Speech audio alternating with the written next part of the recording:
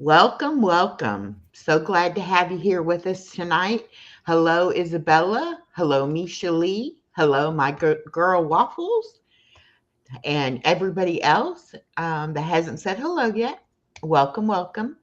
I have my friend Mary here from Blessed to Crochet, and we are going to be talking about service dogs and autism and her experience with a service dog with her daughter. And anything else that pops up, we may talk about too. So we will see. But Mary, go ahead, introduce yourself. Well, my name is Mary. I have a beautiful daughter named Christina. She's grown now, she's married. And Jordan, I classify that.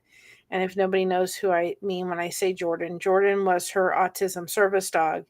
And he's in the thumbnail pictures that Echo put up. But he was an amazing dog. So, what I do is I classify for myself kind of before and after Jordan. It was that much of a difference. Christina was diagnosed with onset bipolar disorder when she was 5 years old and Mm. ADHD. She was diagnosed wrong. And it wasn't until she became 11 till she was diagnosed correctly with autism. And if I had known what I had known at 5, she would have had an autism service dog so much sooner. So once we found out about the fact that she was autistic, the next step was starting to look into services and all that kind of stuff. And I started looking through possibly having a dog. We already had a little tiny toy poodle. My parents had that. She loved that. But children with autism really do well, a lot of them, with what is called deep pressure. So Abby, as wonderful and as sweet as she was 15 pounds, and she tried her best. She would lay her, self on top of Christina, but it wasn't enough. So we started researching what it was going to cost for an autism service dog, and if anybody is, standing up, take a moment and sit down when I say and pronounce this number, because I'm not misspeaking when I say it. Autism service dog back in 2011 and 12 was $15,000. I am not, it is, I'm not misspeaking when I say that.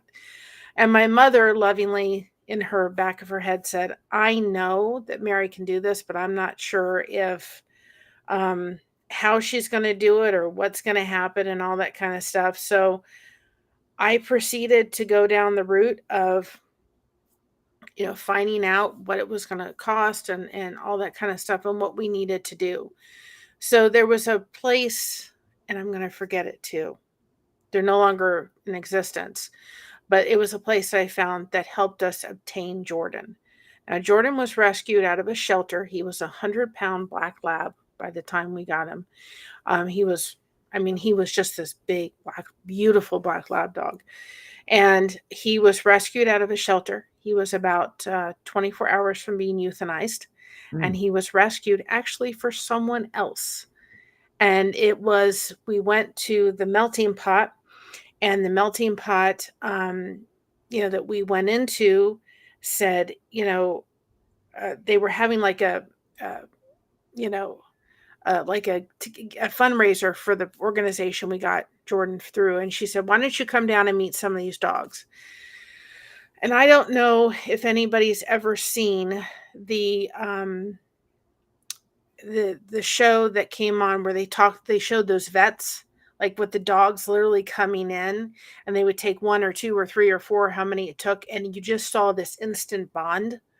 That's exactly what happened between Jordan and Christina. It just was like, Wow. this is it. She first met one dog, beautiful, I think it was a golden retriever, beautiful. Violet was her name. And that she was okay. But then she said, I've got one more in the car. Of course, it had air conditioning and all that kind of stuff. And she said, I want to bring him in. Brought him in. They're in the middle of the Melting Pot restaurant. If anybody doesn't know what Melting Pot is, it's a fondue place. We miss it. We don't have one near us. It's a great restaurant. And so we ended up having, them meeting. And I can tell you they were on the floor in the restaurant for an hour. She was Mm. like, she didn't even want to come up. And Jordan was actually, um, uh, she was actually in a position where he was being in service for another child that did not like licking. So they were training him not to lick. Well, when they saw the bond that happened between Christina and Jordan, they switched the dogs. They gave Oh, her okay. Jordan and gave the other child a dog named Annie, which actually was my grandmother's name. So that started the process. And it still took a while to train Jordan. I Jordan was went just on a going to plane. ask you that question about how did the training come into it, as far as, did you all have to do a lot of training Yes. with Christina to learn how to use Jordan, or how did that work? Yes. Because you're not, when you get the dog, especially depending on the age of the child, they will often not give, we're considered the handlers. Okay, the The handler parent. is the child, or the not the child, is the parent. So depending on the age of the child, they will they will come on in, and they will, have the child be beside, but we were then considered the handlers. Now normally what they do is they give one person in charge of handling the dog. However, they cannot they couldn't do that in our circumstance, or at least one or two parents, both parents, because we had myself, my husband, and my mother. So there was three different people, so we all had to learn how to do it. We all had to learn which side to walk him on, all the training cues, all the behaviors, what was acceptable, what was not acceptable, what questions we could be asked, what not questions we could be asked. There's a lot of training that went involved with that. So we would meet her at different places, Publix, which I can't wait for them to actually come up here. Um, we went Publix and we went around and we learned how to navigate the store. We went through all that training. So it was probably a good, we were, it was 2000 and, trying to think in my head, 2011 when we started, and he didn't come to home to be with us until 2012. When And he actually went off to San Francisco at one point and actually went on a plane so that he could learn, never that we actually, I don't think we ever took him on a plane, but that it actually knows how to go through the airport, go through the plane, get on a plane, sit on a plane, and then go to San Francisco, where she was inundated with subways and people and noises and all the training that was going to be exposed. And then because he came from a shelter, we could not really give him a birthday because we didn't know what birthday he had. So Christina said, you can choose the birthday. And I said, well, why don't we just make it when he came home? Well, he came home with us permanently in July of 2013 on a Friday, or 2012 Friday on the July 13th. 13th. And I'm like, she's like, you can't do this. She goes, I don't want to, Mom. I want to have the same birthday. I want him to share my birthday. So they shared birthdays. Now, those that don't know, the children that have a service dog with autism can detect sometimes sooner when they're going to have a meltdown. So if they're going to have a meltdown, it can get to them before it escalates into what could be a 3-hour meltdown. I've been through them. Mhm. Exhausting. Also, a child with autism sleeps better with a warm body next to them. So we tried weighted blankets, we tried TVs, we tried me sleeping beside, we tried everything. What worked best for Christina, and every autistic individual is different, is that I was sleeping next to her. Then I would sleep and she would actually sleep. Mhm. So I often ask an autistic mother is how's your child sleep? And 9 out of 10 times they'll say it is just awful. Like, I totally get it. I understand Yeah. it. Um, so he came into position with us in 2013. Now, I said this or not 2012, on July 13th. And to I said to myself, the happiest day for me, or one of them, was going to see Jordan come in. The hardest day I knew was when he had to leave this world. Mhm. We raised funds through going through the melting pot. We raised funds through somebody came to our door and literally dropped off, um, like a huge jar of coins. And I remember my husband saying, "We'll just take it to one of the coins, things." I said, "This person dropped off this amount of money, so we're rolling this ourselves." Every penny mattered. Right. We put things around, we did silent auction. I mean, we did everything that we possibly could. But I finally said, okay, this is going to take forever this way. Let's get her on the news. So this is exactly what we did. There was something that was going on, and our story was pushed back. But God knew why it was pushed back. Because that morning our story ran, and they called us up from the organization and said, "Just so you know, somebody just called and the entire amount has been given." Oh, So wow. not only did we raise the money for her service dog, but we raised in the entire amount, or $200 or $2,000 more, for another dog. Wow. So that was a godsend. This gentleman Mhm. had did that regularly when people needed things. And I remember calling and speaking to him. I don't even remember his name now. And he said, "Did you get the money?" And I said, "Yes." And he goes, "Well, thank you." He said, I said, "Thank you." And he said, "That's no problem. That's fine. I'm glad to do it." And that was it. A very matter of fact kind of business guy. It was like he didn't want any acknowledgement for what he Yeah. did. Well, people with Um, money that do things like that, they don't want the acknowledgement. They just want to be able to help somebody. So, that's amazing. exactly. Guys, I've never used restring before, so I'm learning. I'm trying to see everything. So, we got him in the home, and uh Christina, about 6 months after we got Jordan, was actually then diagnosed in February of 2013 with diabetes. And um, there's dogs that can do dual roles, where they could be an autistic and a diabetic dog. And probably if I had known that she was a diabetic, I certainly would have had that dog dual trained, but we didn't know at that time that it was the Right. case. So understand, before we go any further, I want everybody to understand there are differences. There is a difference between an emotional support dog and a service dog. They are not the same. You're talking about apples and oranges, or bananas or I mean, they're so different in what they can do. A service dog can go everywhere except for the operating room. They can go everywhere.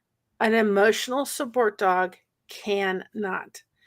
We have Mocha. We love Mocha, but it's not somebody that our dog that we're going to bring every place.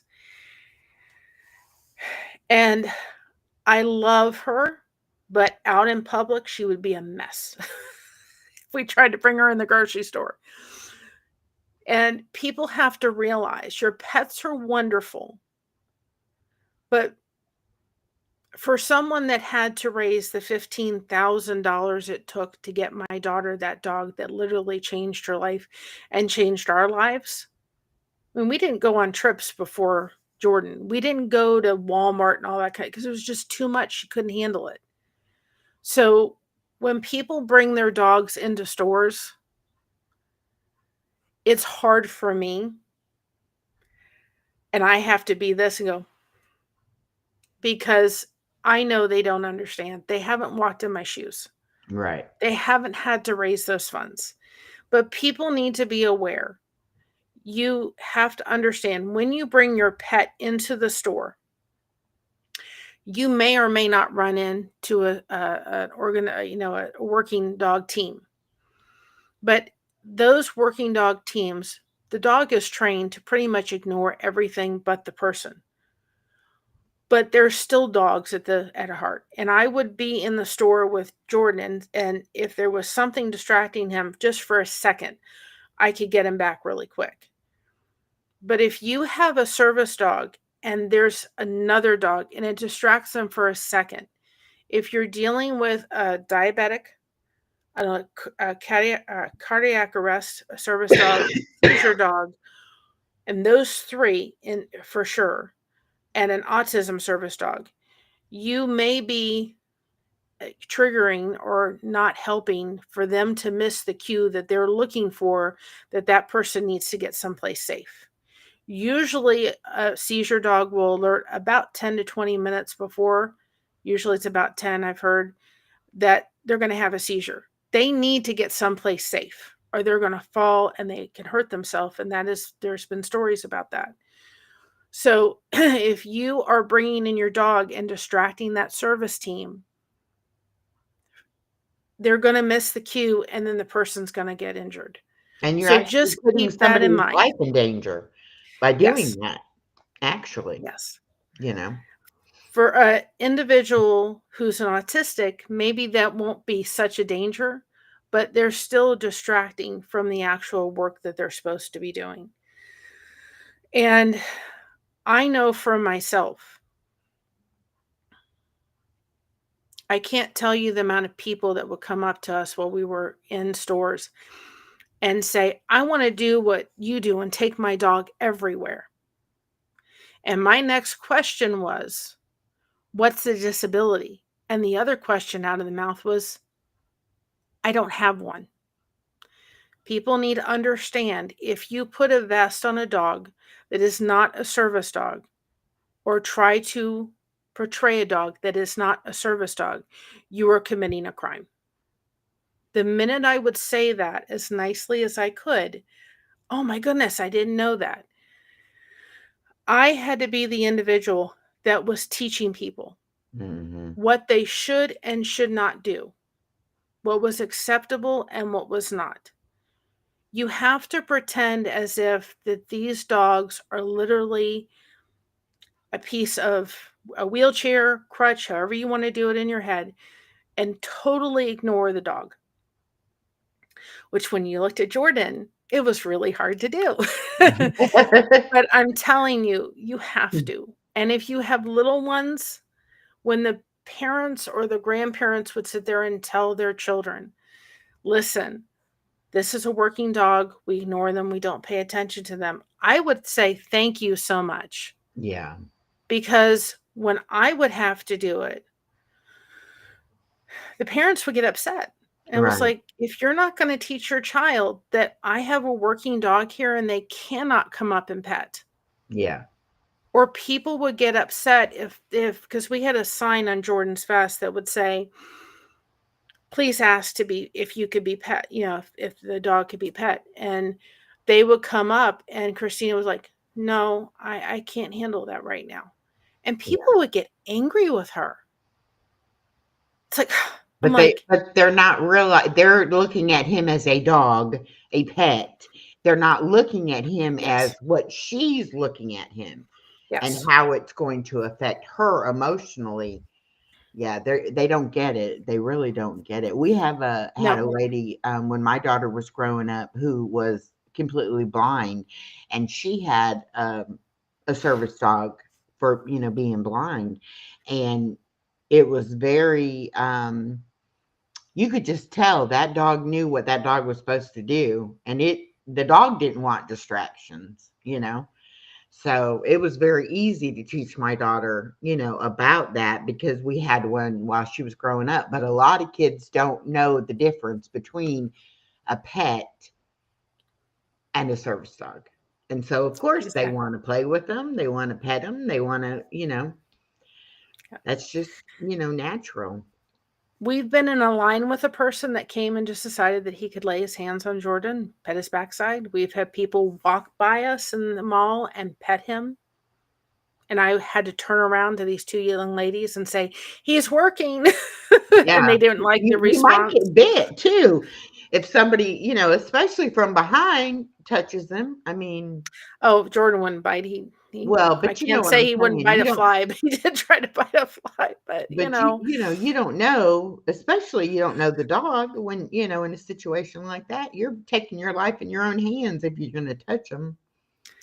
I Mhm. remember a very pivotal point in Jordan's and his with us. It took a while for them to kind of get in a sleeping pattern together. And I come in and Jordan's hand would be, his or Christina's arm would be across his side and her head would be next to his butt. I mean, all different crazy positions that I'd find them in. And at one point, it was probably about a year later, and Jordan came. I was sitting on her bed and there was space, and he came up and just laid his long body right in the middle, and he waited there a few minutes. I didn't purposely leave a spot between myself and the back of the wall, the headboard, but I did. He just got up after a few minutes and just went behind my back, and I'll never forget it.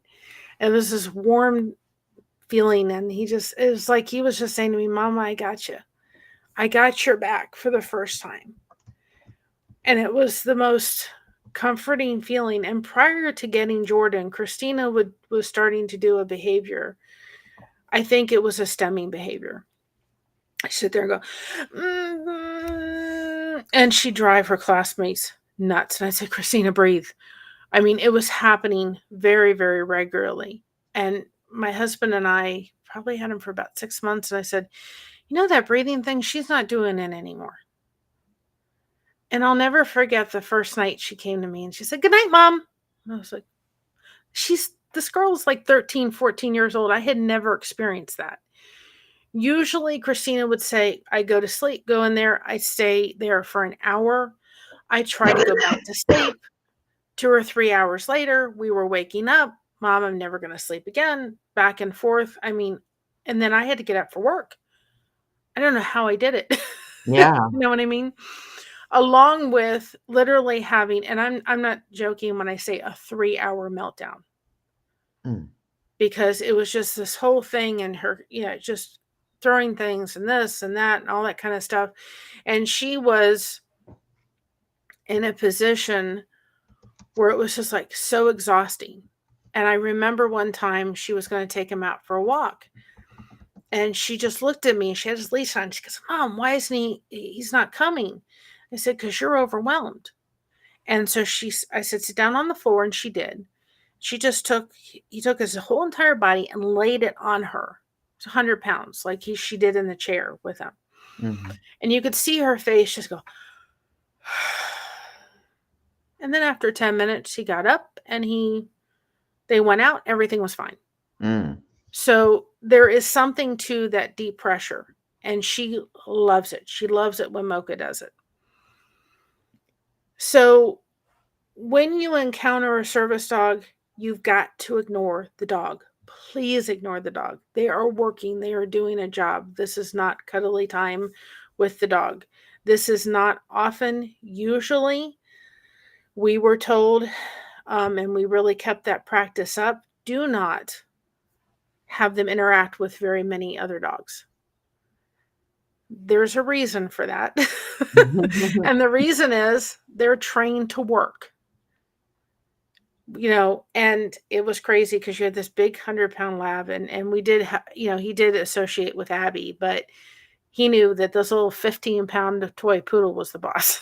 It was so funny to see it. She had this small bed and he had this big bed, and if she laid in her bed, his bed, he would go lay in hers and say, "Okay, whenever you want to get up." I mean, he knew who the boss was, this little tiny toy poodle. So they really try to keep them away from other dogs. They're working, they're doing a job. They've cost a lot of money if they're trained properly to get them there. They try to keep them from distracting from other things and situations. So if you go up and and do the stuff we do when we see dogs, you are not helping the person in which they are serving. Let me go open the door so she'll come. Okay, Club. Come on. She's like, "Y'all are talking about dogs. I know it." Who wants to be a part of it, right? No, come here. Come here. It is okay. Yes, you can come. Come here. So that people know, there are two questions before my phone decides to die. There are two questions that you can ask somebody when being approached for a service dog. And this is a whole nother tangent right here. And I'm going to try to go down it. um, and understand I'm coming from a place of a mom that really worked hard to get it. So I'm coming from a place that a lot of people may not be looking at this. I'm not trying to be cruel. I'm just trying to tell you from the standpoint of owning one, working for it, training with it, having it for somebody who needed it as a disability. It's coming from a place of that if you have not walked in those shoes, you have no idea what it's like. And so I come up from a place when I see a person with a service animal, I know how hard they got there. I know how hard they worked to get there.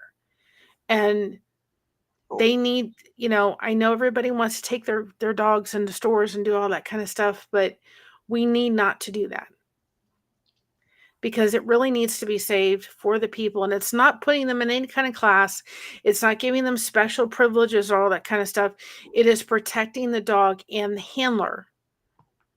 And I mean, I've been up where we live now. I think I've seen one service animal, one, but you never know when you're going to run into one. I think I've seen a couple more than just one, but there are two questions that a staff can ask, or you should know to ask if you ever encounter somebody with a service dog.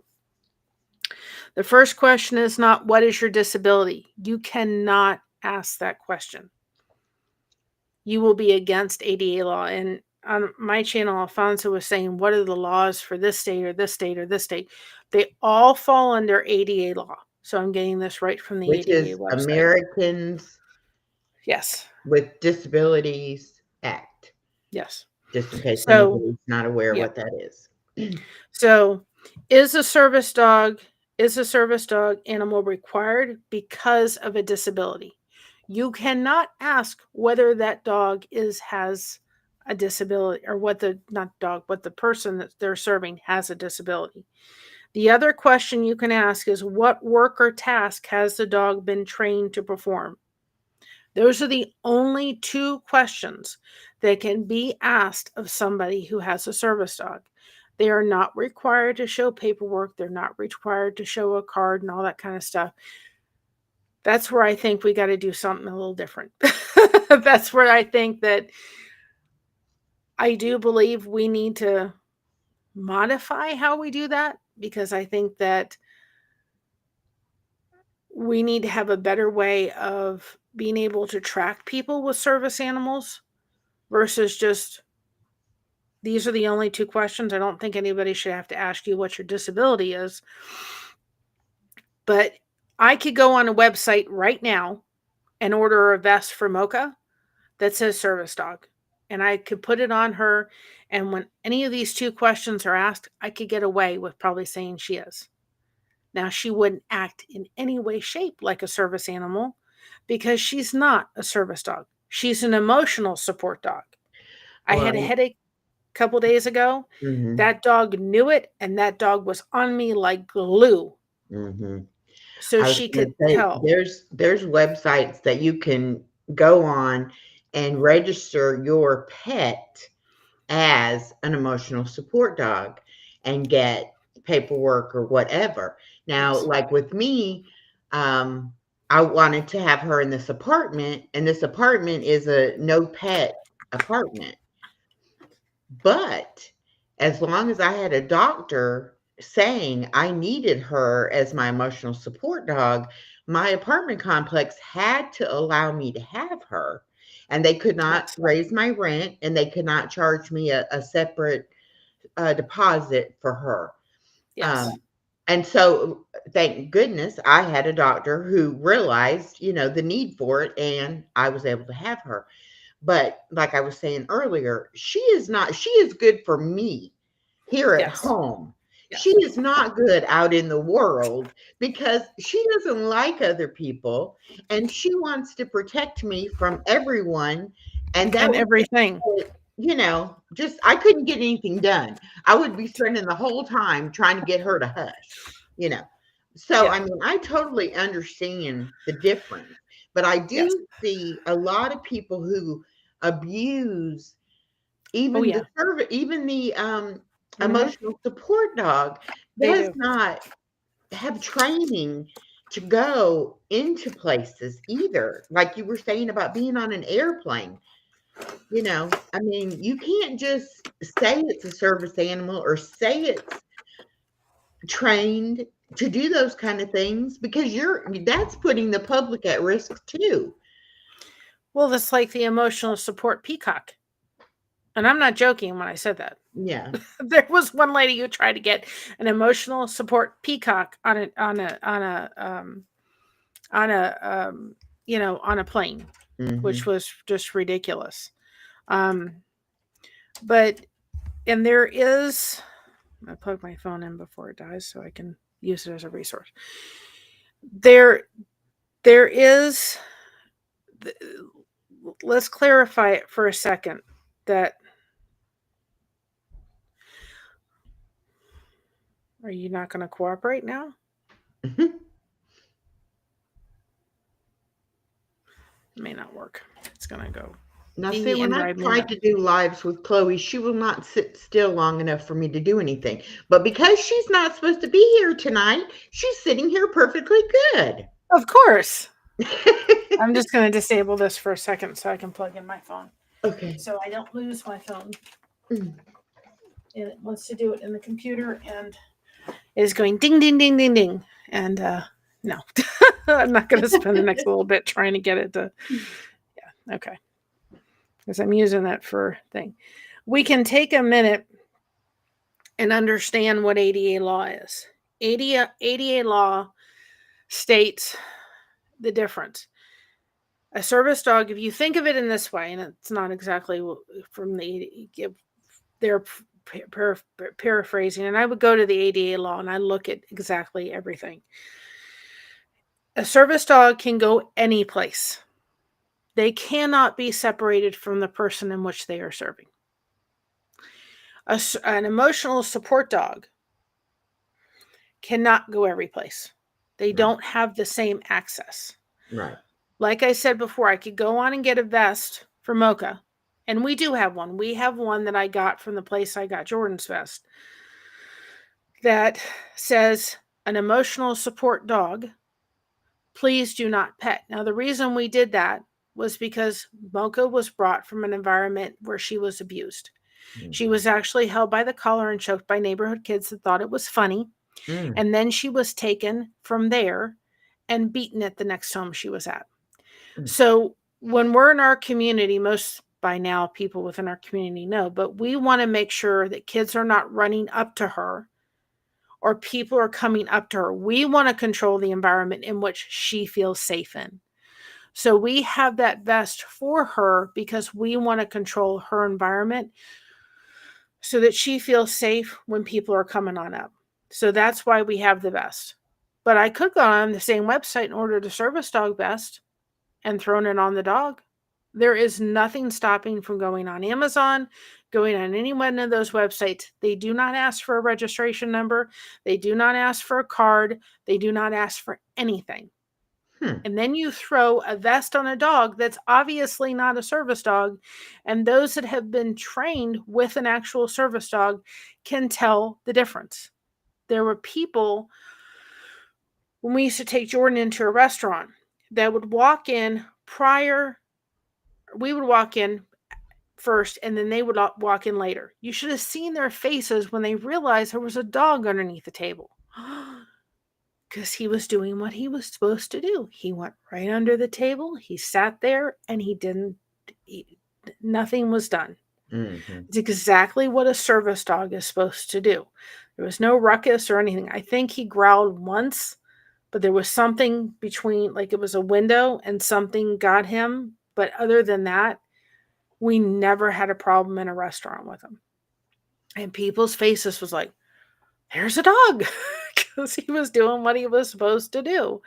And my mother and my daughter walked into a restaurant and they did that. And there was a gentleman, I think he worked in the restaurant. He said, that's how you can tell between a real service dog and a fake one. It was that obvious because my mom would let the leash go. He went right underneath the table.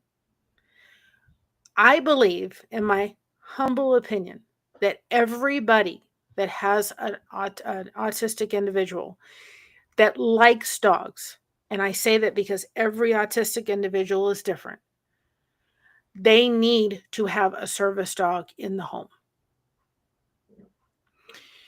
Those with autism, thank God my daughter never did it. She never did that escape.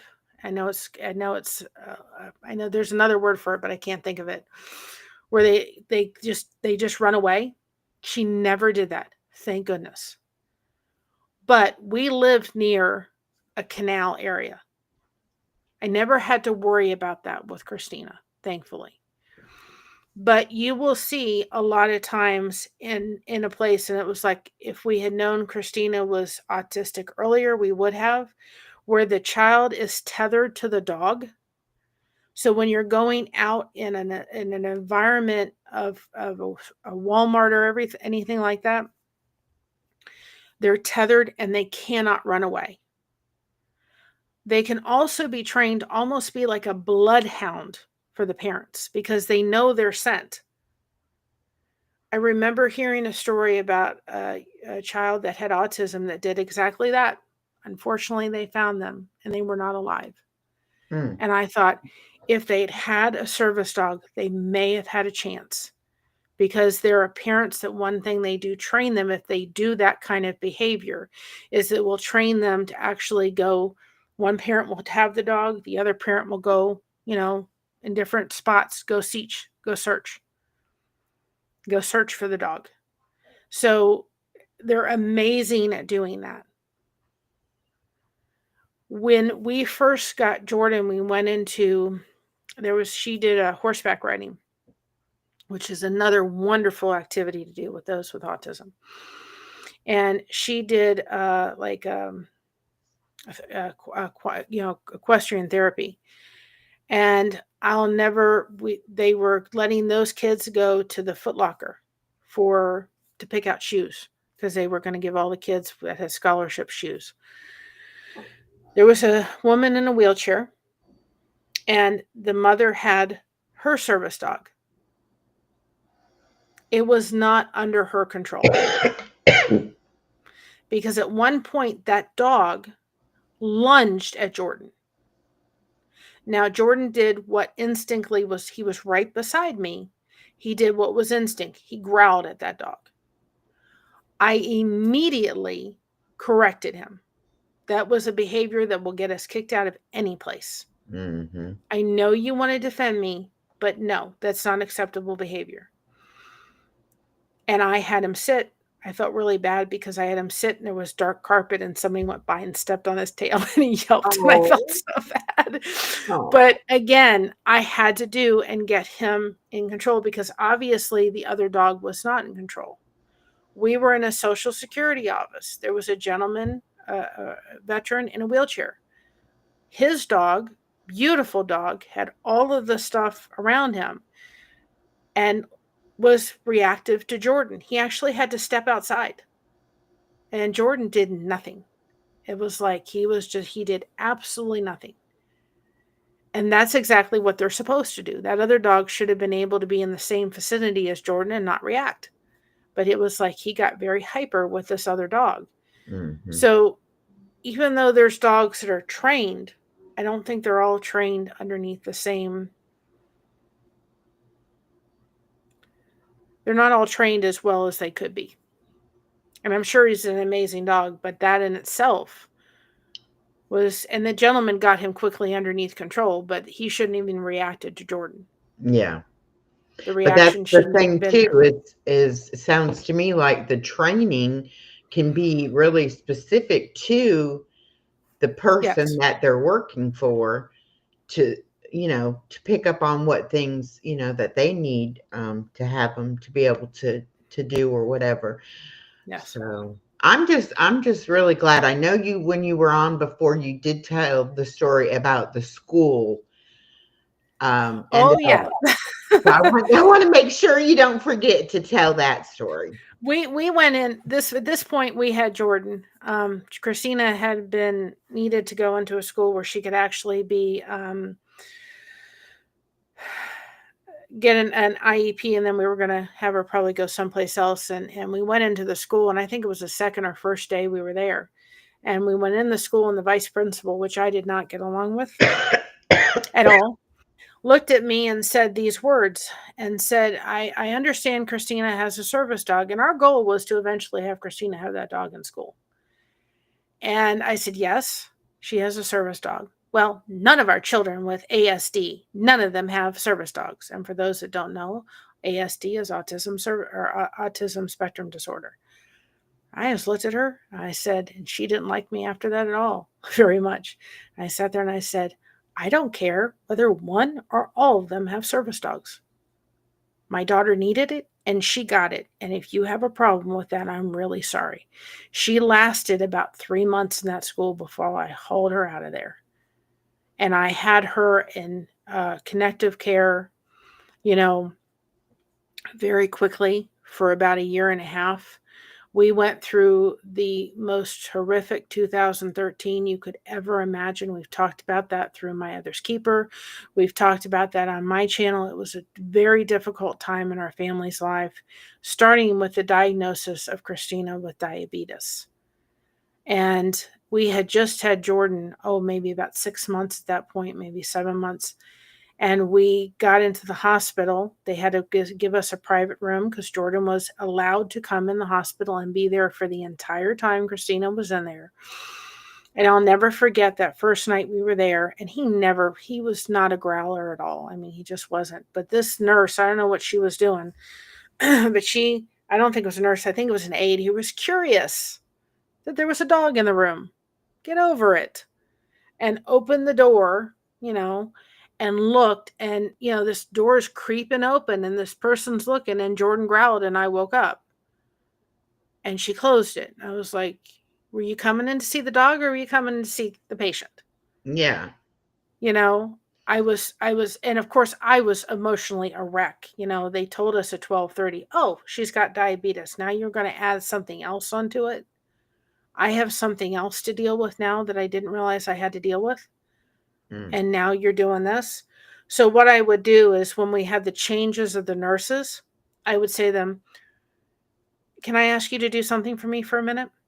And they said, what? And I said, would you come over and let the dog sniff you? So when they were coming in the room, all hours of the night, Jordan would know their scent. Yeah. So at the change of guards, Jordan would be able to sniff the nurses for a minute at each one, and they never minded.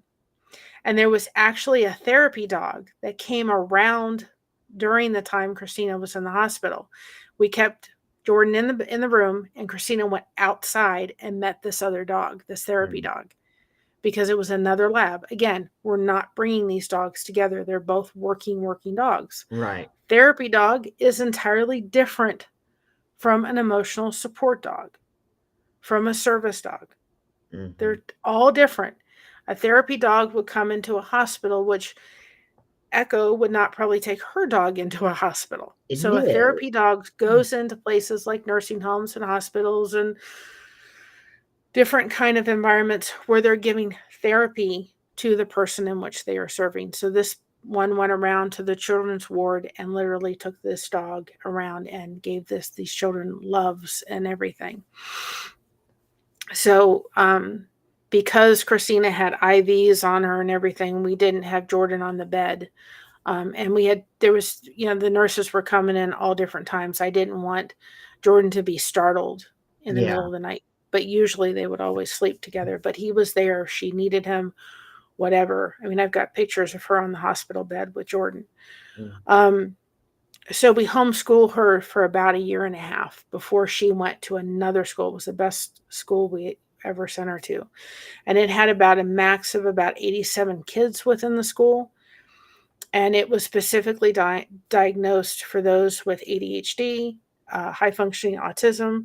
And it's called Center Academy down in Florida. And they literally had them in. And the problem with the other school is that they were transitioning every class. And for somebody like my daughter, it was like, I can't take this. Yeah. I've just got to this class. Now I'm settling in, and now I'm getting to this other class, and then I'm settling in. And I remember one of her teachers said to me, she was going. They had reading or something like that, and then halfway through they stopped and they went to a noisy lunchroom, which I tried to tell the that same principal, take her and put her in a room by herself in quiet for about a half an hour and see what child you get. Oh, she's just fine. And I'm like, no, she's not. No, she's not. But you all listen to me for 2 seconds. I know what I'm talking about. Yeah. you know. And then she'd go back to reading. Now she's adjusted getting in that class. She's adjusted going to lunch. She's adjusted now coming back into lunch. Now you're going to send her to math at 1 o'clock in the afternoon. Mm. She was a wreck. I bet. And she had these paper clips in her backpack. She found a paper clip, and the teacher went over and took the paper clip right out of her hand. And I said, guess what I'm going to do tomorrow? I said, I'm going to load my daughter's backpack with about 100 paper clips. Don't you ever do that again. She wasn't listening. I Yeah. said she was listening more with that paper clip in her hand than she was when you took it away.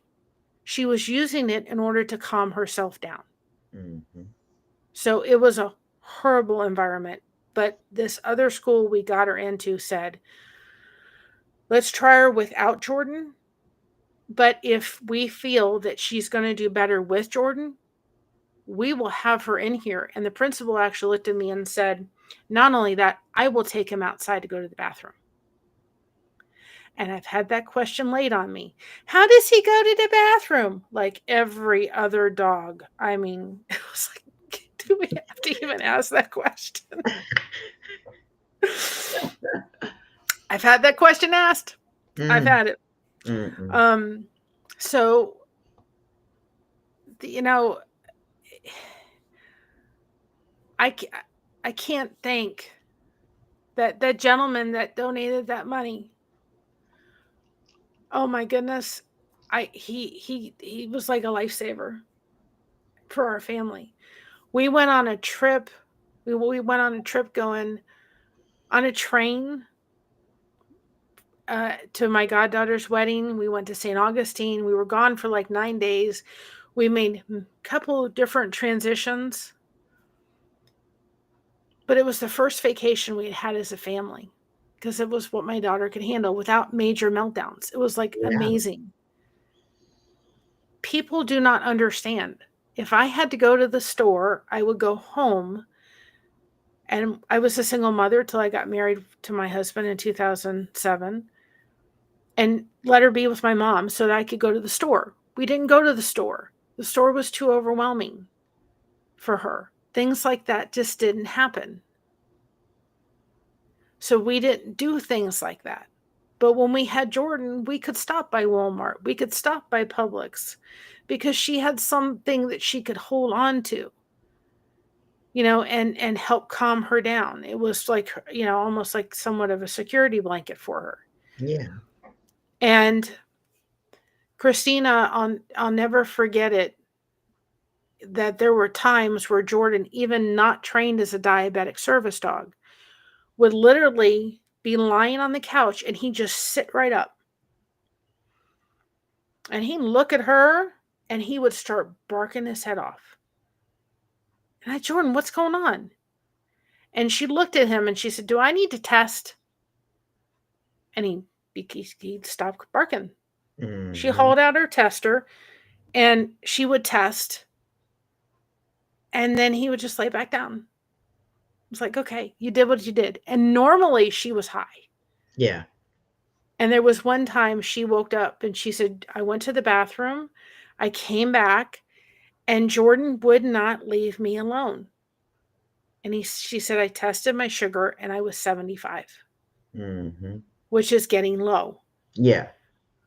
And he not only did that with my daughter, but he would do the same thing with my husband. When my husband was high, normally, Jordan would just sit up and start barking his head off at him. And then once he just pulled out that tester, it was like, okay, I've alerted something's wrong. Yeah. So he taught himself to some degree not always of when sugar numbers were high or low. And with her, we never made it to there's a test, and I have to remember what test it is. There's a test usually all service dogs go through. We never got through that test. It's not a requirement, it's just a piece of paper that says, yes, you've gone through the test. It's another certification, is what it basically is. So we never did that, but he was a legitimate service dog. Um, for those that don't know, please don't, those websites that say make your make your dog a service dog. Please don't do that. They're nothing but scams. Pay this and you'll make it a service dog. Do this and you'll make it. Don't. They're just a bunch of fake money. You're wasting your money. They're not going to help you get to obtain service dog status with your dog. You have to invest the money to have it trained. And there's a difference between a service animal that is legitimately a service dog, like Jordan was. And you put that vest on, he would just go crazy. He knew he was working. It was like a light bulb. People would say, "You've got the most calmest lab I've ever seen. Have you seen him at home?" Because he knew the difference. Yeah. He knew, I'm going out working. Yeah. The light bulb switch went on. There was a different kind of Jordan. He was silly and goofy at home when he wasn't silly and goofy outside. Mocha does not have the right temperament to be considered as a service animal. Yeah. So there's different temperaments.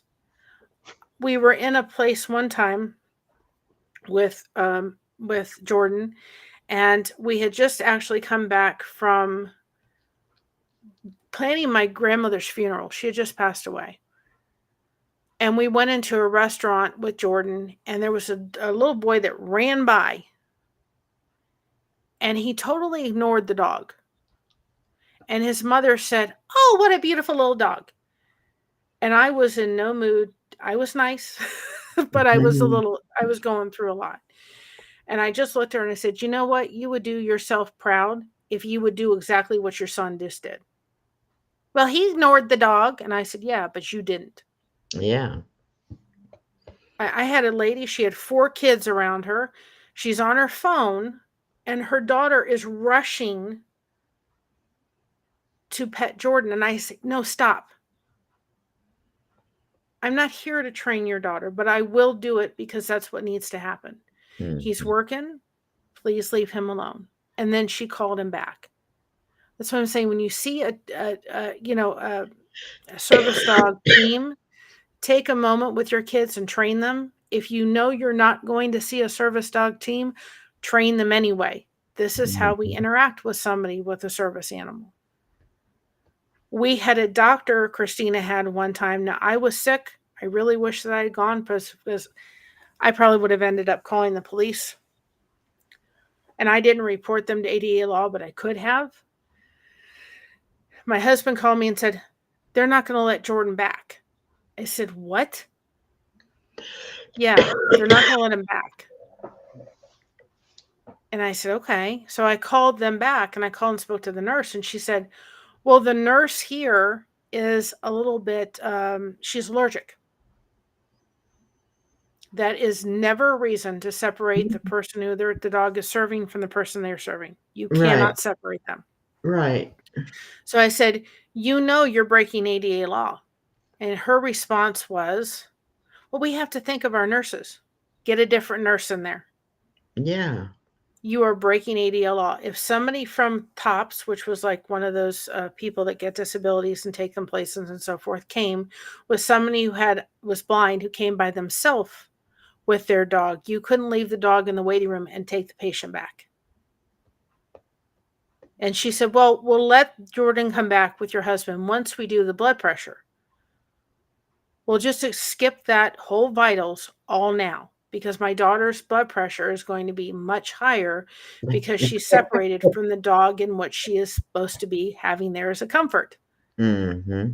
The next time I went in, I had a little card and which we carry. They have them. You probably get them on Amazon. A little card that said all the ADA laws, and I just put them right in. I said, y'all need to read up on it. Mm-hmm. We were in the DMV place down in Florida, and the lady said, "Is that a service dog?" Which is not the question you should be asking or can ask. I said, "Ma'am, that's not a question you need to get revised on what your questions need to be asked." She said, "Our manager may come around and ask for a card and registration papers." I said, "He can ask all he wants, and I'll be calling the police because they can't do that. They never did." But I thought, here's a federal employee Mm-hmm. not versed in what ADA law is. And I looked at her and said, "You need to get brushed up on what you can ask and what you can't, because you are breaking ADA law." So believe me, people have no No idea what idea. they can ask, how they can interact, even in a government facility. Yeah. And you know, if the government doesn't know, the general population definitely does not know. Yes. So, we have Mocha here as an emotional support dog because she's an emotional support dog for myself and for Josh. For a while there, when Christina was living here, she's actually Christina's dog, was an emotional support dog for her. I would not put a vest on that dog for nothing. So, what we're eventually way down the road, we'd like to get a diabetic service dog for Josh. That's a $25,000 cost, and I'm not misspeaking when I'm saying these numbers. It's ridiculous. We tried after Jordan passed away. He passed away in 2019. He had actually diabetes the last year of his life. Mm. So this girl who had diabetes was caring for Jordan that had diabetes. We did everything to keep that dog alive. Mm-hmm. Uh, she celebrated her 21st birthday. He was in the hospital the night before. He came home. We had a lovely birthday, and then he went downhill like a brick. Mm. At that point, he was in totally blind.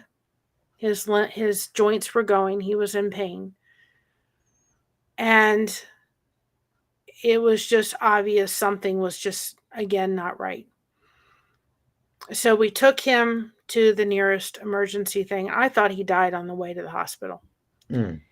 And we got in the hospital and we got him in, and they came to us and said, his sugars are all over the map. He's just thrown up again.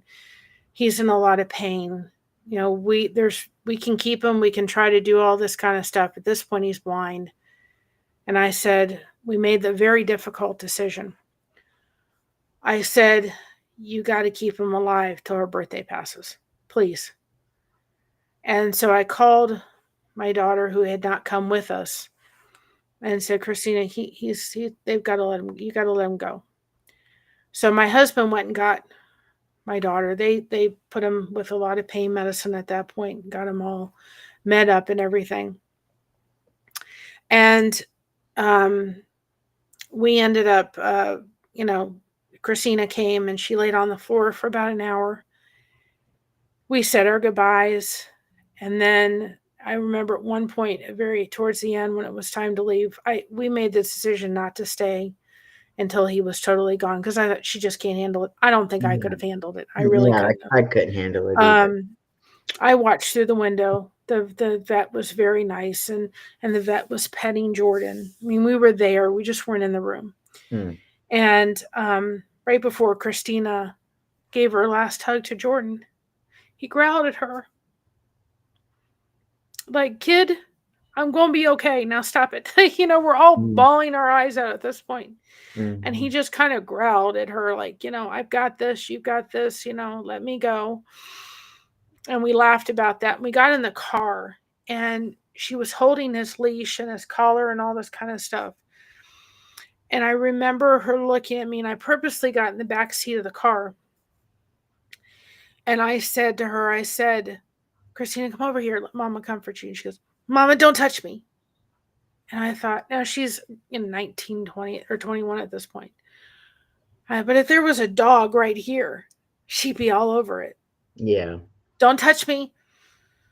And I thought, I can't even comfort my own kid who's just lost her best friend. Mhm. Can't even comfort her. And so we were there about a week, and she came to me. She goes, Mom, I don't know how you're going to do it, but you've got to get me a dog. Now, we had started the process of trying to raise funds for her dog and my husband's dog because we said when Jordan left, we were then going to get 2 dogs. And we ended up starting the process at that point. And so I said, well, we've started this. I don't really want to get a dog because then it's just too much. So we ended up fostering. And my sister-in-law found a dog that was about ready to be euthanized.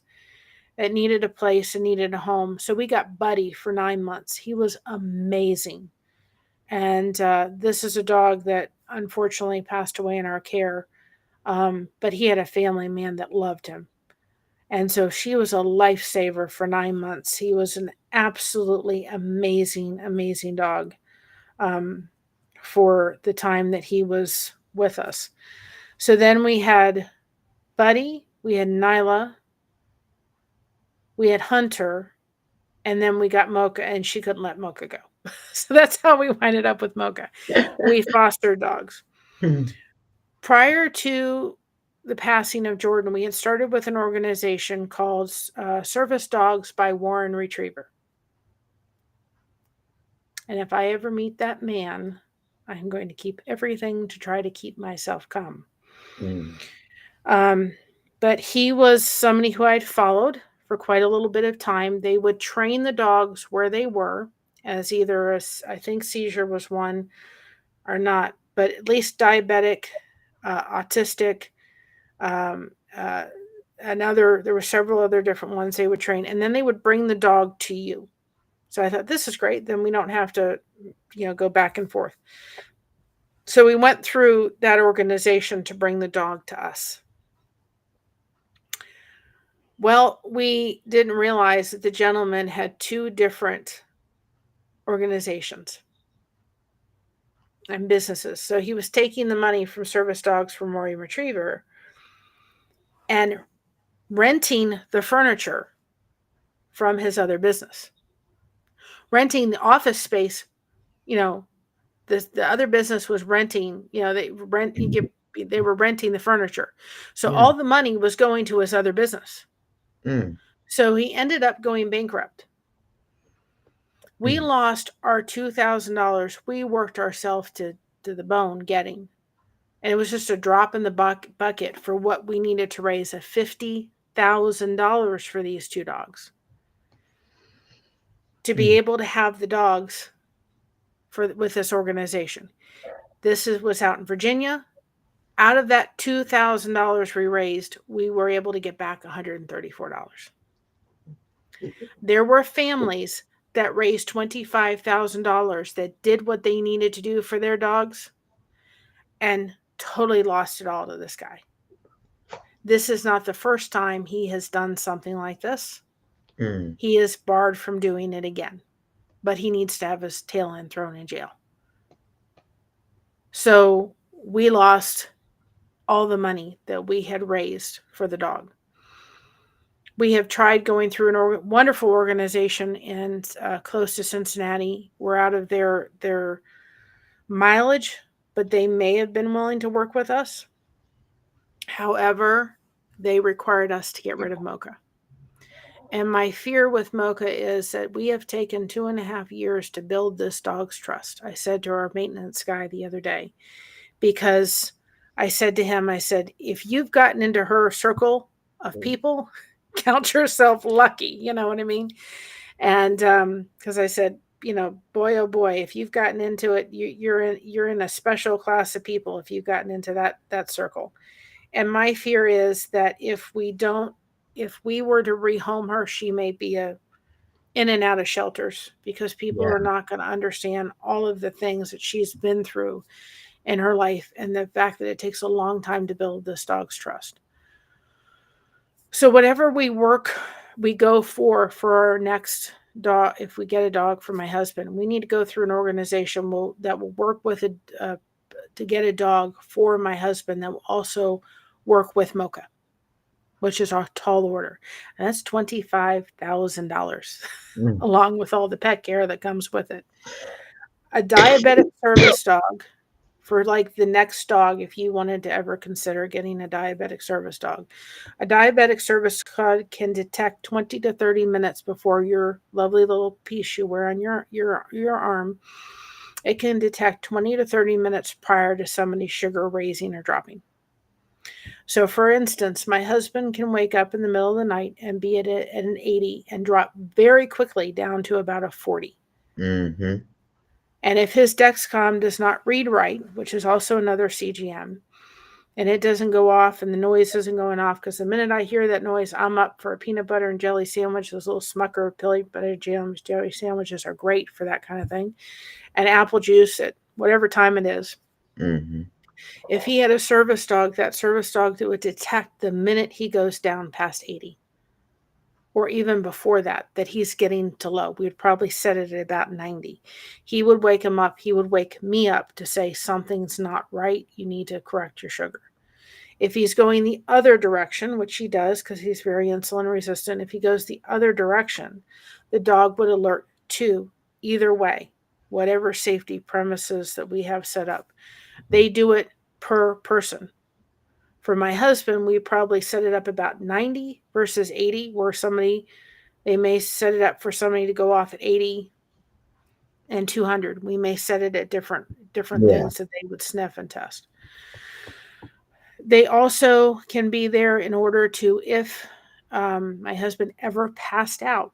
This is a huge. This is where service dogs go from. They're life changing dogs. They were life changing for my daughter. She would not be where she was without Jordan in place. Mm-hmm. Life changing to life saving. If Josh was here by himself and passed out, that dog would be able to go to a special device, press it, 911 would know they have someone that has passed out and needs medical assisted treatment, and they would come if he was unable to press a button or be able to call for help. That is where these dogs is the reason they're cost so much. But I think we have to do better at getting them more regulated, and be, having people just be able to go Amazon and throw on a vest and say, yeah, I have a service dog. And you can tell it is her, if it's not. We were in Yeah. a shelter in Florida during a hurricane. I can't tell you the amount of people would come up to us and say, that's the only real service dog in this whole place. It was a special needs unit in high school set up as a hurricane shelter. And many people would come up to us and say that Mm-hmm. because you can tell it's shown. Yeah. And we have to do a better job of being able to regulate this. And people don't realize you're committing a crime when you put a vest on a dog that isn't a service animal. Yeah, you're really doing a disservice to everybody. I Yes. mean, because that's all you need is to have somebody's dog bite somebody or, something like that while they're professing that it's a service dog.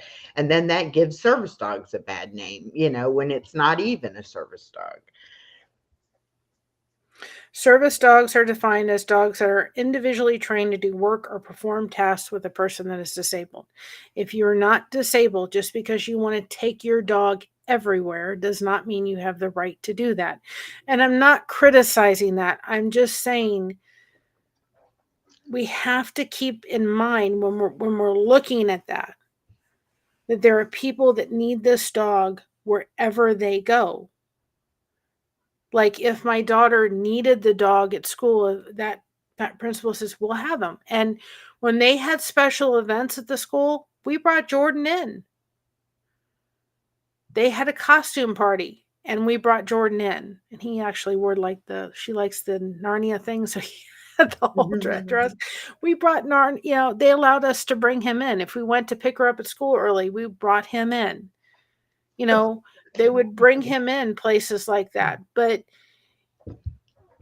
I know that I know Joanne's is like they're on their way out. But I remember there's a policy in them that says, yeah, bring your dogs in the store. And I call Joann's. I don't like shopping at Joann's. The one here has no yarn whatsoever, hardly. I remember going in there, sitting there thinking, or I called them up on the phone. I said, that's a disservice you're doing.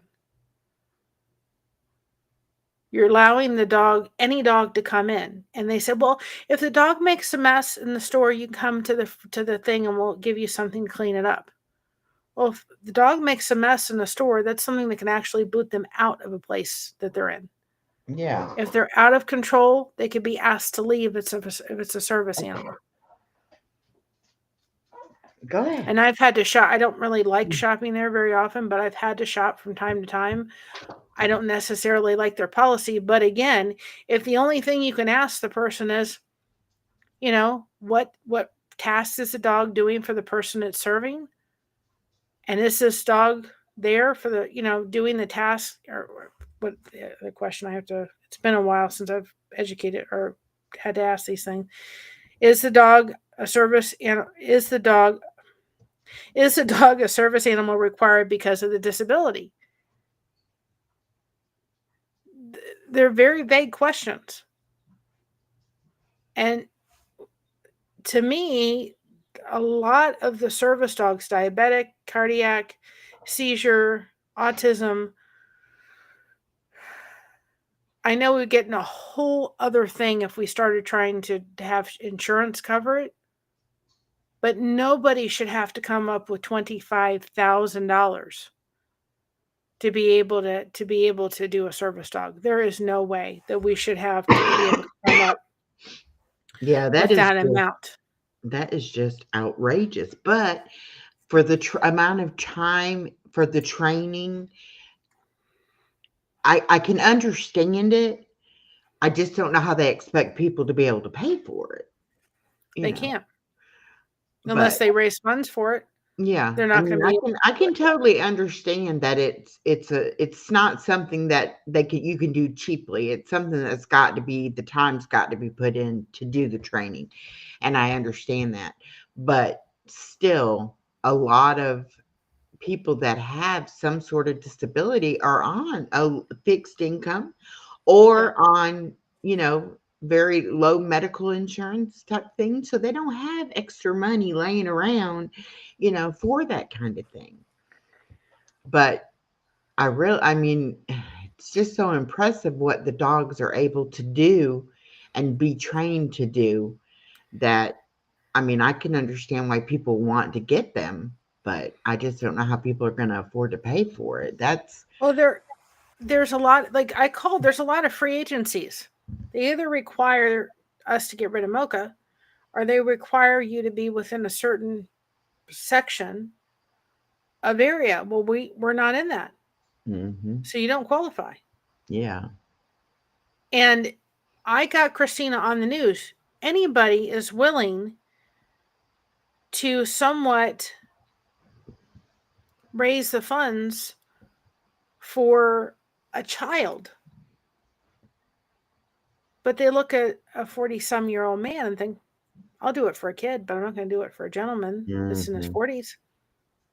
My husband also has, and for those that don't know what it is, and he's talked about it on Kim's channel, is what is called XXY syndrome, which is called Klinefelter syndrome.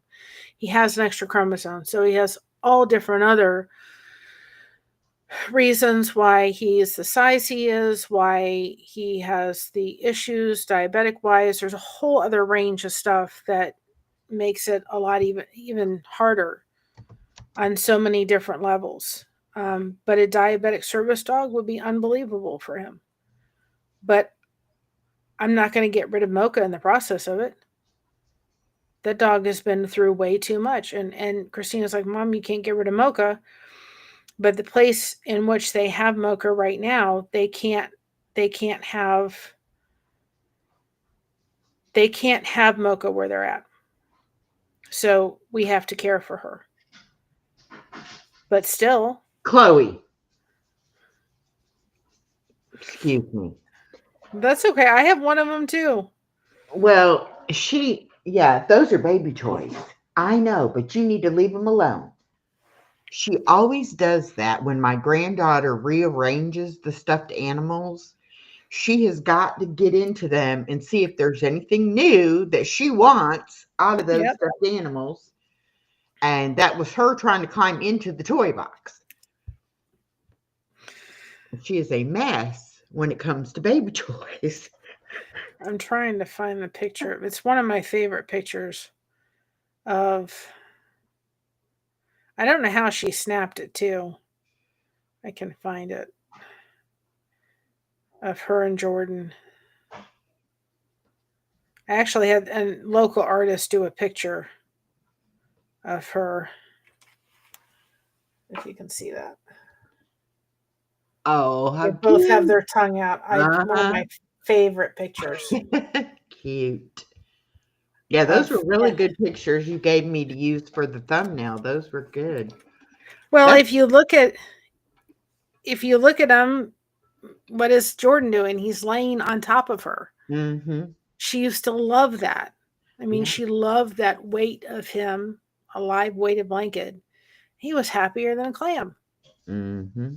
There was an attachment between those that dog and I mean, the minute he'd see Christina, he'd just light up, Yeah. you know.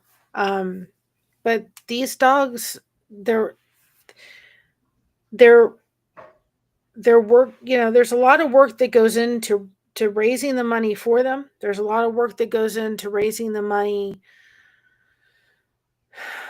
to train them, to have them. We have pet insurance on every dog we've ever had. But Jordan had the top medical insurance I could have. He had, the best food that we could provide for him, the best care that we could get him because he was, valued. We wanted him around as long as we could have him. Um, we spent $4,000 because we didn't know what was going on and he had diabetes and we didn't know what was happening with him. Um, but I can't imagine her life without putting that dog in place. We had a little boy, and I'll never forget. It was a friend of mine that came over before we left Florida to come to Ohio, and we were having a going away party. And she came in. Now she had an autistic son, and I said to her, I said, "Well, I said, just so you know, I." She said to me, she goes, we went to the jump place. It was a Saturday.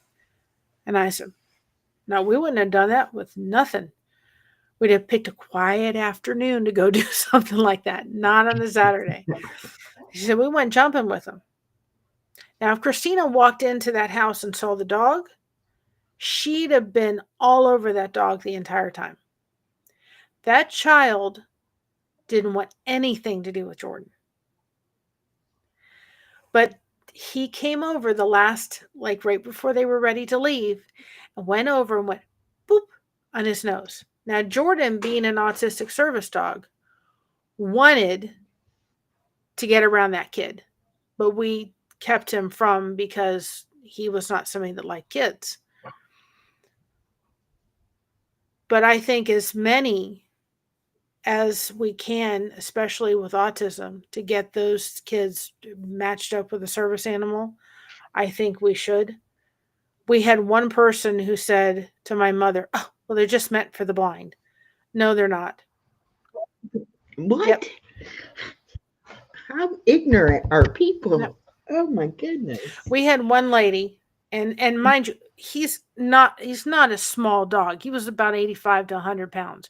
He was not a small dog. And we were in a nursing facility, or not a nursing facility.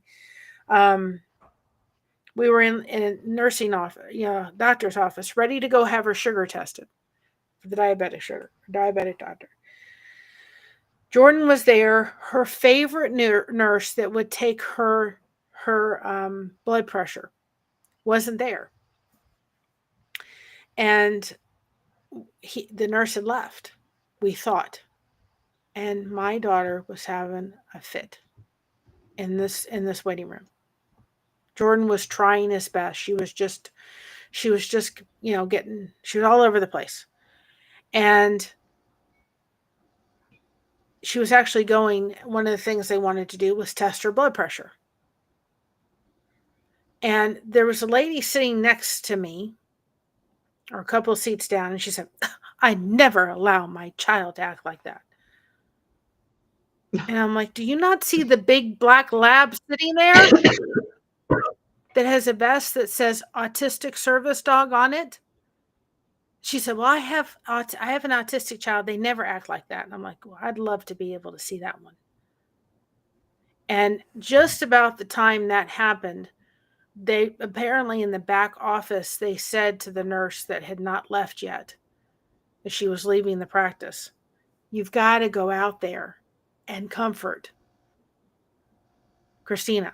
And she came out. She said, Christina, calm down. It's okay. I'm here. I'm going to take your blood pressure. And Christina was just fine after that.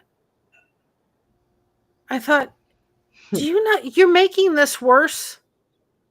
I mean, the woman was, I just thought, I had to keep my mouth shut. You know, and when we got him, we even put a bulletin in our church bulletin. People knew we were raising funds for Jordan.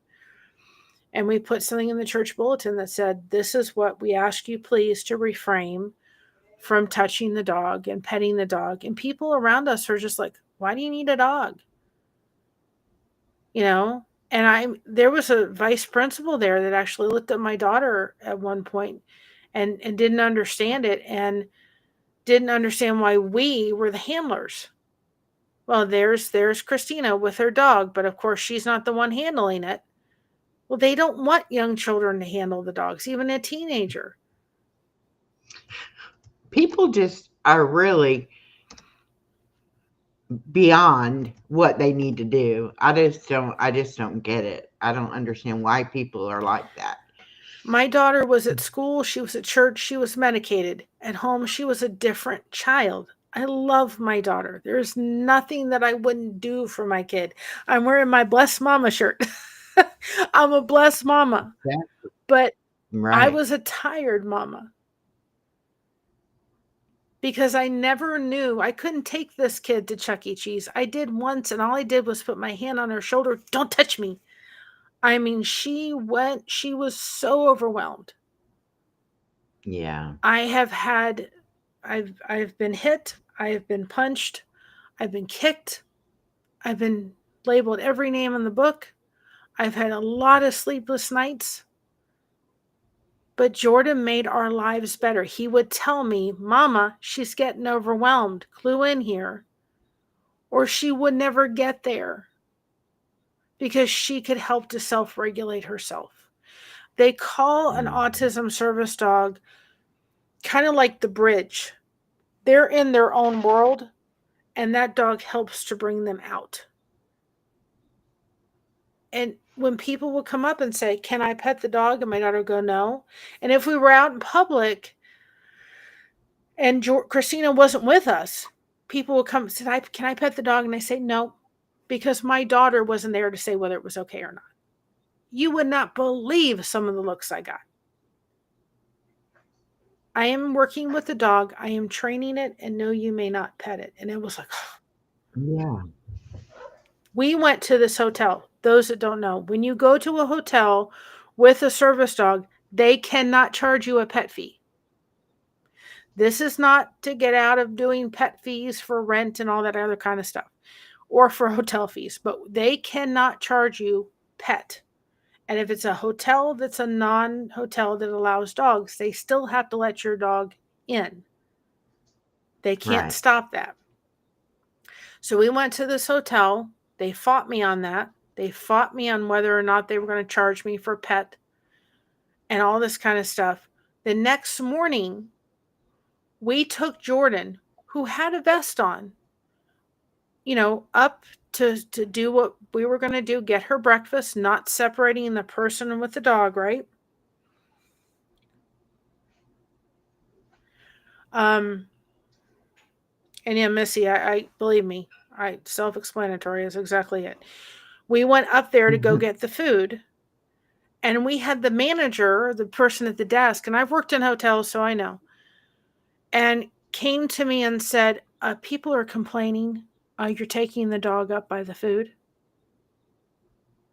You've got to be kidding me. At one point, the man said to me, I will hold the dog so you can go up and get the food. I said, you are not handling my $15,000 dog. You're not touching it and you're not laying a hand on it. So I gave the leash. And that wasn't the reason you were taking the dog up there, No. was it? Because you didn't have somebody to hold the dog. I mean, wow. And people around there were some people that said, they were upset with the manager for coming over there. So I gave the leash to my husband and I went up to go with the gentleman. Well, we have to think of our guests and all this other kind of stuff. You need to get yourself familiar with ADA law because you're breaking it. And I couldn't believe it when he came up. I'll hold the dog. Will you go up and get your food? No, my daughter is going up to get her food and I'm taking her service dog with. Allergies are Yeah. not a reason. A restaurant cannot deny a dog because they don't want the dog hairs and all that kind of stuff anywhere near the food. They have to allow the dog in there.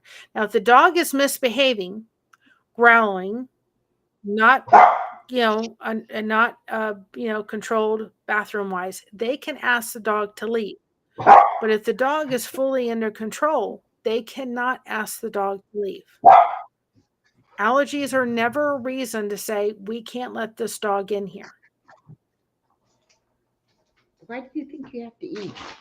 Because it's hungry. Why do you think you have to have something to eat? She's so funny because she'll come over here thinking I'm sitting here eating something. I'm like, look, I have nothing. I'm being honest. She's a mess. So people, and this is one thing I kind of said before even coming on here tonight with everybody, is come on and be a part of the discussion and so forth, because you don't know when you're going to wind yourself in with someone that has a service dog. You need to know what you can ask and what you cannot ask. And really, honestly, if you're not a store employee or something, you shouldn't be going up and asking those questions. You should be totally ignoring the dog. You're talking to the person, not the dog. The dog is a walking equipment. Or And if the beside dog them, you is need to well ignore it. behaved and doing what the dog's supposed to do, it's not really causing any reason to draw attention to the dog. Now, I could see, like you said, if it was doing things it wasn't supposed to do and causing a ruckus, I can understand that. But if the dog is doing what the dog is supposed to do, they shouldn't even say anything. I mean, even if you were in that restaurant and you said, you know what, I'm not going to eat here because now I see this dog go up to the food or whatever. That's your decision. And you're allowed, you're a grown person, you're allowed to make that decision. But it has nothing to do with that dog. It's what you are wanting, nothing to do with the dog. And Christina had as much right to have that dog there with her as those people that complained had the right to be in that restaurant. Yeah. It was like the breakfast area of the hotel. I'll just never forget but it. this is what people want. People want to have certain rules apply only to what they want. They don't care what the actual law might be. It's just, will you hush? My goodness. She's eating croutons of all things. But you can't pick and choose when there's laws involved. It can't be I went into the grocery store one day and this lady had her dog in wanting the riding cart, in the basket of the riding cart. I don't know, service dog, emotional support dog, just somebody's pet. I don't know. I didn't care. I went on about my business. But this one gentleman was very upset with the store and yelling at them and saying, he would not come back in there and use one of those carts to put his food in because she had the dog in the cart. And it's like, that's your prerogative, sir. You don't have to come back in the store. They chose not to make the lady to leave. And, that's up to them. it really just amazes me how people think, well, if I yell loud enough, they'll see my way and no, it's not how it's supposed to be. No, and I mean, I don't.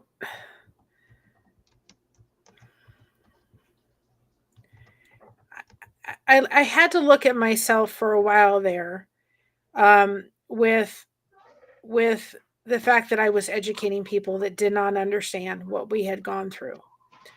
Um, Jordan passed away the day after Christina's birthday, and she was we had Buddy, of course. She had been connected. She's told the story on the internet, so I'll tell it. Otherwise, I wouldn't do that. Um, and we had been connected with several of her people through social media. And this was April of the following year. And she during or no, it was during the sea when that was happening. And she passed away or he passed away in 2019. And one of her friends had messaged, and we had gone back and forth. We knew she was kind of struggling with depression. And she went back and forth, and one of her friends who eventually came to her wedding all the way from England messaged me through Facebook and said, "You've got to go check on Christina right now." And we had an upstairs, and then we had a walkout basement for her in Cincinnati. And I went downstairs immediately. She was holding a pill bottle in her hand. Mm. The medicine in that pill bottle was hydroxyzine to help her sleep. Because even with Jordan, she needed just a little bit for allergies and sleep and so forth. And she was holding it, and I got them right out of her hand. Mm. And she just said, "Mama, I want to go be with my best friend." Mm. People have to realize what these dogs do. They were attached at the hip as often as they could be attached.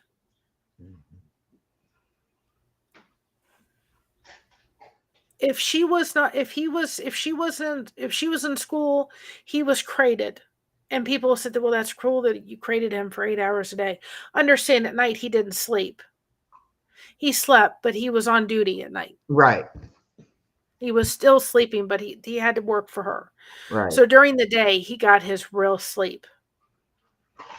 And then when she came home, he was on duty. Mm-hmm. That vest may not have been on, but he was on duty. He knew he was watching her. They were to any place this Christina went after she got Jordan. Jordan came along, attached by the hip. That was her security for this child. Yeah. She had lost literally her best friend. Yeah. And there was a wonderful place called Angel Paws that after he passed away, we called. They went and got his, got Jordan from the vet and got him and did the whole process and everything. And she has a little bit of his hair and all that kind of stuff. And they have a little chapel. And this sounds probably silly, but for her, it was, somewhat of a healing process a little bit. And, we had a little service for him.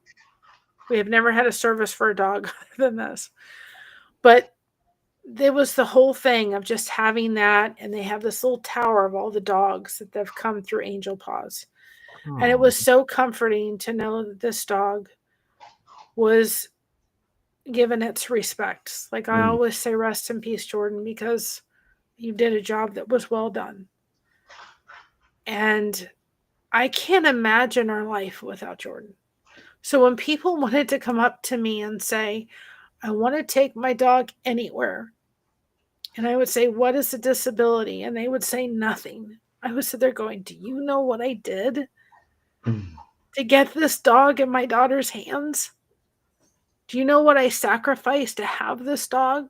His insurance was $65 a month. His food was $60 a month. His vet care was this. And Do you know what I do and don't have because she needed this? Mm. I would give up everything I have to get a dog for my husband and not have to give up Mocha. Because that dog, I have this really heartfelt feeling that if she was placed with somebody who she didn't get her, or that they weren't willing to ride out the trust with her, she'd be in and out of a shelter and they would just say, "We're going to put her down." And Yeah. I will not do that to that dog. And my husband's like, "I will be without a dog if that's what it takes.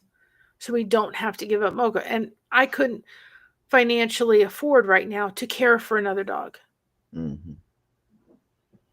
The YouTube channel that we do is because I need the connection. I desperately need that for my mental well health, for my fibromyalgia, for everything. I do it for the connection. All the revenue goes to mama. Hmm. But we don't have the income to afford another dog. Maybe one day we'll have it. I don't know. But if the YouTube channel can help with that, that would be wonderful. But people don't realize the amount of work you put in to being able to do a YouTube channel. It's like you just hit the big red button and there's a lot of Isn't work. that the truth? Isn't that the truth?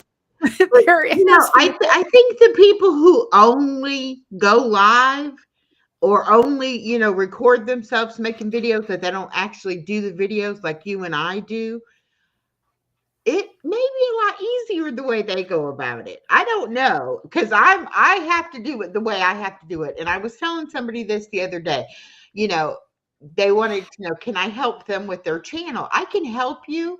I can tell you what's worked for me and what I do, but I can't tell you how for you to do it. You have to do Yep, whatever it is, how you do it. That, because it has to come from you. It has to be your, you know, exactly. teacher Well, stuff. it's like people don't realize, and I want to encourage, I want people to look at this in the way that I'm going to say this. I would encourage you and challenge you to start looking at channels and get past their name. Don't even look at their name at first. That's the last thing you should be looking at. If you came to our channel and said, "I don't crochet," I know I see a crochet around me, but I crochet because it's something I thoroughly enjoy. But we're not crocheting anything tangible. You do not even know how to, you don't even have to use a crochet hook. You don't even have to know what a single crochet is because we're crocheting connection. Right. So I am really trying to get people to look past. We've thought about it. We've thought about it. My mom and I recently think maybe we should just change it blessed to connection. And I'm like, no, because we want people to get past the name. And we love blessed to crochet. It's just, it's Yeah. ours now. It's who we are. Yeah. We want people to go look at our stuff. Now, if you come to our channel and see, okay, they're a channel and we've started doing daily devotions and I've kind of had to, Keep we've talking, kind of Mary. had to walk. I'll be right back. I'll keep talking. Okay. I can do that very well. Come on. We've had to walk that a little bit, kind of we've had to walk that a little bit easily because we know not everybody. The channel we just so people know, the channel we ripped off of um that we ripped off of, or not ripped off, but we rippled off of, is the Lifeboat. And the Lifeboat is a channel that deals with sobriety. And for those people that don't realize, I, think you don't need a sobriety channel. Um, I didn't think I did either. I'm not never really experienced drugs or alcohol, but I do deal with food addiction. I found a family through that channel that really came beside me and helped me with coming beside and realizing the importance of connection. So we crochet connection over there. It's our new thing, thanks to Lewis Acre Karma or Lewis Acre Farm Karma. We crochet connection, and it's so true because it's so important. Um, but because of where we rippled off of, that channel doesn't really talk about God a lot because he doesn't want to take people from coming in and help to become clean and sober if they feel as if if that will be something that'll keep them, deter them away for a while. He wants to get them in there so he can help them through dealing with whatever addiction they may be dealing with. So if you come to our channel and you look at our videos, I have not done it yet today. I need to go do our daily devotions. We do a daily devotion every day. It takes a literally about 25 minutes, 20 minutes to film. It takes about another half an hour to edit it. That's an hour worth of time. So when you see those videos that you sit there and think, okay, it's a 20-minute video. No, it probably took an hour of our Yeah. time to go ahead and do it, and we're glad to do it. But if Hmm. you come to our channel and say, okay, it's all about the devotions, it's not. We put a daily Bible verse up every day. We put jokes up. We put a quote up every day, which reminds me, I got to go do the reflection quote. I totally forgot about those. you know, um, we do those kind of things. We put my daughter singing on there. We put recipes up there. We do a lot of different things. So don't, if you're somebody that doesn't believe the way we believe, that's fine. We want you to come in for the connection.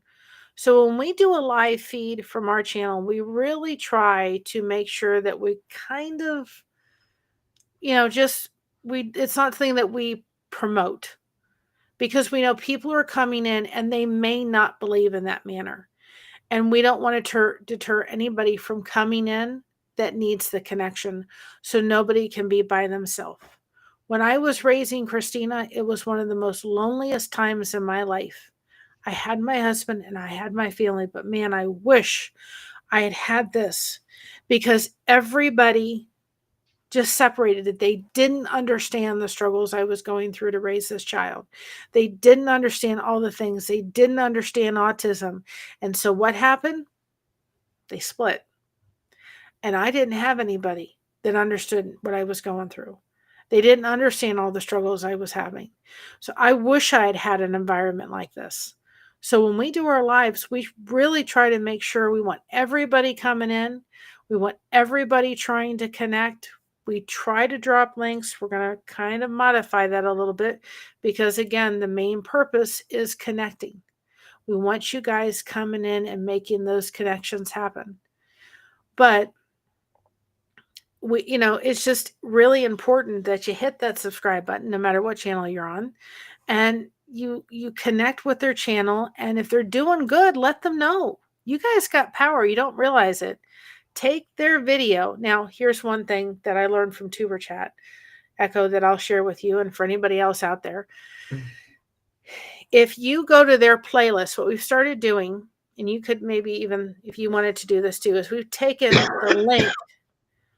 If we have a playlist that video is in, we go ahead and put that in our video, and we say shareable playlist link. So Oh, people can take that link and share it. The reason is, when you share a link from somebody's playlist, when they get done watching that video, it will take it to the next video in the playlist. And so if that person's like, man, I'm really liking these videos, then they're going to go into maybe the second or third one that the person does. If you oh, share it from the playlist of the person. I don't know if you knew that or not. I didn't. They learned something. Yeah, I did not know that.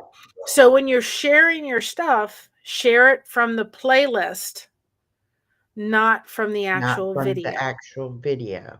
And Okay. it will take it to the very next one in their playlist. Yeah. And everybody can do that. You've got social media. If you've got people that you really enjoy, share it with your friends. Does They it need connection too. so okay, like normally if I'm watching the video and I can hit share and do it right there, but I can go into that channel, go to find it on the playlist and then share it from the play. Okay, Yes. I have to look at that because I don't do it that way. Yeah. There's a different link that comes up when you share from somebody's playlist. So what we've started doing is, in our devotional videos for right now, we've started saying, devotion, playlist, share link. And that's the one we're putting in there. So it's easy for people to find, and they can share that link on their social media. Yeah. But when people come to our channel and they look at the videos and, oh, they're people that are doing devotions. We're doing a lot more than that. Um, I've been myself kind of struggling with a little bit of depression the past week and a half. My aunt is in hospice with stage 4 liver and lung cancer. And I've been in a real kind of difficulty the past week and a half, and my community knows it too. She fell today. So it's getting harder and harder for her. And it's difficult right now. And they know that. They know that if I'm not doing a live, it's because I'm just having a hard day. And I did a live a couple days ago saying, put the gloves down. Because I've put the gloves on for about a week, just saying I'm not going to fight. I'm going to fight these emotions. I'm not going to deal with them. I'm not going to handle them. And Mhm. my body, as a fibromyalgia patient, has gone, and what do you think you're doing? Yeah, And it's told exactly. me how much pain I've been in. So that's where we are. We're trying to do lives, but if we don't come doing lives, it's because this girl over here is tired. And I do a lot of the lives because I need the connection. Well, I actually canceled 2 lives this week because I had the stomach virus, and it knocked me on my butt. And, I'm sure it did. I was like, I never cancel. I mean, I've done my lives sick before, and I was like, "You know what? Everyone will understand if you take a little bit of time for yourself and get feeling better before you go live again, you know." Yes. And so the week before, Elisa that I do the trivia with on Thursdays, she was under the weather, so I did the trivia by myself. And then she was feeling better, and I was like, if you don't mind, I think I'll sit this out, and next week we'll both be better, Well, But if you ever need somebody to pitch in, I'll be glad to. You just reach out to me. well, I just, I don't like to. I feel like if I make the schedule and say I'm going to do something, then I'm going to do it. But I'm starting to learn to love myself enough to Yeah. realize that sometimes I have to come first and I have to take care of me so that I can help anybody else. And I totally get what you're saying about your devotions. I do a lot of sharing stuff on my channel about my faith, and I feel the same way. I don't do it because I'm trying to convince somebody else to feel that way. I'm doing it Exactly. because that's what I want to do. But if it's not somebody's cup of tea, I understand that, and that's fine. And I do other things on my channel too. So Yeah. it's not the only thing that I do. But my channel is definitely about my journey in life and the things that I've learned and the things that, trip me up, that I don't want to see other people having to deal with things. And like you said, alone. You don't have to Yeah. do it Oh, no, alone. you don't. There are so many people out there that have been through so many things. You might not find somebody that's been exactly the same, difficulties that you've had, but you'll find people who understand what when you say, I don't feel good, or I'm having pain, or I'm doing this or that. They're going to understand what you're talking about, and they're going to be able to be there to support you. So I believe the internet is definitely, well, maybe not the whole internet, but YouTube, even in the 3 years that I've been on YouTube, I see that it's changing. And it is definitely becoming more of a place for people to connect and for people to Exactly. get support from, instead of just looking up how you do something, you know. Oh, yeah. Um, there's a lot of creators our age and older now that are realizing that people can benefit from their life experiences and things that they struggle with today.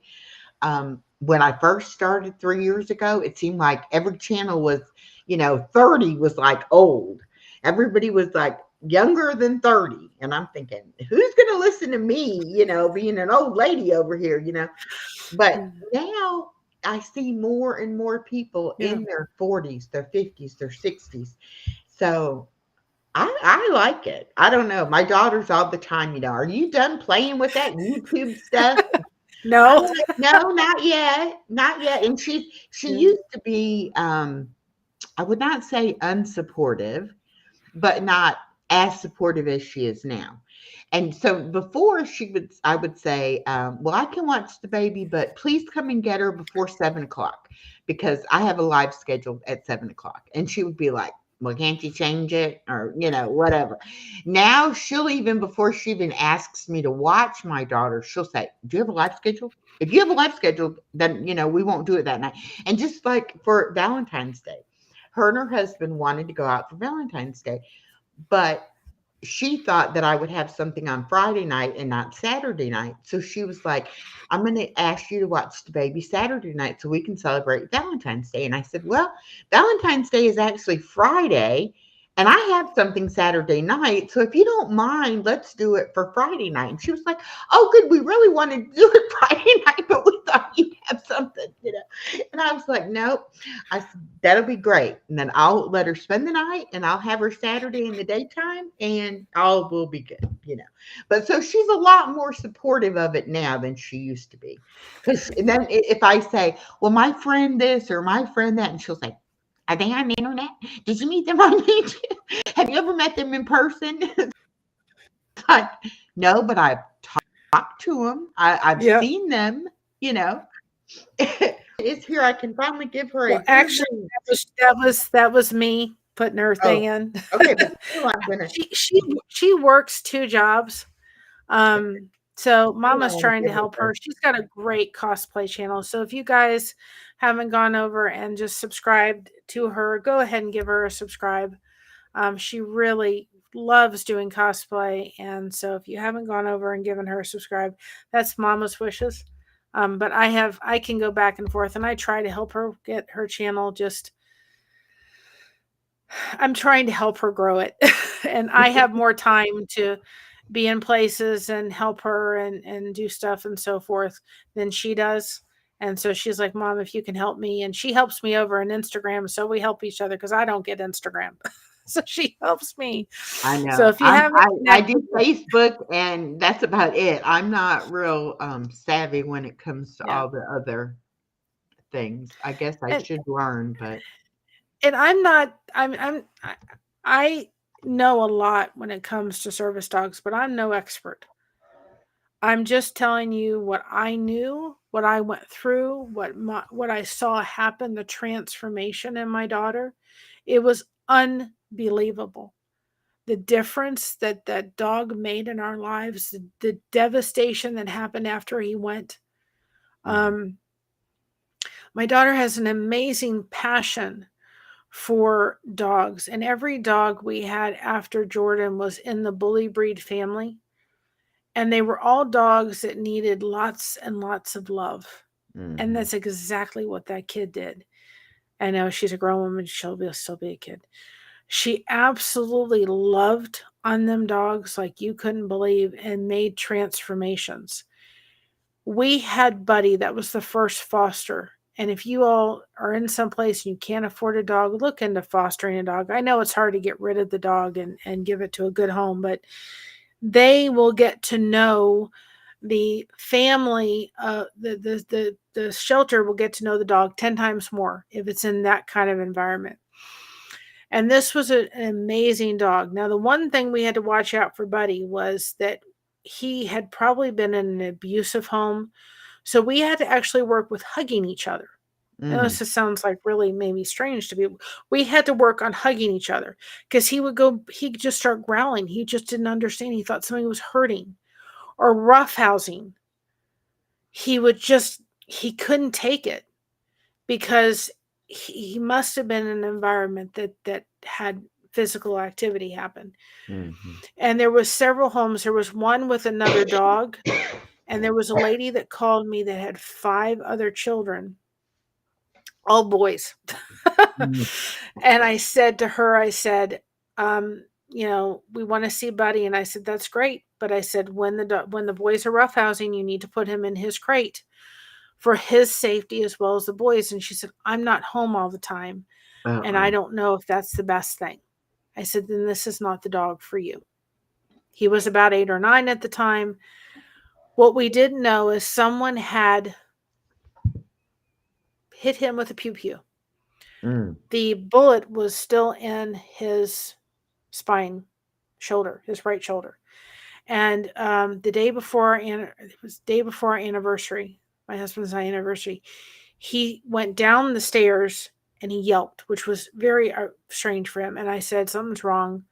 And we got him off to the shelter, which will take care of their sometimes they'll provide food, toys, and vet care. So a lot of their care is taken care of.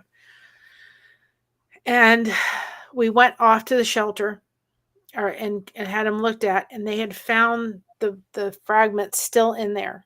Mm. Well, what we think happened is it dislodged finally, and he went from being able to walk to totally paralyzed within hours. Oh my.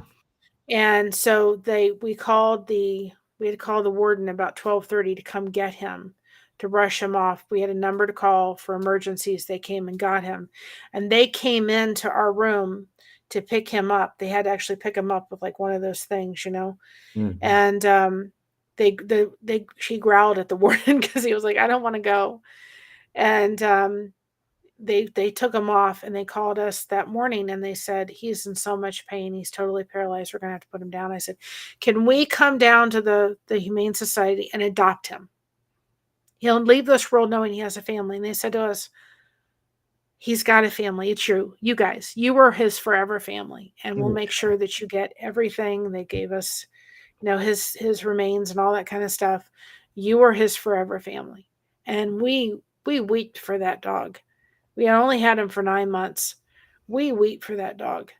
And I thought, did he ever think for one moment that a family would just cry over him, whatever his story was in the past? Yeah. And then we had Nyla. She was a hospice case. We could see all of her rib cage. Mm. We nursed her back to health. And she was called Nyla Doodles. She went to a home for 2.5 years, and she has since passed away. And then we had Hunter. And I swore after that we would never have another Staffordshire Bull Terrier again, but we did. And then we had Mocha. So shelter, fostering dogs are an amazing way to help. But for Christina, she tended to get these hard cases that had been through everything and just bring them home and love on these dogs. And it showed. The dog showed. I mean, it just was amazing. And she works at a grocery store, but she also works with horses. She loves animals and loves horses. And it's just wonderful to see. And I think, Jordan, do you know what impact you made on that kid? Yeah. I remember being at a Horses for the Handicap session with her, and Jordan was new to us, and he was acting funny.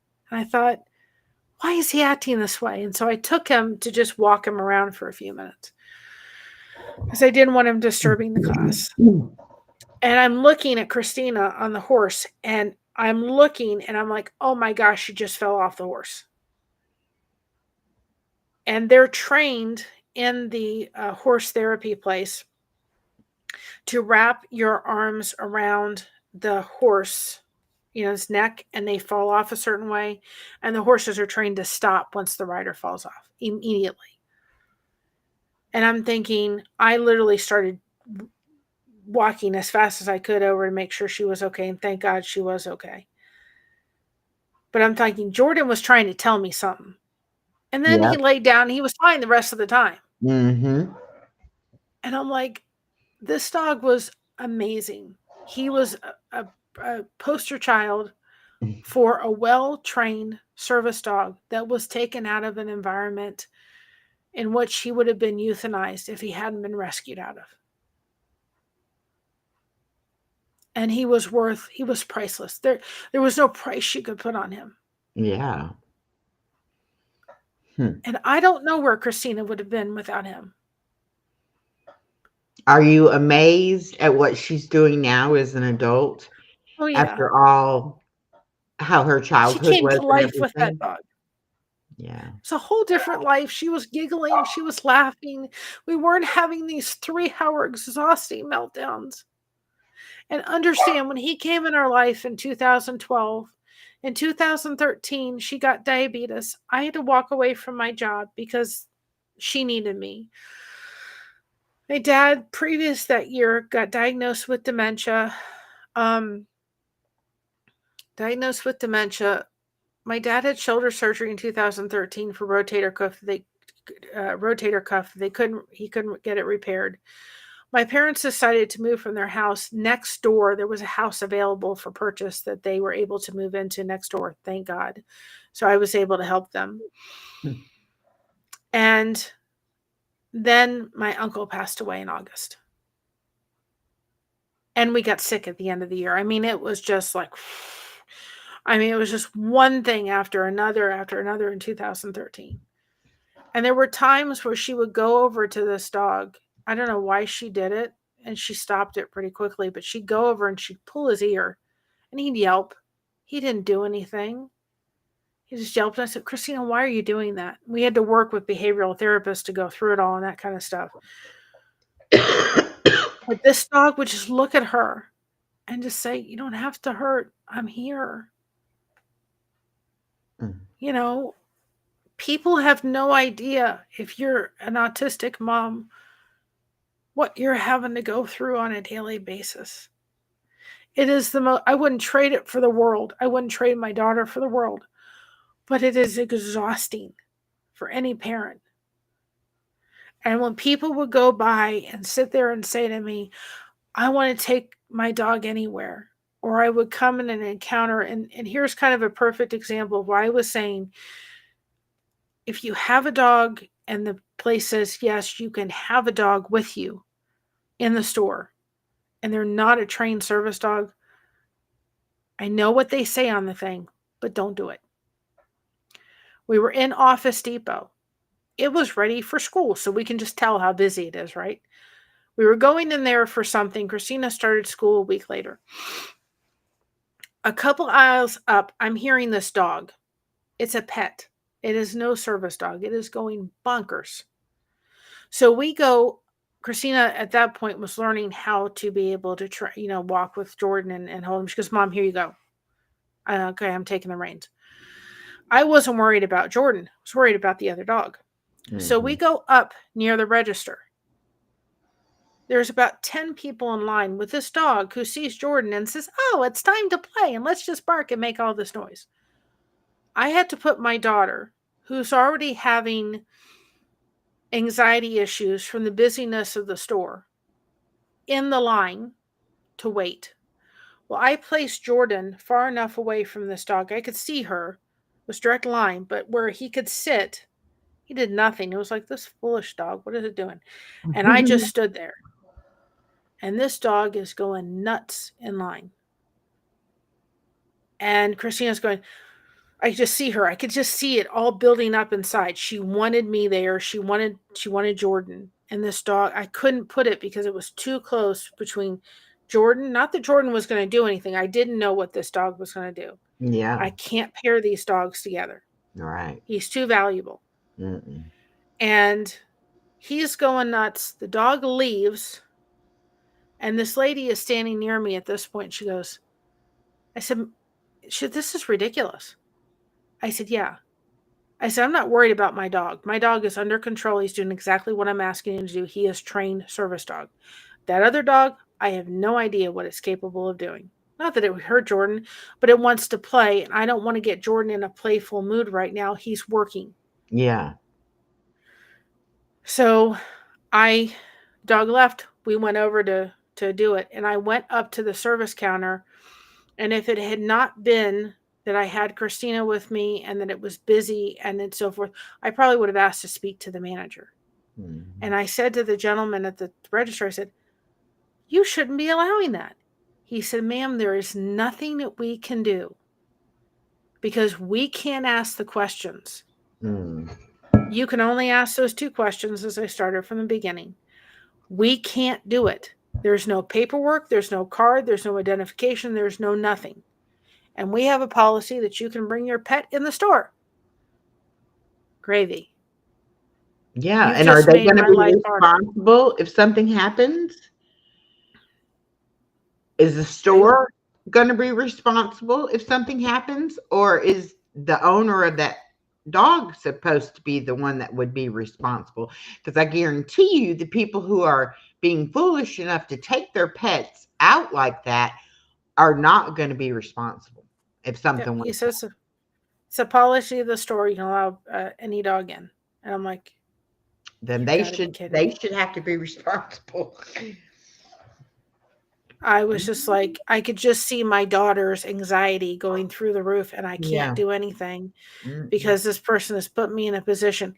And with that being said, there was two parents. One parent should have seen and taken the dog out of the store with the child and left the person in the store to go ahead and do it. They had no care for the fact that I had a service dog with a special needs child. There was no care. We'll just let the dog jump all around. If this is a service dog, I'd like to know what it is.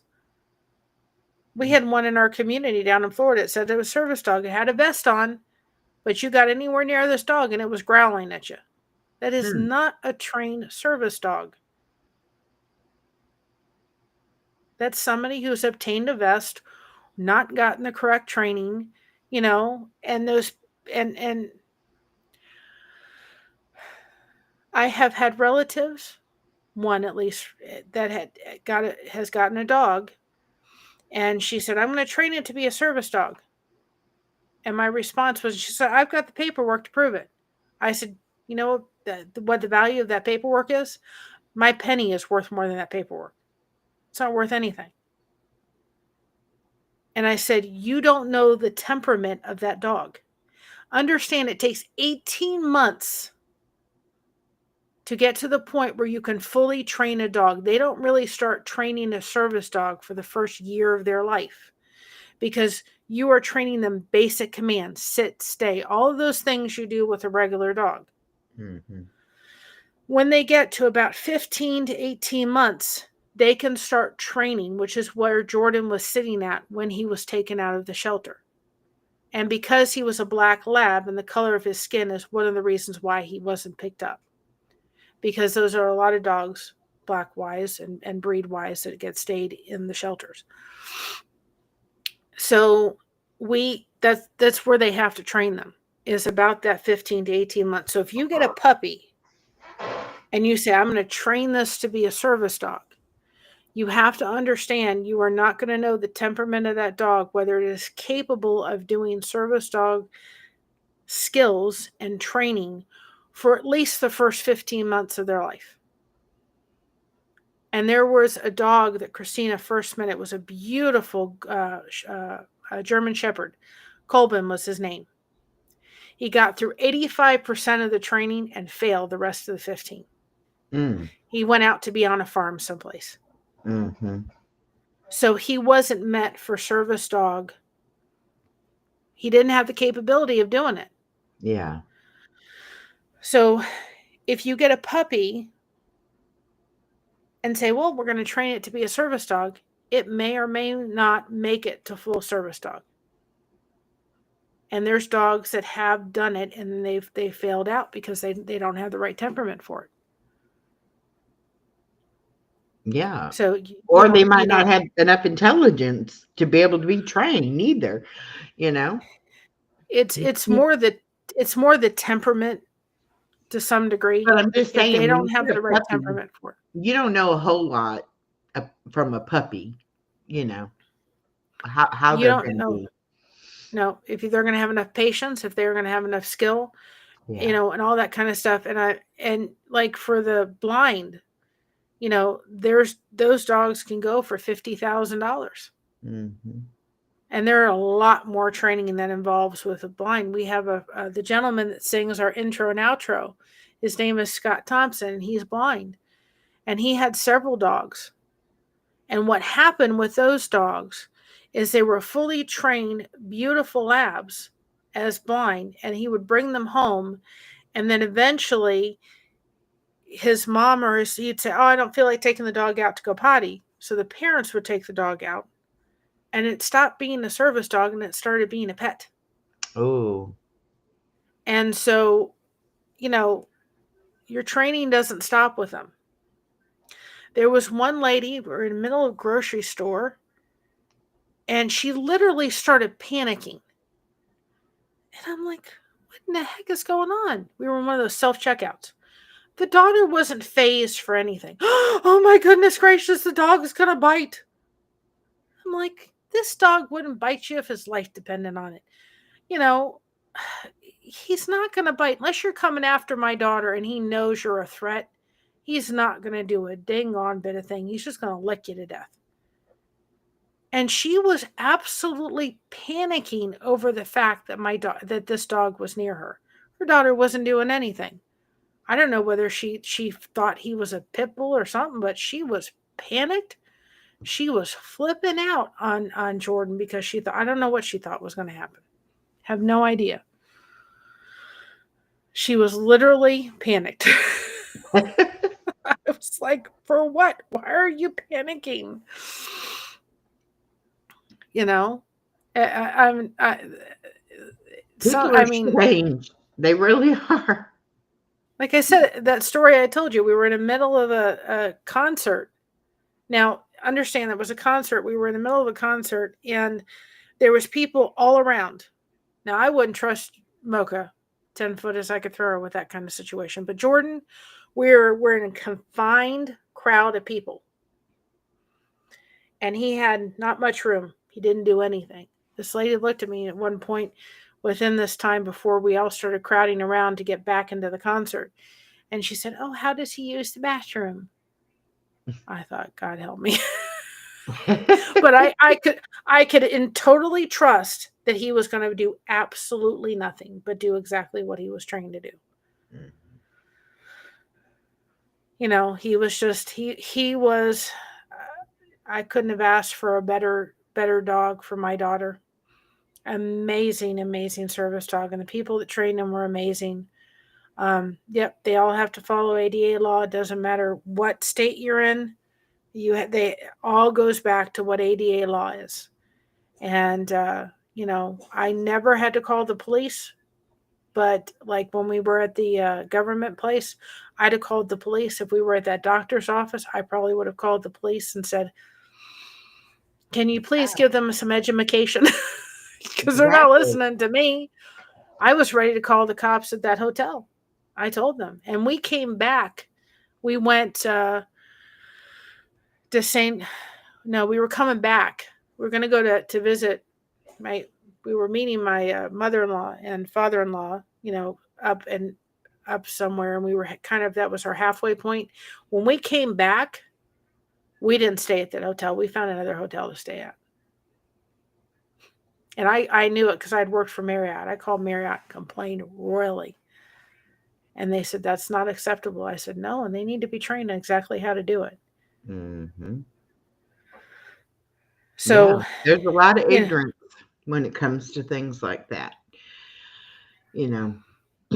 But people need to be familiar with the law, whether you never accompany a service dog individual, and you have to know the story behind it. You have to know what the person's gone through. Maybe the next time you think about taking your dog that's not a service dog into a place, maybe you'll think, you know what? I listened to a mom that had to fight like hell and high water to get what she needed for her daughter. Mm-hmm. So she could have that dog that literally was life changing for our family. Mm-hmm. And maybe it'll say, you know what? Because people look and say, well, they shouldn't have, those are rules that they're entitled to have. Now, the rules that are protecting the person with the service dog and the service dog. Because again, if you are someone especially that is having a cardiac seizure or diabetic service dog, those service dogs have a few, a range of time to pinpoint those cues. And if they don't pinpoint it, you're going to have somebody on the ground. And that's why they're going to miss them if they get distracted. Yeah. So these rules are not in place. I think they need to get better. We got to do a better thing. I don't think you should be able to go on Amazon or any other place and pick up a service dog vest and put it on your dog. I don't think we should be able to have that be able to do, and you can. Yeah. You could put it on your dog and say it's a service dog when it's not. And Hmm. people do that. They do that to get them on the planes, they do that to get them into the apartment buildings. When Mocha was not a foster anymore, she became an emotional support dog for my daughter. Then she also became an emotional support dog now that she's not here.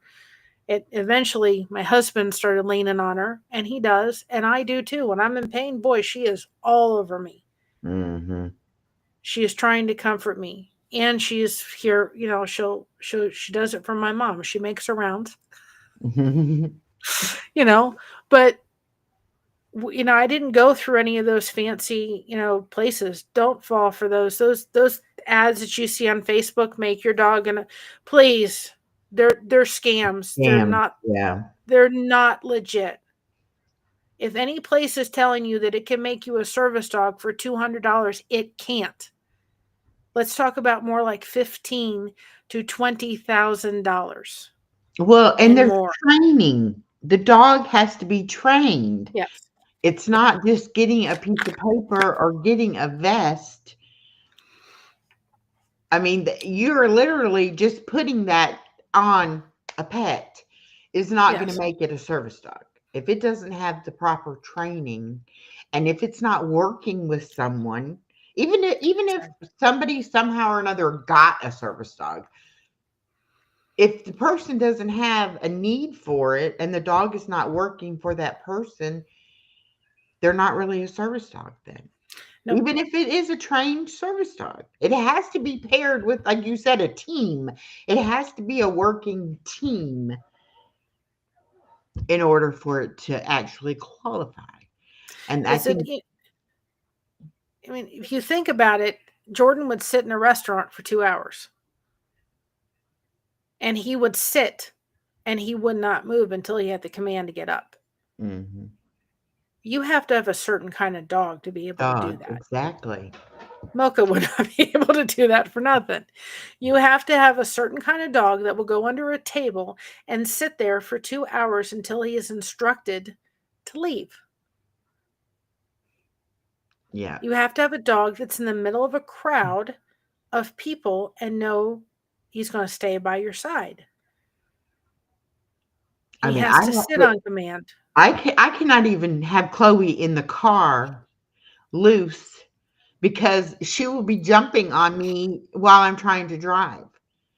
I mean, she's just it like flips a switch in her brain when she gets out of this apartment, and it's like she's a wild woman. And I cannot drive. I used to be able to when she was smaller, but now even if I just have to take her to the vet, I have to put the crate in the back seat of the car and put her in the crate and drive to the vet, because I can't drive with her like that. And let's think about for a moment, like my husband was saying, he needs a dual dog. But let's just look for a moment and think also you have vets that have dogs for PTSD. You disturbing the service of that dog during that. And a lot of these, you can tell maybe when somebody's blind, you can tell when they're in a wheelchair, you can tell when they're on crutches and all that kind of stuff. You cannot tell necessarily if a child has autism.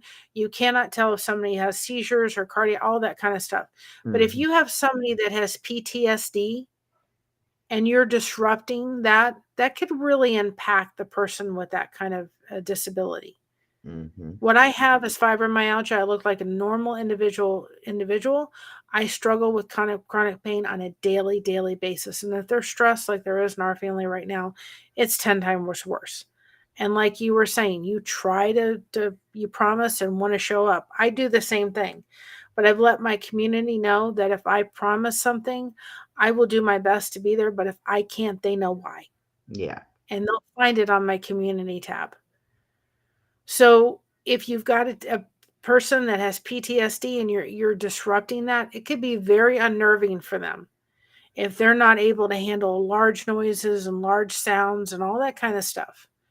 So people need to realize, I know that for a lot of people, they may go, I hardly very rarely see a service dog. There's certain pockets, I think, of society. or not society, but areas that have larger numbers than others. With Jordan, we very rarely saw a service dog team, but I it's still, you never know when you're going to accompany one. Right. And even if it's just like, well, I never do, so I'm going to bring my dog into the store. And maybe the very day you have somebody that you're running into that has one, Mm-hmm. and they just they don't understand. And I had to remind myself a lot. I'm here to educate.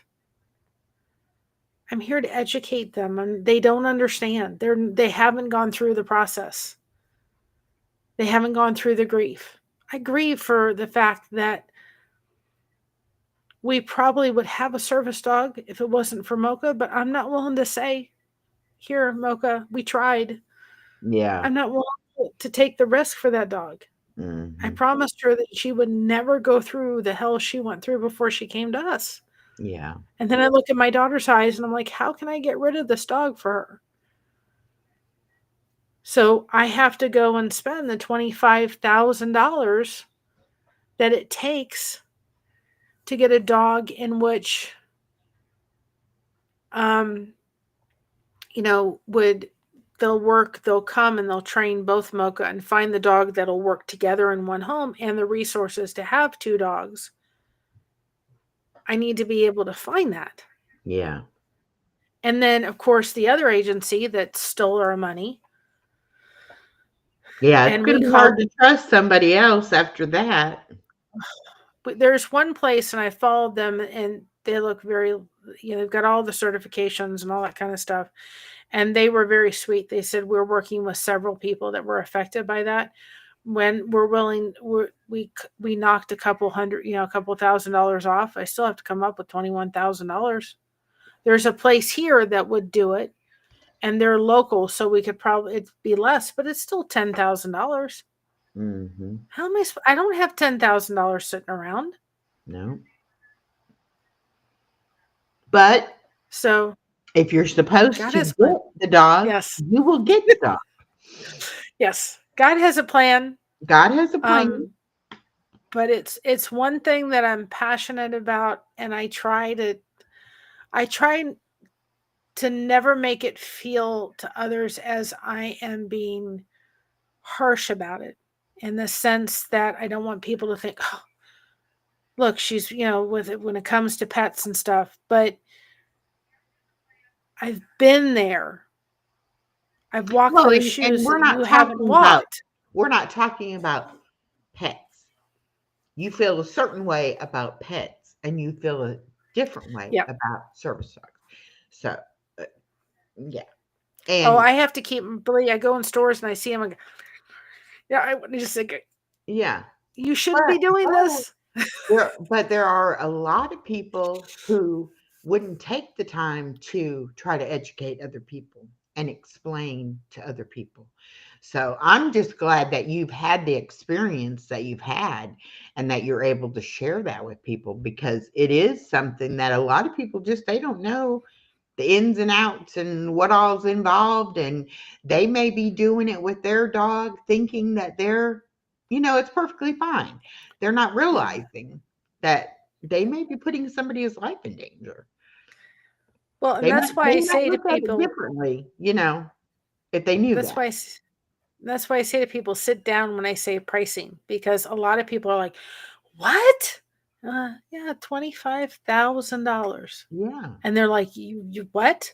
You spent how much on your daughters? 15,000." And my mom thought she'll never get it, and then later on she goes, "I should have known Mary was going to do it." And I'm allergic to dogs, highly, highly allergic to cats, but I'm allergic to dogs. And when I was younger, I couldn't have a dog. And so we were looking for a poodle. I don't think I could tolerate a long hair dog, but I can tolerate labs and like mocha because they're short hair. Mhm. Um, but by the grace of God, because they were looking for either like a golden doodle or something like that. They were looking for a hyperallergenic dog for us because of my allergies, and I'm really thankful that I could tolerate um, Jordan and I can tolerate Mocha. without having severe allergy problems. But they do have, for those that struggle with allergies, they do have hyperallergenic dogs that they can train for those. Um, but I would be, if you have a child with autism and you want to know more about an autism service dog, you can connect with our channel, and our email is blessedtocrochet@yahoo.com. I'd be more than willing to talk to you. I have nothing but positive about the fact that we did it. My only regret is we didn't do it sooner. I mean, which I is true loved our about 10-pound so toy many poodle, but things. So many things, but people think it's not possible. So they, they don't go for their dreams and go for their goals because they feel like it's not possible. Anything is possible. You just have to well, try, and you know. my daughter was kind of apprehensive because she was like, if I have a service dog, it's going to show everybody I have a disability.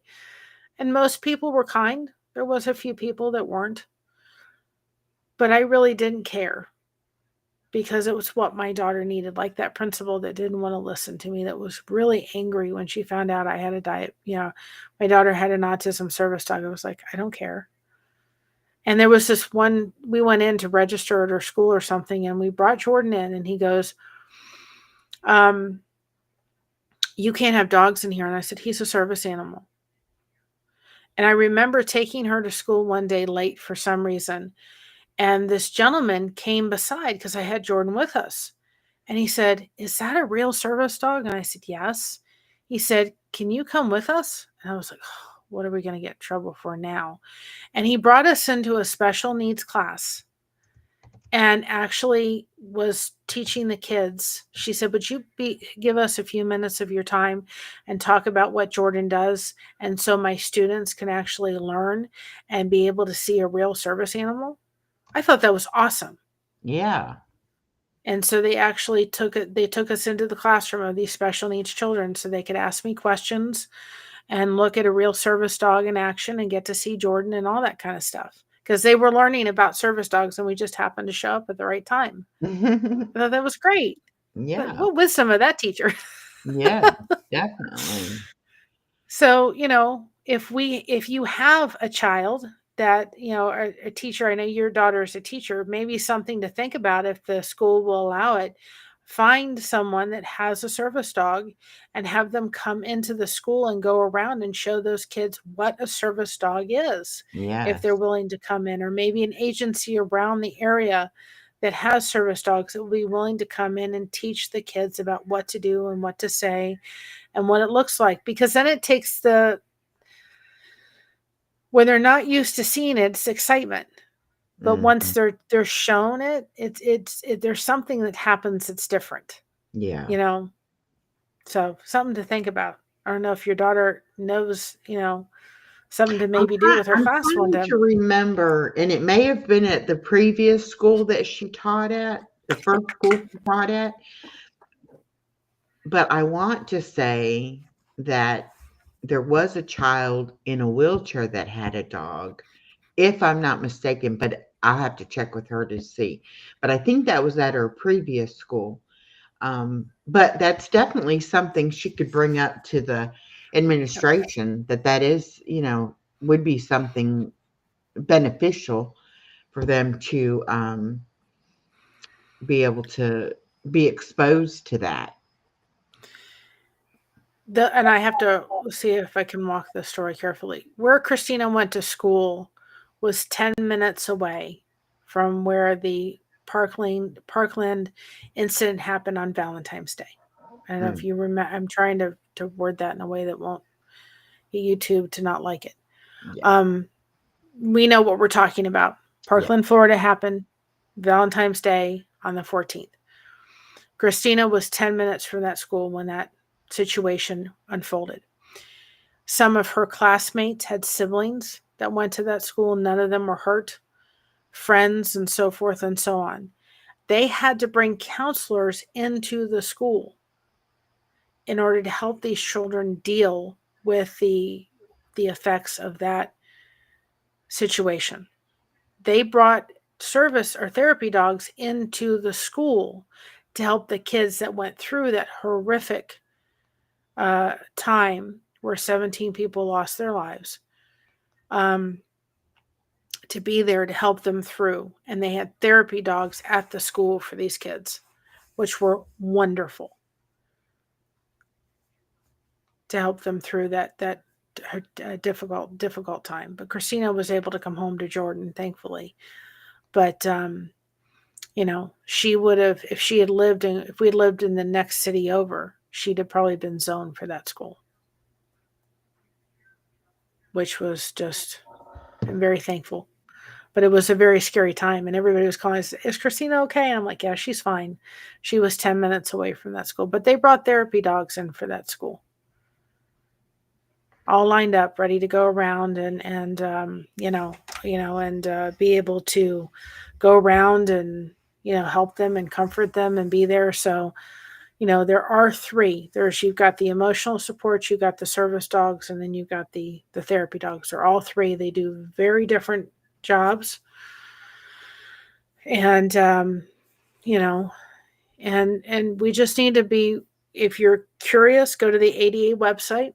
Tells you everything, things I've missed, questions you have to ask as far as what lines up. Please don't fall for those Facebook things that say, "Do that." They're nothing but a scam. And you know, I I actually when we were going to move into this place, because we had the note from the fact that she had Jordan at one point, we had a lot of documentation that she needed an emotional support dog, so we were able to put that in very, very easily. But I remember calling this place up that I found, because we knew she was an emotional support animal, and we knew we needed to get there. And I called this place, and they said, "Yeah, we're going to do this and this and this and this." I knew we would get it, but I was going to have to fork over like $250. I remember talking to this woman thinking, "You guys are nothing but scammers." "Well, we do this and that." And I'm like, "Yeah, you're gonna do this. You're gonna do the intake. You're gonna get me in front of a doctor, my daughter in front of a doctor through this thing, through the scan thing. You're gonna see her 3 different times. You get done with that, you get $250. You give me a letter." Because no doctor would prescribe it. And that's what's happening too, is there's a lot of doctors that won't write those letters anymore. Mm-hmm. Because what people have done is they've gone to their doctor saying, "Oh, I need an emotional support dog or a cat," or whatever it is, when they do not need it. Right. They just enjoy having a pet. So they Right. don't have to pay the pet rent and the pet fee for coming into a place. Right. And now you have doctors. We had our doctor say, "I'd gladly write one for her." Mm-hmm. 100%, because she needs it. Yeah. He knew her situation. He knew that she was autistic, Mm-hmm. and knew that Mocha was that. And knew that not only he would write it for her, but he'd write it for my husband as well. Mm-hmm. But he said, "I can't write him anymore, because too many people have come in here saying they need one just to get out of paying it." Yeah. And that also damages things as well. Yeah. Anybody who abuses anything that's there meant to help people, eventually people stop doing anything to Yep. help anybody, because it is taken advantage of and it is misused. And yeah. Yep. So But you got I'm to, glad that you talked so much about the fostering thing, because yes. I had made the decision that when it's time for Chloe to go, which she's 12 now, and I've always had a dog. And I thought, I probably don't want to get another dog, but I hadn't thought about fostering Yep. either. And that might be something I could do, maybe not long term, but I could do it, a little bit. So I might have to think more about that, because that might be something for me. Now, I wish that Chloe could be a therapy dog and I could take her, especially to the nursing homes, but there's just no way that dog would do that. Those people would be they'd be like, "Don't ever bring her back here again." It's like your heart was in the right place and we know you meant well, but No. But they're a different temperament too. Yeah. I'm Well, I trying don't to. know. I don't know where Chloe's temperament came from. I've had her since she was 5 weeks old. That She's was never Hunter. been she's never been abused. She's never been That neglected. She's never that lived with was another dog. that was Hunter. That was her third foster. That was our first Staffy. And I thought I'll never get another Staffy. I should have learned from that one, right? And then let's see if I can find Nyla was. Let's see if I can find pictures of her first. This was Nyla before she came to us. If you cannot see how thin that dog was. Do you not see how thin? She's a very, very Well, thin it's dog. because it's a very light background. Yeah. It's kind of hard to see. Very, very thin dog when we got her.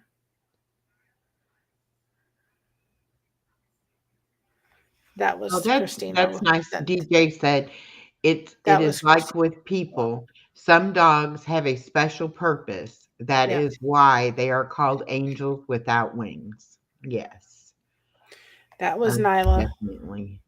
That was Nyla. Aw. My husband named her Nyla Doodles. That was her name. Um,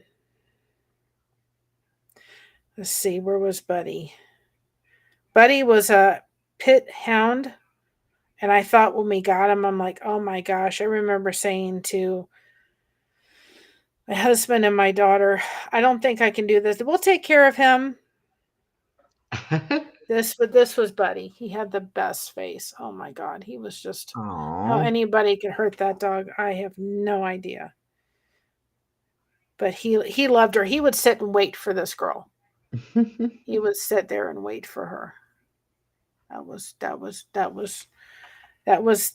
her. And this was Jordan when we first. This was when she was young, but that was Jordan. It was one of the pictures of Jordan too. He Mhm. came.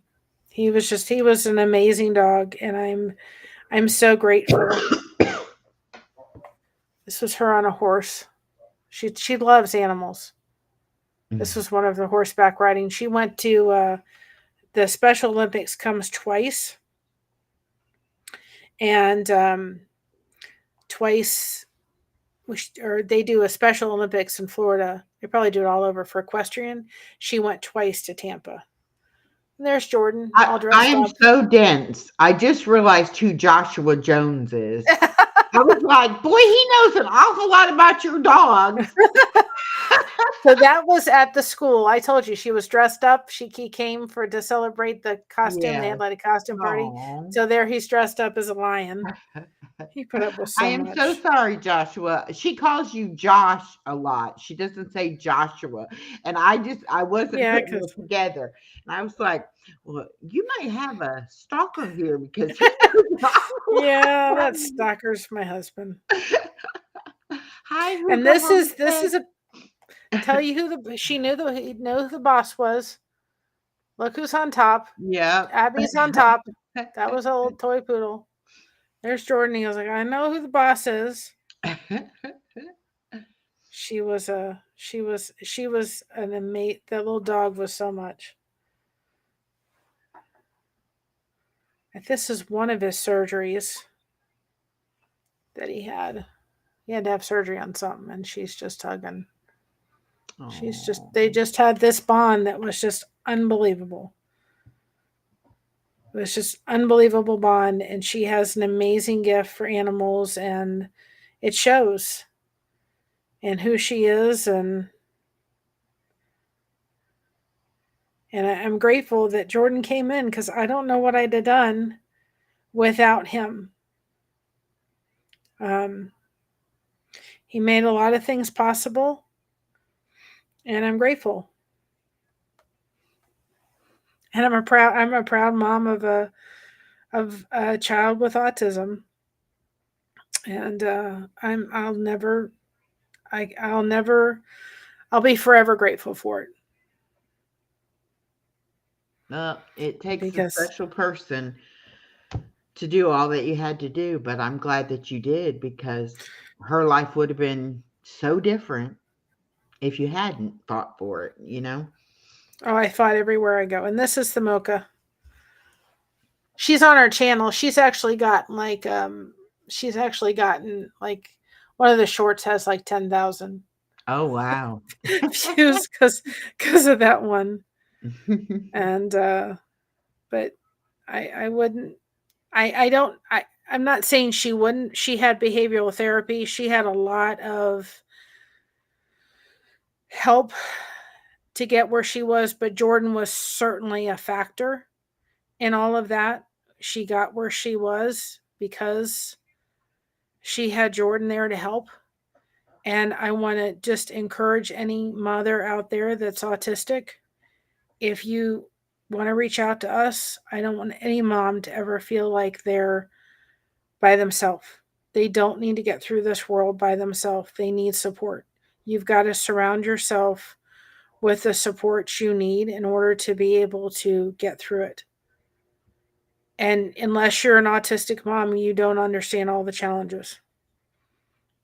There's a lot of challenges that go through when you raise a child with autism. But you can get through it with support. And I'll be glad to help anybody that feels like they need it. Find the picture. Got too many pictures on my phone. I know which picture I want.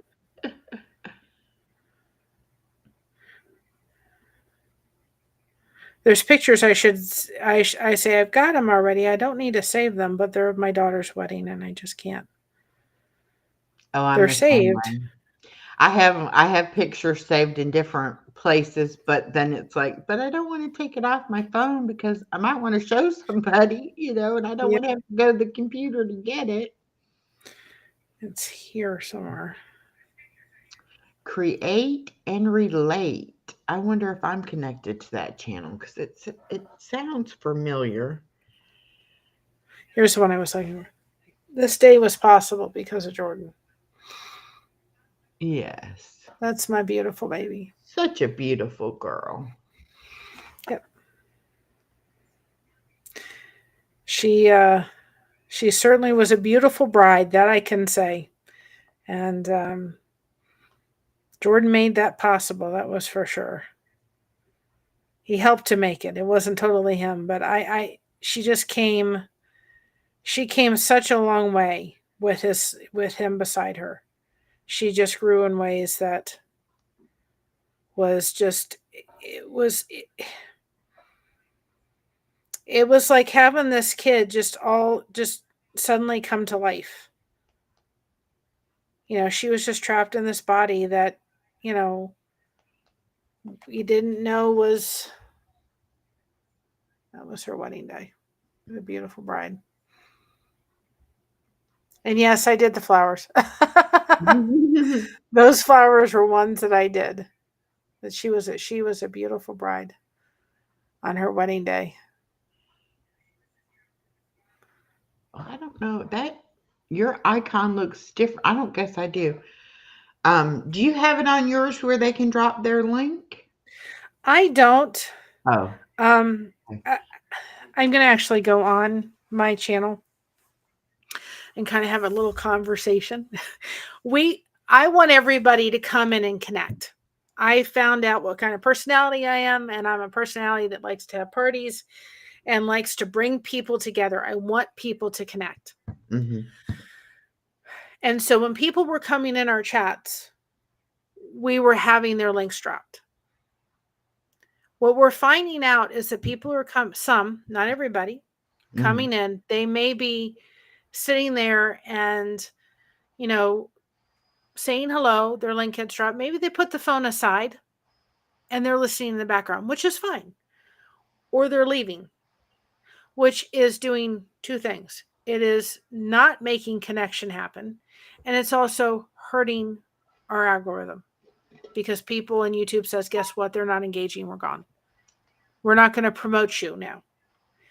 And if we're a connection channel, if we're talking about crocheting connection to make a beautiful tapestry of connection to produce love and support, if we're having people come in, say hello, dropping their link, and they leave, now what happens? Connection really doesn't happen. True. You're not getting to know somebody.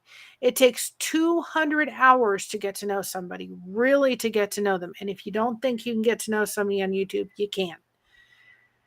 But we want people coming in. So when you come into our chat, my mods have been instructed, to please not drop their link automatically.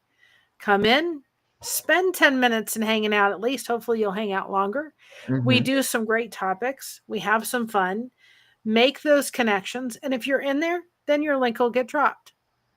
What I have to watch out for myself, Echo, is that if I go into a chat like yours and I know the code, I have to make sure I tell my head sometimes you cannot just come in, say hello, and drop your link.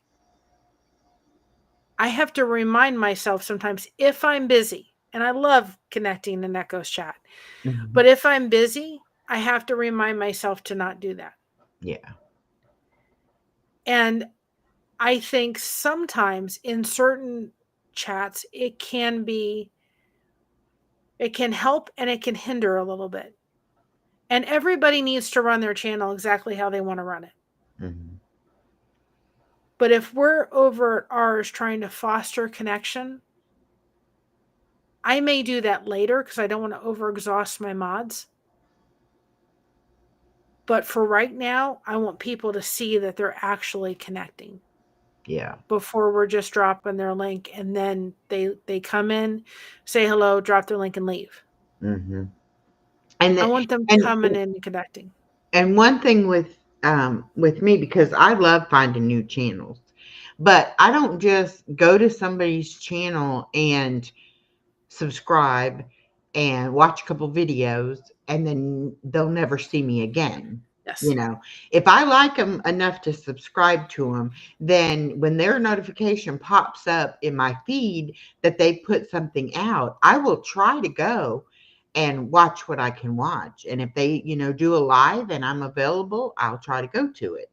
But I had a comment the other day where someone said, "Is this really you?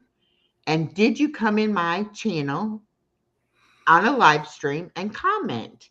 Because this particular YouTuber has had people come in and say they were other people that they weren't. And I was like, well, yes, matter of fact, it was me. And yes, I did come in your live. Actually, I've been in two of your lives in the past week, Yep. and I did comment. And she And you was did, and I like, appreciate it. yes, and thank you so much. But she said, I just wanted to make sure that it really was you and it wasn't somebody that you didn't have somebody going, trying to say they were you. And I'm like, nope. And I'm the kind of person too that I'll let somebody know, like I'm new here, or, you know, I've seen you before, so here I am, what? We got a bad person. Hold on. Well, and somebody like you, I would say I'm gonna probably drop your link if you're not in there. If you're not in there, and I'll tell you why. When we were trying to get monetized, and all the monetization goes to Mama. I just need the connection. I just need the connection. It helps me tremendously. So all the monetization goes to Mama. But when we were trying to get monetized, this lady over here was a rock star. I mean, I was like, I got in her chat and it's like she got a hold of us and she ran with it. And I Yeah, can't thank her as soon enough. And as I you sent said her that, soap caddies to say thank you. as soon as you said, I'm trying to get my watch hours, I was like, I got you. Don't worry. I got you. And I know you didn't believe me. And then when I kept caught, you were like, she's in there again. She's watching again. And it was like, I'm telling you, I am watching you.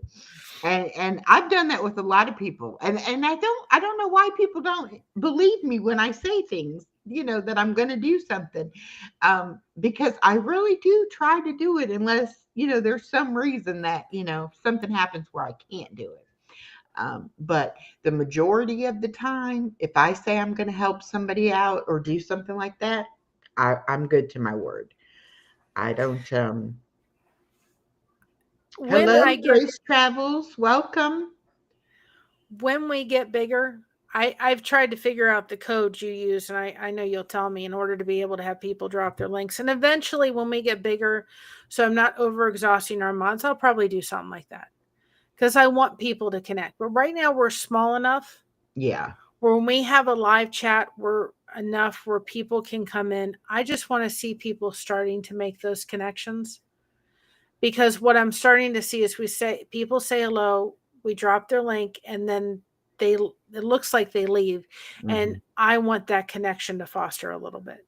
So Right. we're going to pull back on that a little bit, and we're probably going to start doing, we do a channel shout out on our channel Hmm. every day. Yes. And And thank you or for I try mine. to. I try to. I try to. There's some days I go, oh, wait a minute, I got to schedule some. So we're going to have an email that we're going to set up that's going to be solely for channel shout outs, because I'm always looking for channels to shout out and take a break at 12 o'clock, because that's when people are having lunch. And, your community tab is like that old lamp that your grandma had and she gave you for your wedding that you stuck in the corner.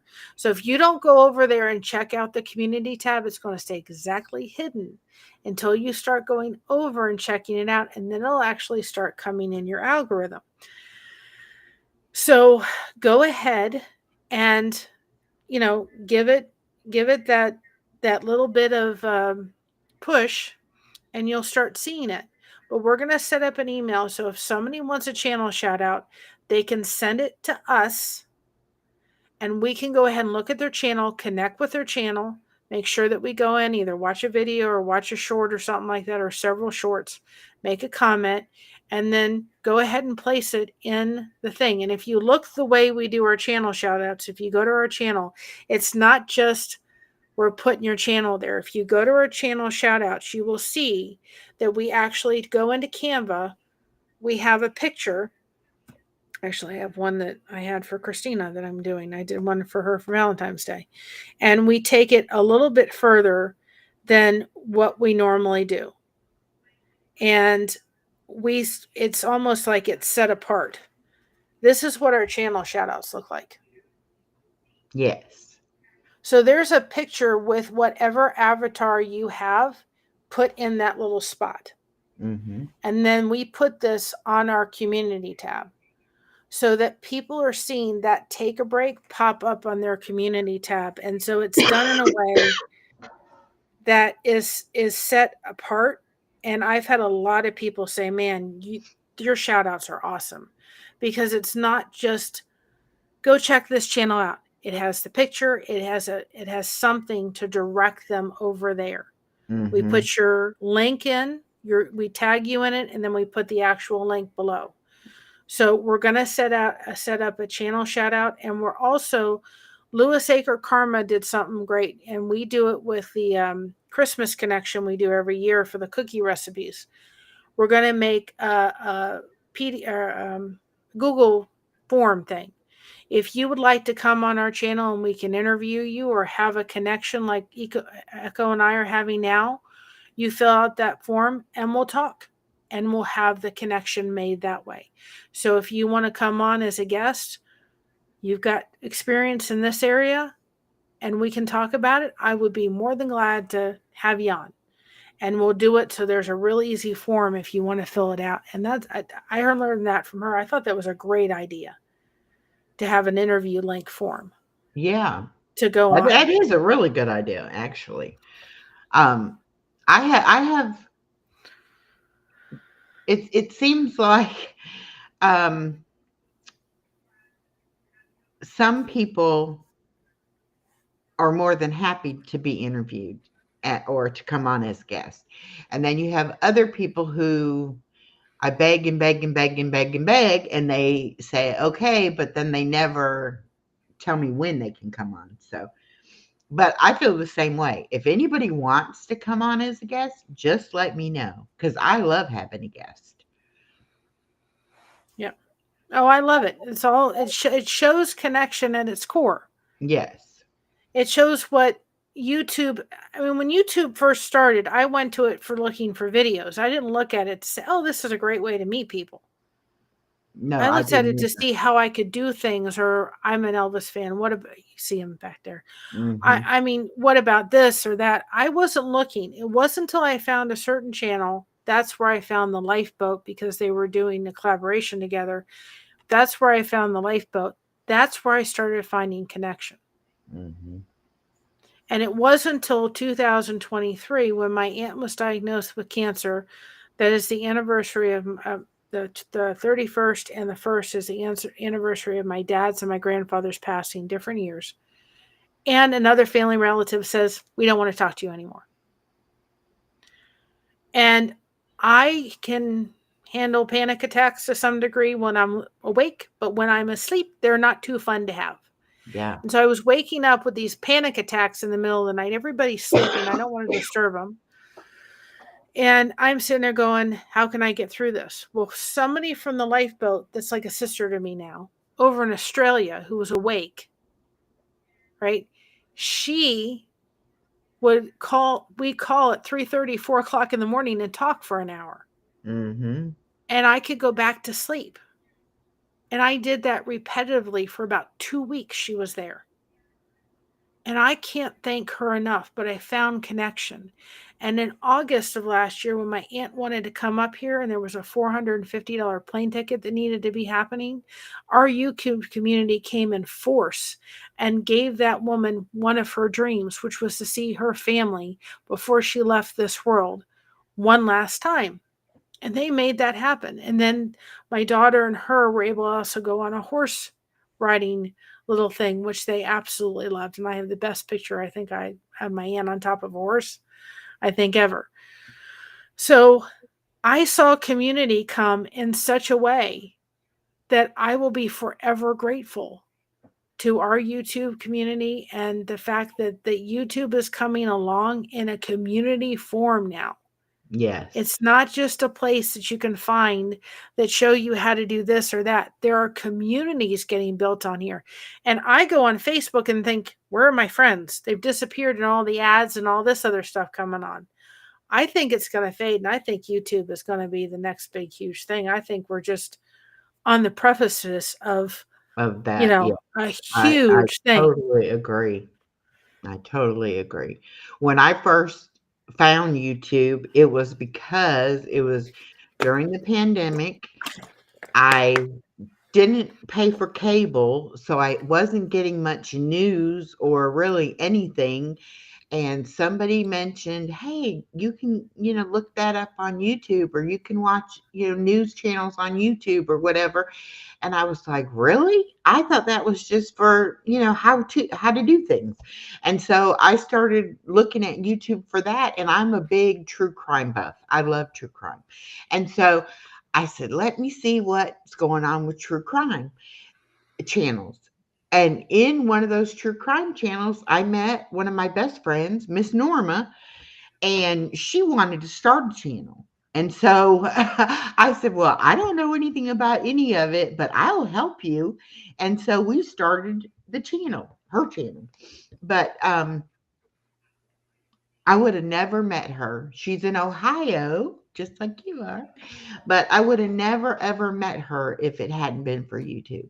So I definitely have made a lot of friends on YouTube, and I feel like I can learn so much about other places, other countries, other cultures. I mean, it's just really opened up a lot for me, and I love YouTube. I'll never say a bad word about it. A lot of people don't like certain things, but I love YouTube. I love it too. I would have never met you. No, that's true. And I am There so are glad that I did. so many people I would have never met because I don't really go very many places. I mean, I go to the doctor, I go to the grocery store, but that's about it. So it's um it's good that we can, meet people and make friends on YouTube. And like I said, with the people with the age, and yes, there's still a lot of young people on there. I'm not saying that they're not there, but I just feel like there's a more of a diverse group now than there used to be.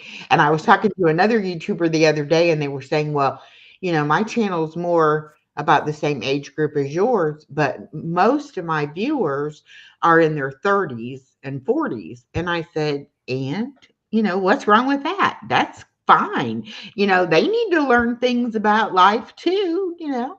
And I said, it'll come. Eventually people will find you more in your age range. But that shouldn't be a factor. And like you were saying, don't look at the channel name. Don't kind of have a preconceived notion about what the channel is or what the person's about. I like to go on and see what the person's all about. Yes, Nico, I know, and we appreciate you being here so much. Yeah. And I know that it is late there. If it is, let's see, what time is it here? It's 10 here, so it's 6 hours ahead of us. So what's that, 4 o'clock in the morning? I think you need to go to bed. But I do And appreciate you coming. I mean, I don't know where I'd be without having all the connection we have. And, my biggest thing, if somebody sat and said to me, what would be your biggest piece of advice when it came to YouTubing? And my piece of advice would be this: don't stay in your niche. Or don't even We have one. well, I know, but some people do. Some people do. Some people have homesteading and fishing channels and all that kind of stuff. We decided to step outside of our niche. Thank God we really didn't have a niche other than connection. But Mhm. we went into homesteading channels, fishing channels, this channel, that channel, this channel, all these different kind of channels. And I am grateful we did, because that is where I met some amazing people. But it also, I don't think we would have been monetized without that. And you sit there watching your numbers and you're sitting there going 1430, and then it goes back to 1425, and it's like, you know, can it make up its mind which way it's going? One thing I've even said to people is, if they have my mom signed up recently with Amazon affiliate, and we're going to go with Walmart in a little bit. We have a link tree, and one of the channels, she's like a sister to me. She has an autistic child to me, and I said to her, she sent me something she was going to order on Amazon. I made an Amazon affiliate link, and I put that product that she raved so much about in our link tree. And I said, now go. I put her channel name, so that people that clicked on that specific product may go and subscribe to her channel. And then on our link side, I put her channel on. So if anybody has any products or anything that really are beneficial to them, we'll be more than glad to, if you don't want to be bothered with the Amazon affiliate links, we'll make one. Or maybe they have several, and then we could, have one of them be our link, our Amazon affiliate link. I have no problem putting a little collection on our link tree with their product stuff that they find very helpful, and then actually putting their link, their their product name, or their channel on the actual links for people to go click over. I have no problem doing that. I'm all about helping channels. I want to get to the point where we're never big enough number wise, where if a channel that's sitting at 500 or 1,000 or whatever they are, that we're not going to say, and they want us to come on and talk, I will be glad to do it. I never want to forget what it was like sitting at 500 or 200 or 800 or 1,000. I want to remember that. I had somebody actually say to me that you should not have people on as a guest if they have less subscribers than you have. I was like, "What? No, I can't, what?" I said, "I don't have anybody on as a guest if I don't want to talk to that person." I mean, that's why I have them on, because I would like to talk to them. And if I don't, it doesn't matter how many subscribers they have. There might be somebody with 50,000 subscribers that I don't care to have a conversation with. But yeah, exactly. I was actually told that. And I said, well, that might be okay for some channels, but I'll have whoever I would like to have. And it doesn't matter to me. Even people who don't have but 20 subscribers, I'm like, let's share you out. Let's see what we can do. The thing is, you're going to get the blessings back. Definitely. Definitely. You're going to get blessed back in the process of it. I go and I let Alfonso know that I was going to be late if I came on. I have been going on his channel for months because when he came into, I met him through, and for those that don't know, he's Alfonso's music channel. I met him through Hillbilly Chicken Ranch, and he came on and performed for what was it? He came and performed for my birthday, and we had a lovely chat. And he said to me, "I'm too nervous to go on to go on to go live because of the trolls." I said, "I got your back. I'll gladly come on." I've come on his channel for months, and I'll continue doing it. So he never feels as if he doesn't have it, because when he's on there trying to read the music, do his performance, it's hard for him to read the chat. Yeah. So I go in and help him. There's times I've had to say I couldn't come on, but I will be in the chat. I've got your back. I've got you covered. I'm modded. Nobody's going to get after you. Not that I won't allow it. Not this girl. Mm-hmm. But he's also done things for us in return and helped us out with some of our stuff for our merchandise. We're helping each other. Yes. And if he needs to talk, he knows he can give me a call. I'm there for him. Mm-hmm. And he does not have a channel that I'm going on and sitting there at 600 people. He's got a channel that's 650, right? Where we're going in and there's 100 people in the chat, and we're going to pick up 20 subscribers. I'm doing it because I care. Yeah. I'm not doing it. It's because I care about him, and I want him to do what makes him happy. And him singing and performing and doing that makes him happy. And I'm glad to be there to support a friend. That's what it's all about. Yeah, exactly. Exactly. And it shouldn't matter. I mean, I know, yes, we're monetized, we're getting paid. I understand that. The views do count, but to me, I wouldn't I didn't start out to be monetized. I never thought I'd actually become monetized. Neither did So we. it Neither was did we. never a thought. So, you know, it's just an added bonus that I got Yeah. monetized.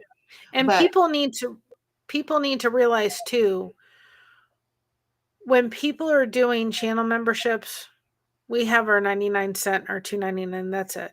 People are doing the channel memberships. It does really help. I know everybody can't be a channel member on everybody's channel. I'm not.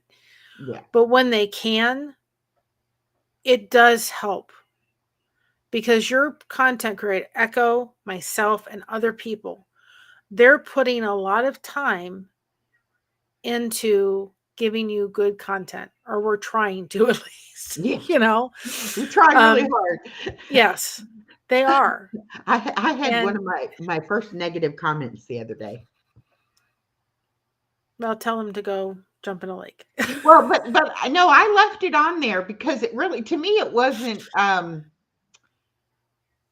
They meant it to be negative. I took it as encouraging only because what they said was, I guess you can put a video out about anything and people will watch it. And I was like, that's right. You watched it. You watched it long enough to comment on it. So it probably wasn't such a bad video. But yeah, Well, I know they thought that was going to hurt my feelings, but it and did. people need to realize, when you become monetized, people, if you're watching them, you're paying them. You're paying them. So if you don't like their stuff, Don't watch go it. ahead and watch their stuff, because if they're monetized, you're giving them money. Go watch Yeah. somebody else. Yeah, exactly. Exactly. But now about the memberships, I have one member who actually gives free memberships. She gives memberships on my channel.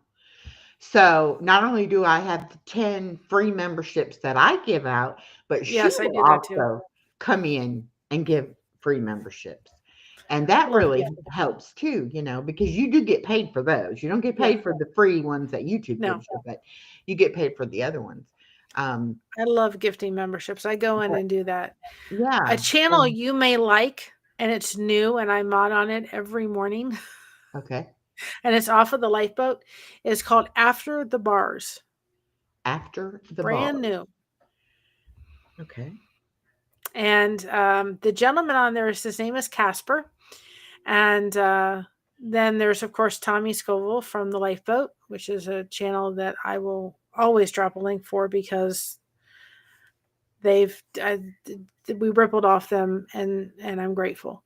But they're doing politics. They're also doing true crime. They're also doing news. They're also doing court stuff, um, and also helping those that have in recovery, and those talking because they've both been in prison, so they're having stories about that and where they've come from and all the stuff. So it may be something, since you like true crime. Oh, It's I called love After the true crime. Bars.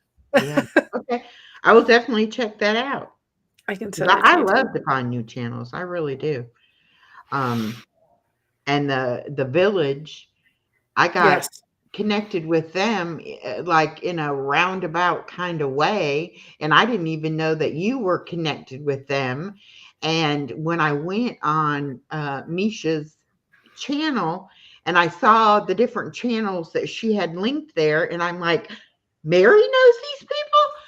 Okay, good. Because I even had asked somebody, like, does anybody know these people? Anybody heard any good, bad, or indifferent, Because I was flattered that I was invited to Yeah. come on there, but on the other hand, I was like, I don't know these people at all.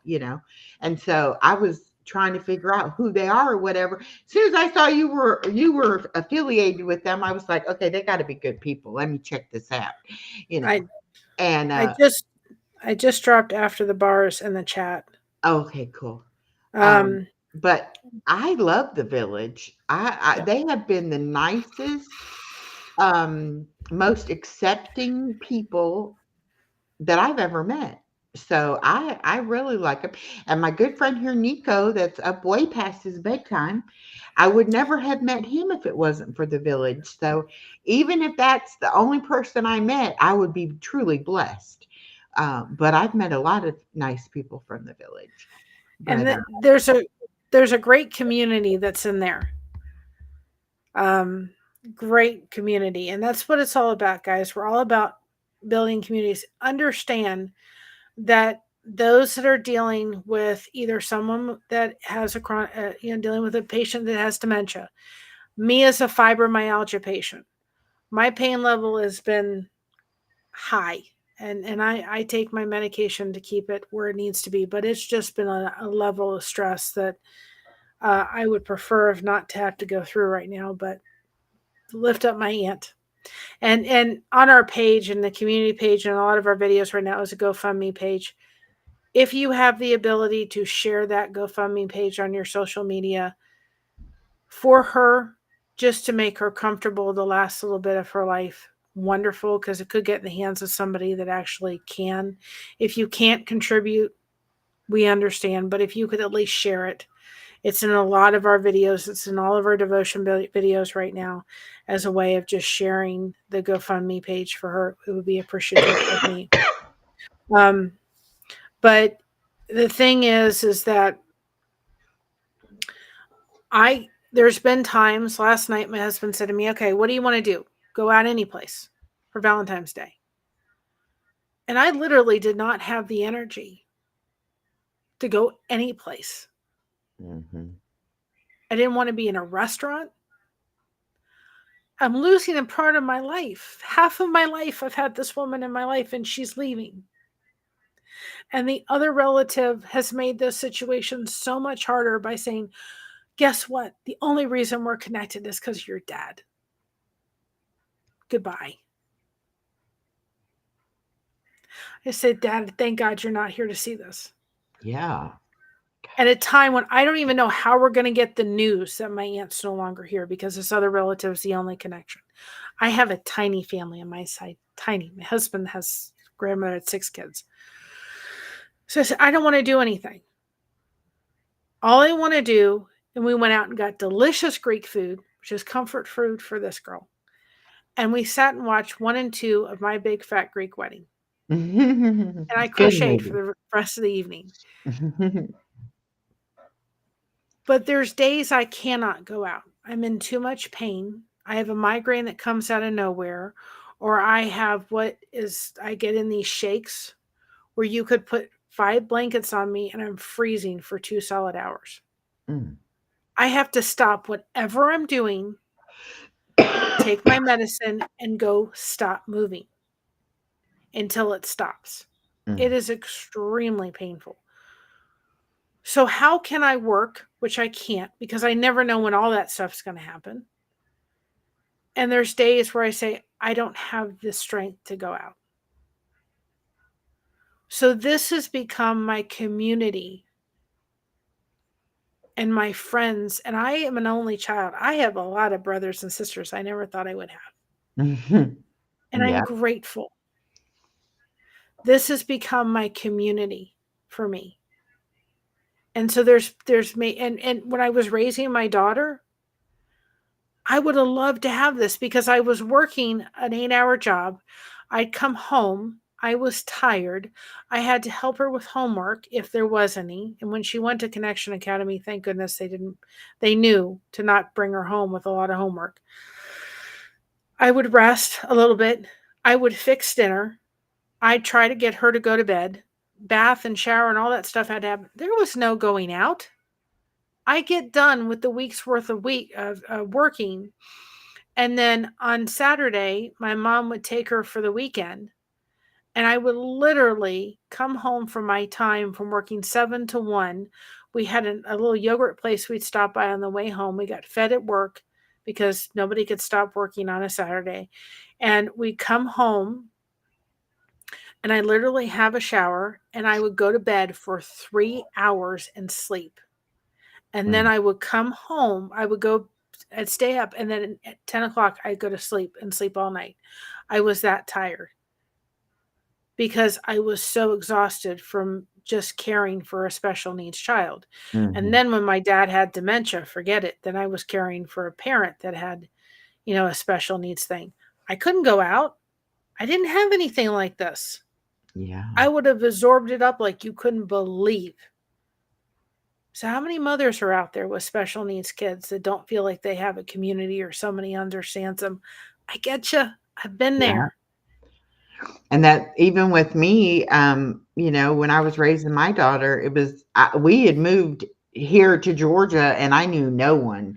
And so even though we had been here a good while when I had my daughter, I didn't know anybody well enough to leave her with them or anything like that. So it was like I had her all the time with me.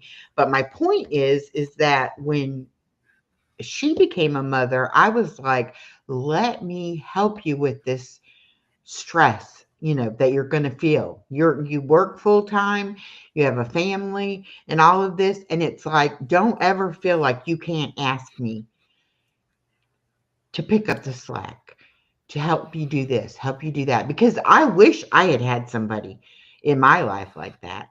And I think that's what a lot of us, where we've missed out, is that we don't make connections with people anymore that we could leave our child with, or that we would even consider leaving our child with. And so with my daughter, I want her to know that no matter what's going on in my life, first and foremost, I'm your mother, and then I'm her grandmother. So Yeah, whatever I need exactly. to do, I'm the person you need to call. Don't worry, And all of her teacher friends are like, you just pick up the phone and call your mom and say, we're going to go do this or we're going to go do that. And your mom's like, okay, fine, whatever. And I'm like, yeah, because we have that understanding. I Yeah. want her to have friends. I want her to have a social life. I want her and her husband to have date nights. Yes. I want all of this for her. And if it means I get to spend time with my granddaughter, it's a win-win for all of us. Yeah. But a lot of people, are like jealous of the fact that she even has somebody that'll even keep her baby for her, yet alone all the other, time that I have her or whatever. Put I'm that like, thing with having a special needs child yeah, I don't know how you and do it. not being Really? able to call a babysitter Yeah. because you're not going to leave them with a No. 14 or 15-year-old child Gosh, no. that you would Mm-mm. normally leave. And I'm quoting, putting normal in quotes because nothing's normal. But I've said to parents, if you have a child without any special needs to a degree, get on the ground and kiss the ground. Thank the Lord, whatever you want to do, because you have no idea how fortunate you are. I could not call up somebody and say to a teenager, "Can you come watch my kid?" No. I didn't have that ability.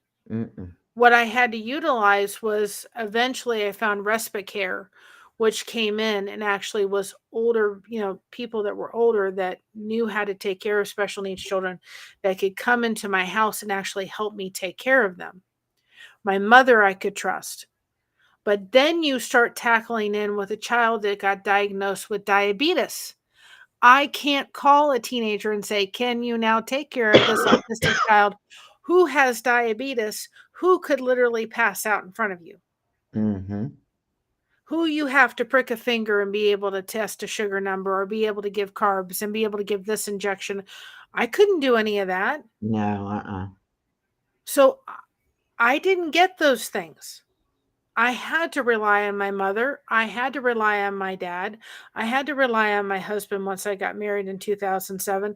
I didn't have those things. So I didn't get to hang out with friends. No mother would call me up and say, "Oh, you know what? I know Christina has autism or diabetes. Can we meet for lunch one time and you can explain that to me so I can better understand it?" The Yeah. parents were worse than the kids. Yeah. Exactly. She didn't get invited to birthday parties because they knew something was different about her. We had and there was a family member, or not family, it was parent, a friend of hers. Their parents were great and they would take her places. The minute she got diabetes, they didn't want to take her anymore because they didn't know what to do. So now you're put in a position where I didn't get those things. Mm-hmm. So how many mothers out there are sitting there going, "I can't call a babysitter. Yeah. I can't make those connections." No friend ever sat me down and said, "I don't have an autistic child, but can you please explain your life to me for a moment?" I'd have gladly done it. There was a teacher, I'll never forget it, walked into a conference with my daughter. It was fourth grade. And there was a principal and two teachers. They spent an hour telling me all the bad things about my kid. This, and she needs to do this, and she needs to do this. And I was just sitting going, "You got to be kidding me." And I tried to tell them, this was prior to Christina being diagnosed with autism, to what they should be doing for her. And they totally slopped it off to I had no idea what I was talking about. And that teacher, the next year, I had a piece of paper from the Dan Marino Center, which is very highly recommended for those, as she got actually diagnosed with autism and went through the process and tested and all that. And I put this paper and I went up to that teacher and I said, "Here you go. You may want to read it because everything I said in that conference is right in here. And you didn't want to listen to me. And see, you need to know what an autistic child looks like." I had those teachers. So one teacher who literally said she had a bruise on her foot because Christina was taking the SATs and she was so nervous she tapped her foot. And it was bothering the other kids. So that teacher stuck her foot underneath my daughter's foot and had her tap on it so she wouldn't bother the other kids. What a the gamut I had. Yeah. Wow. She had a bruised foot because Christina was tapping it. She said she put her foot underneath so Christina could do that because she understood. Mm-hmm. It's hard. It's really hard on the Yes, it teachers. is. My daughter this year, her class has got gifted students, um, ESOL students, which are their Spanish is their first language, and she's got special needs kids. So she has to just about teach individually each child at a certain way and a certain level, to get all of them. And I don't know how she does it. I really don't know how she has the patience and can connect with these kids on the levels that she does. But she's definitely in the right career. Sometimes she gets frustrated and, she won't like what the administration did or, whatever. And she'll say, Mama, it's just so much. And I'll tell her, yeah, but those kids need you. You're Yeah. making a difference. And I don't even know. I think there's probably 20 something kids in each class, and she's got two classes. So probably 40, we'll say between 40 to 50 kids. But at least she's making a difference for those 40 or 50 kids, you know. Yeah, she is. She's Um, making a huge difference. and And you guys are making a difference. I don't know if you realize in this girl's life. I know you're making it in in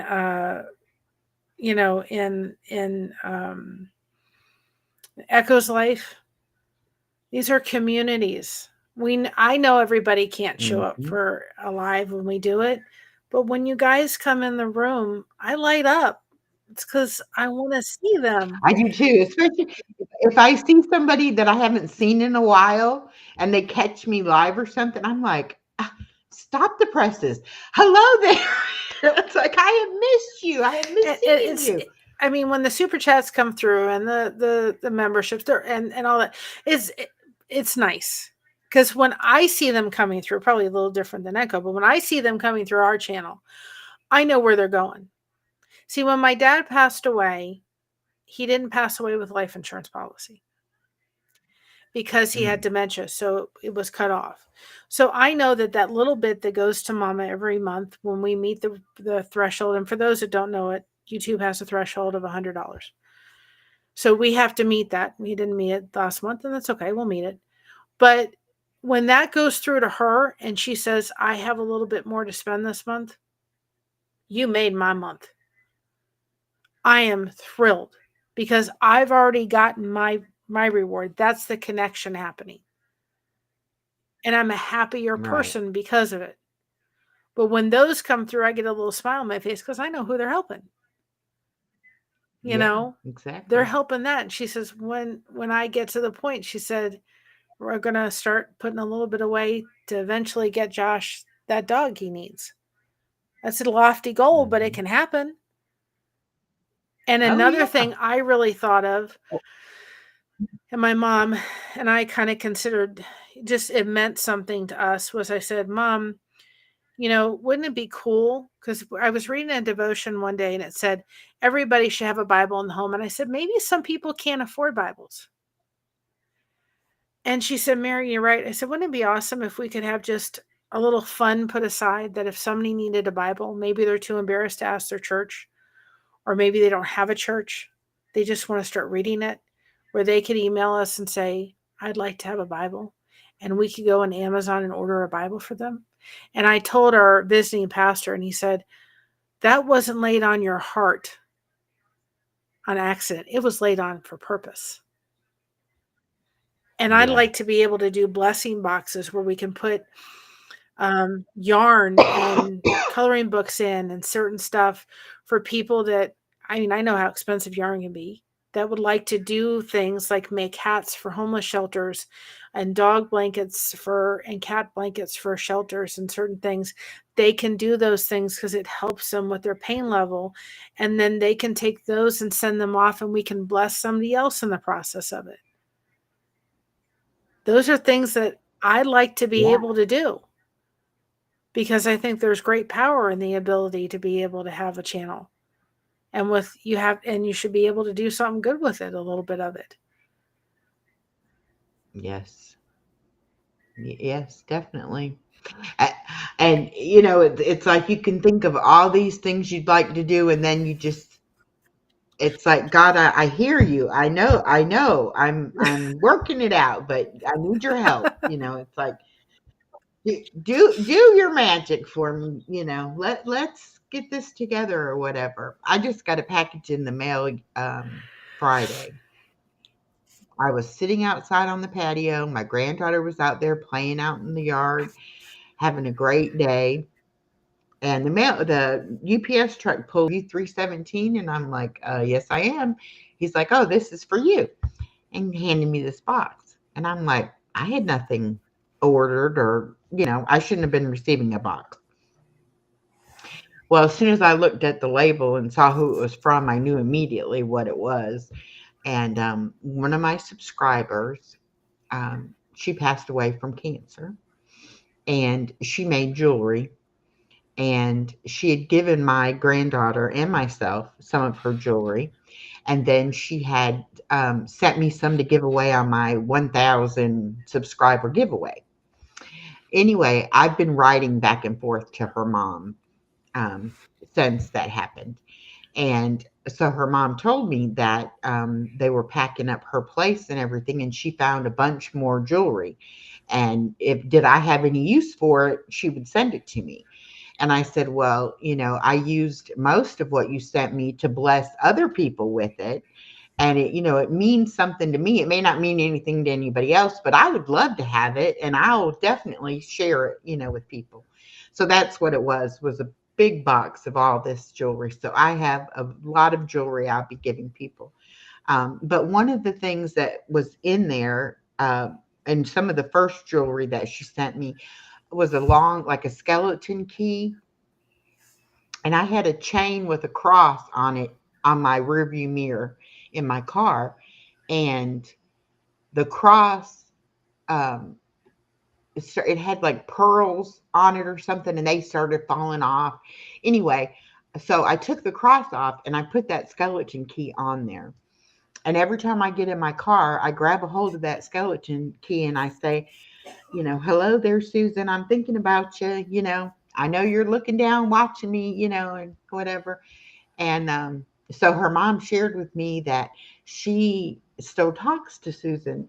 And I said, "That's wonderful." She said, "Well, I think people think I'm a little bit crazy because I do that." And I said, "She can hear you. So, yes, talk to her." So, anyway, it meant a lot to me to get the box. So, I'm excited about going through that stuff and deciding what to do with it and everything. Well, I was telling when you go to our channel and you see the end, we redid the end part of our little outro thing. And there's a picture I'll never get rid of at the end, and it's a picture of uh, through the trees, and there's a picture of like you can see this cross. And my dad passed away in 2021, and my daughter started dating the day that my daughter started dating this gentleman is actually what we named Mocha's birthday with because we didn't know exactly when she was born, so we just said the 6th.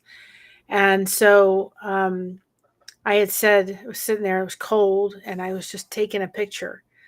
And I said, "Oh, Dad, I really wish you could be here to see this precious time." Because I had a feeling about this guy. It was right on. I thought, there's something about this guy and their relationship.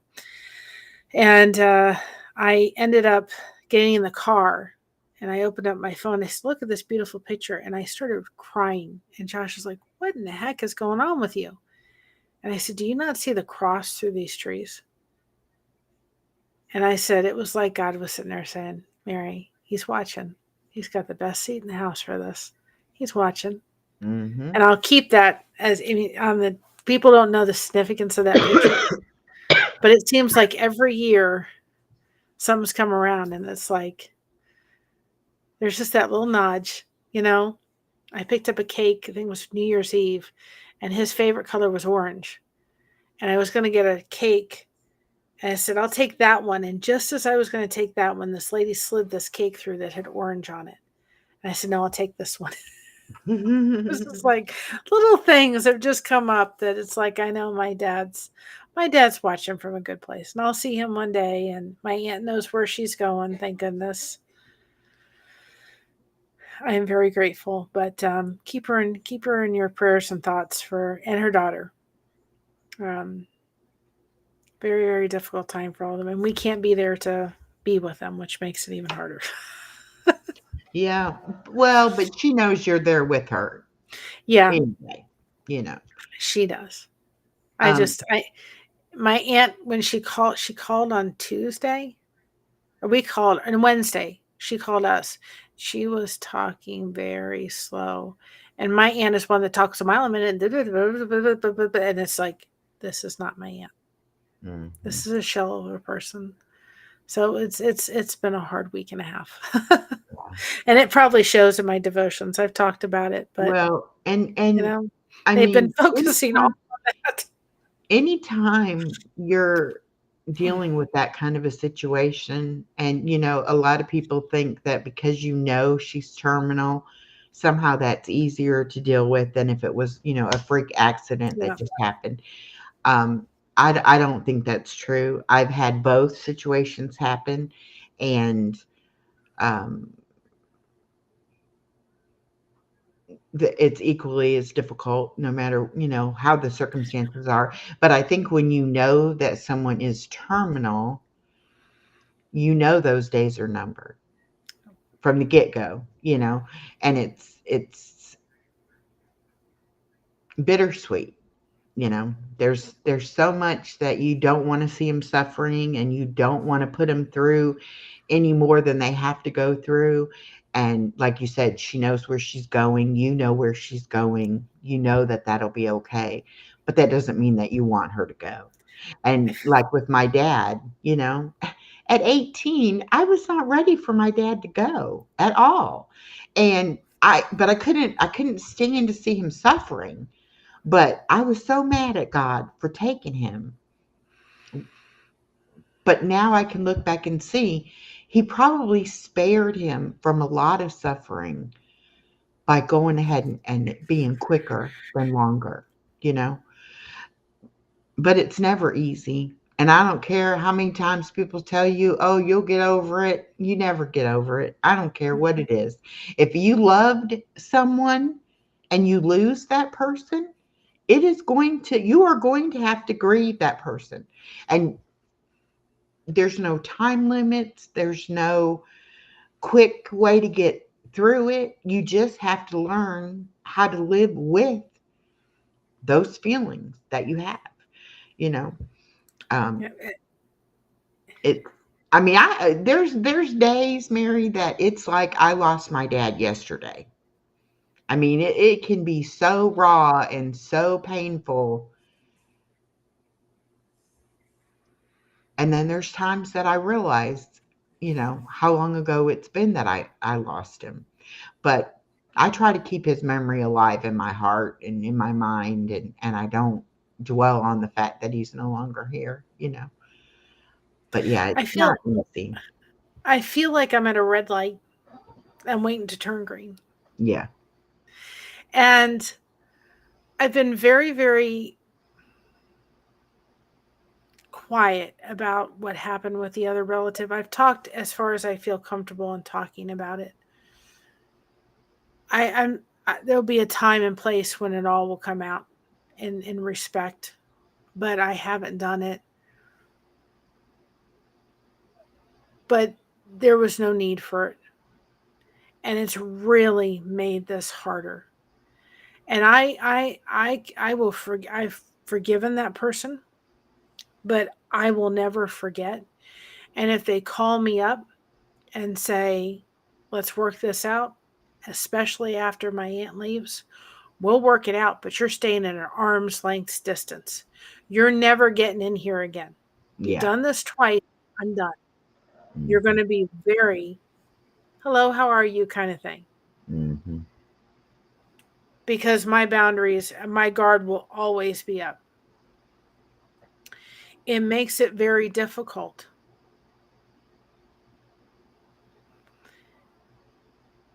And it has been because we don't know how that phone call is going to come out. And I've said to my mom, if that person calls to tell you I'm going to have to leave the room, because every part of me wants to scream bloody murder at her. Because this didn't need to happen at a time when our family was in crisis. You didn't need to do this. Everything was worked out, could have been worked out. And it should have been worked out because my other aunt's leaving with her family divided. And that to me is not acceptable. It's not fair at all. So Hey, Misty. Yeah, I feel like that's not. Mm-mm. I feel like I'm losing 2 people at once, Yeah. and it's hard. Well, and by their choice, not by your choice. No, You know, I mean, they it's haven't by talked to their my mother choice. either. My mother's like, "How can I have a relationship with them? They're not even gonna talk to you." Yeah. It just it didn't need to happen. It's happened. I'm dealing with it the best I can, but it has not made this entire um, situation easy. It's made it difficult. And then when you get a phone call like today, like she's fallen, and it's like, you know, I'm just I don't want her to go, but I want her to go. If that makes any sense, just Lord, take her home, and then I can just let it go. Yeah. But Well, and don't then you guys, know that her suffering will be done too, you know. but And guys, it's don't put that face on either. Say everything's okay. That's why nobody needs to suffer in silence. mm-mm, no. I didn't mean to cut you off. No, but I was just saying, you know, it's not wrong to feel that way. That it the more it drags out, the more she suffers, the longer the whole thing is at a standstill, you know, waiting because you know it's going to happen. And I think that's probably harder than if you didn't know it was going to happen and it just happened, Yeah. you know. I'm just glad she got to come and visit and y'all got to Oh, spend that I'm so time glad. together, you know. I got to give her that one last hug. Yeah. And I told her when I gave her that one last hug, I said, "Can you make sure you give this one to Dad when you see him?" Yeah. I got to give it to her, and that was really special that I got to give it. And I'm thankful I did. And the YouTube community we had came together and made it happen. And they're going to be there for me when everything falls apart. And I know it. I'm not going to do it by myself, and I'm not going to do it in silence. Those days are over. That tape that runs through my head that says nobody wants to be my friend. I'm an intense individual. I can be. I'm Greek. At least part of me is Greek. And it's just who I am. And I'm not going to change that. I'm going to be proud of being myself because everyone else is taken. No, that's exactly right. And I'm going to be who And I am. it's time that we love ourselves enough to admit that to ourselves, that it doesn't matter what anybody else thinks.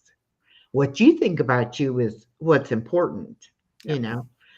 And I've lived my whole life worrying about what other people think, and I'm just not going to do it anymore.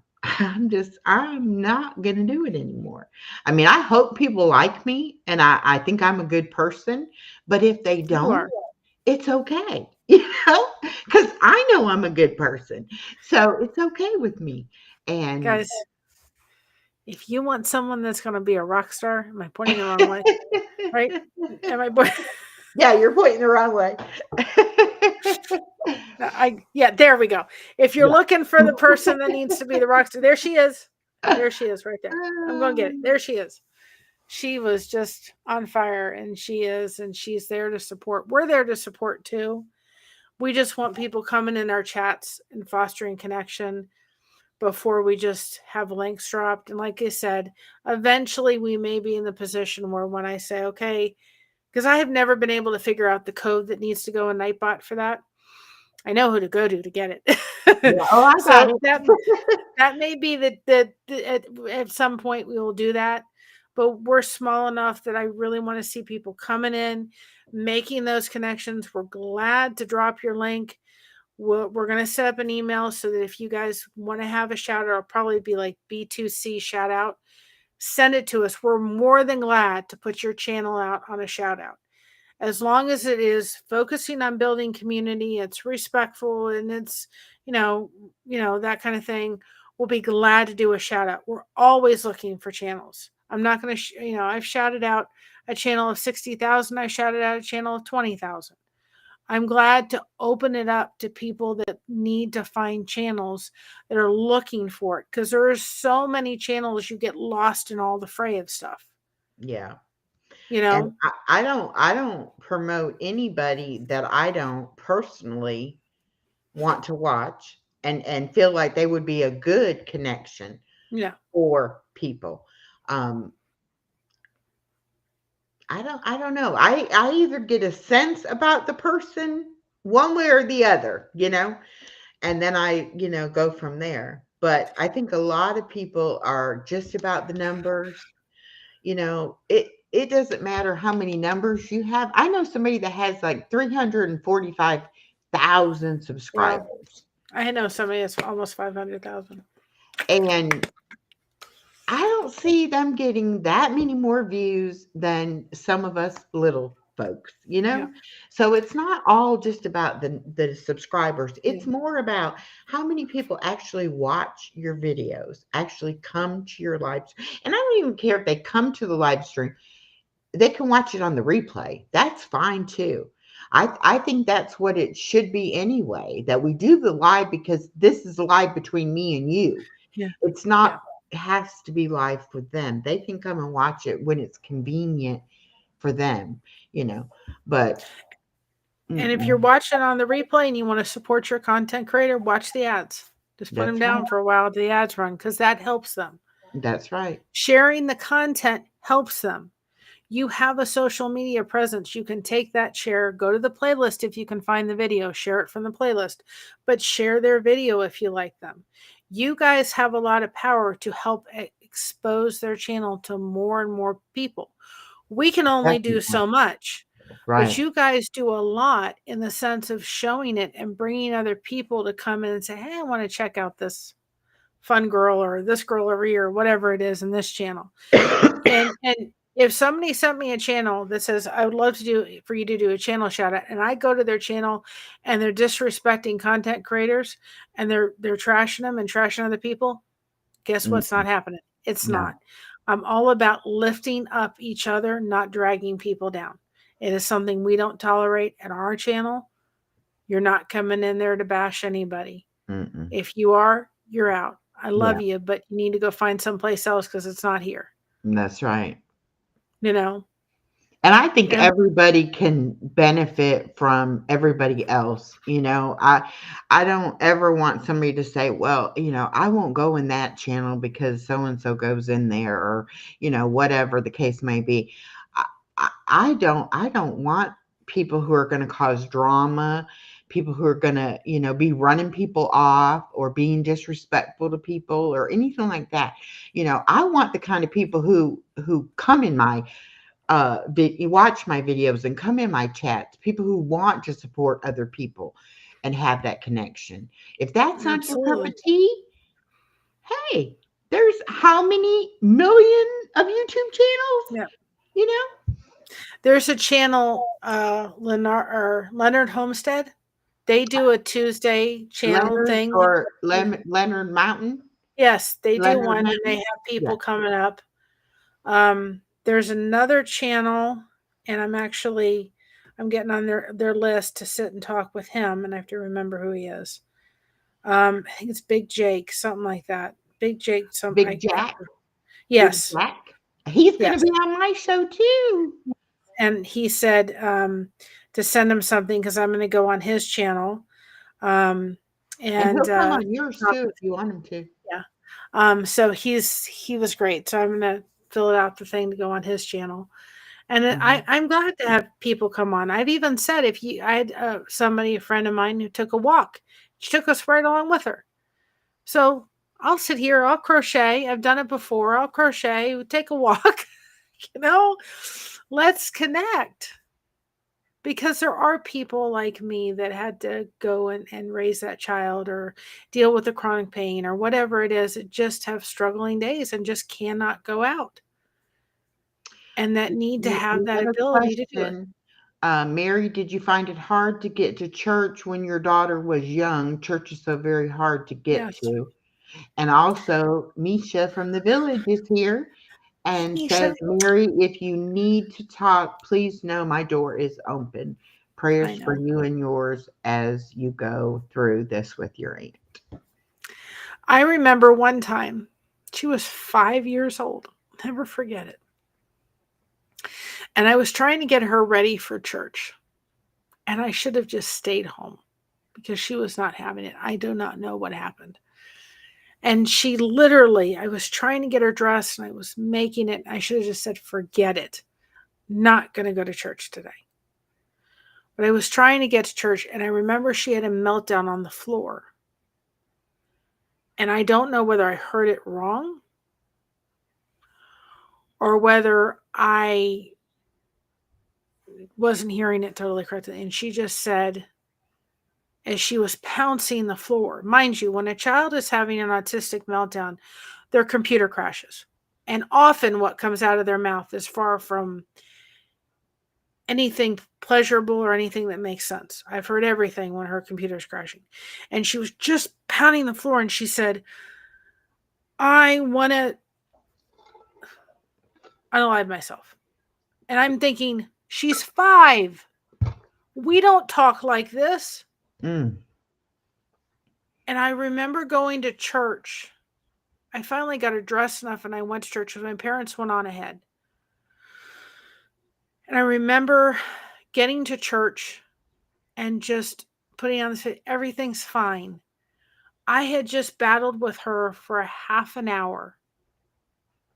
And she just was on the floor with, I mean, it was, and I said after that, never again.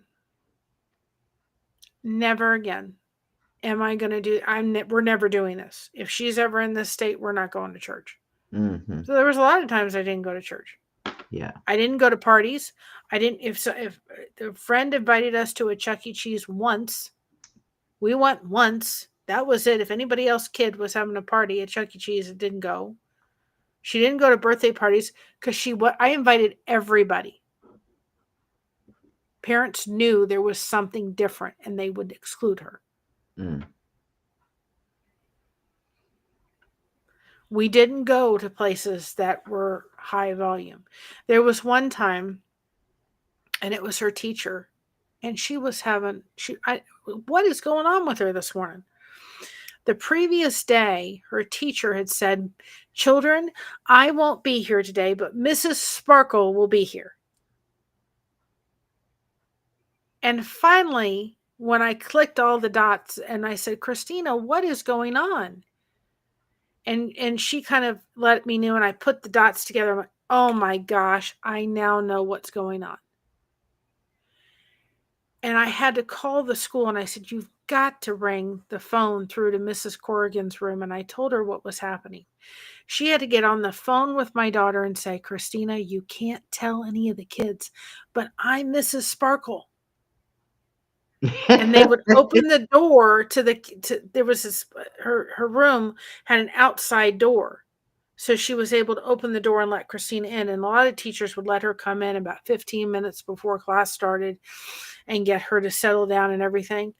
But she had to tell her on the phone that she was going to be there because my daughter was panicked because it wasn't the same routine. Children with autism want the routine.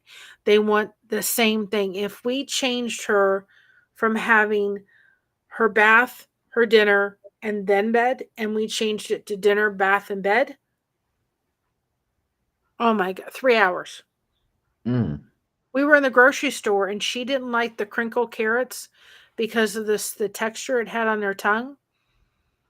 So she wanted the straight carrots and they didn't have straight carrots. And she flipped out in the middle of the store because they didn't have crinkle carrots. Now, to most people, that's like, oh, this misbehaving child.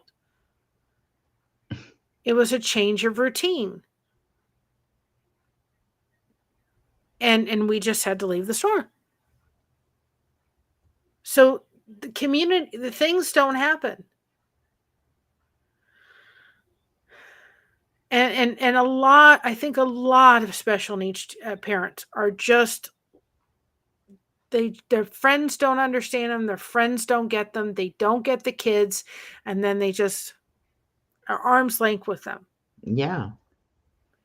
They And they need the and they don't connection take the more than you. time to find out either. I mean, they just Exactly.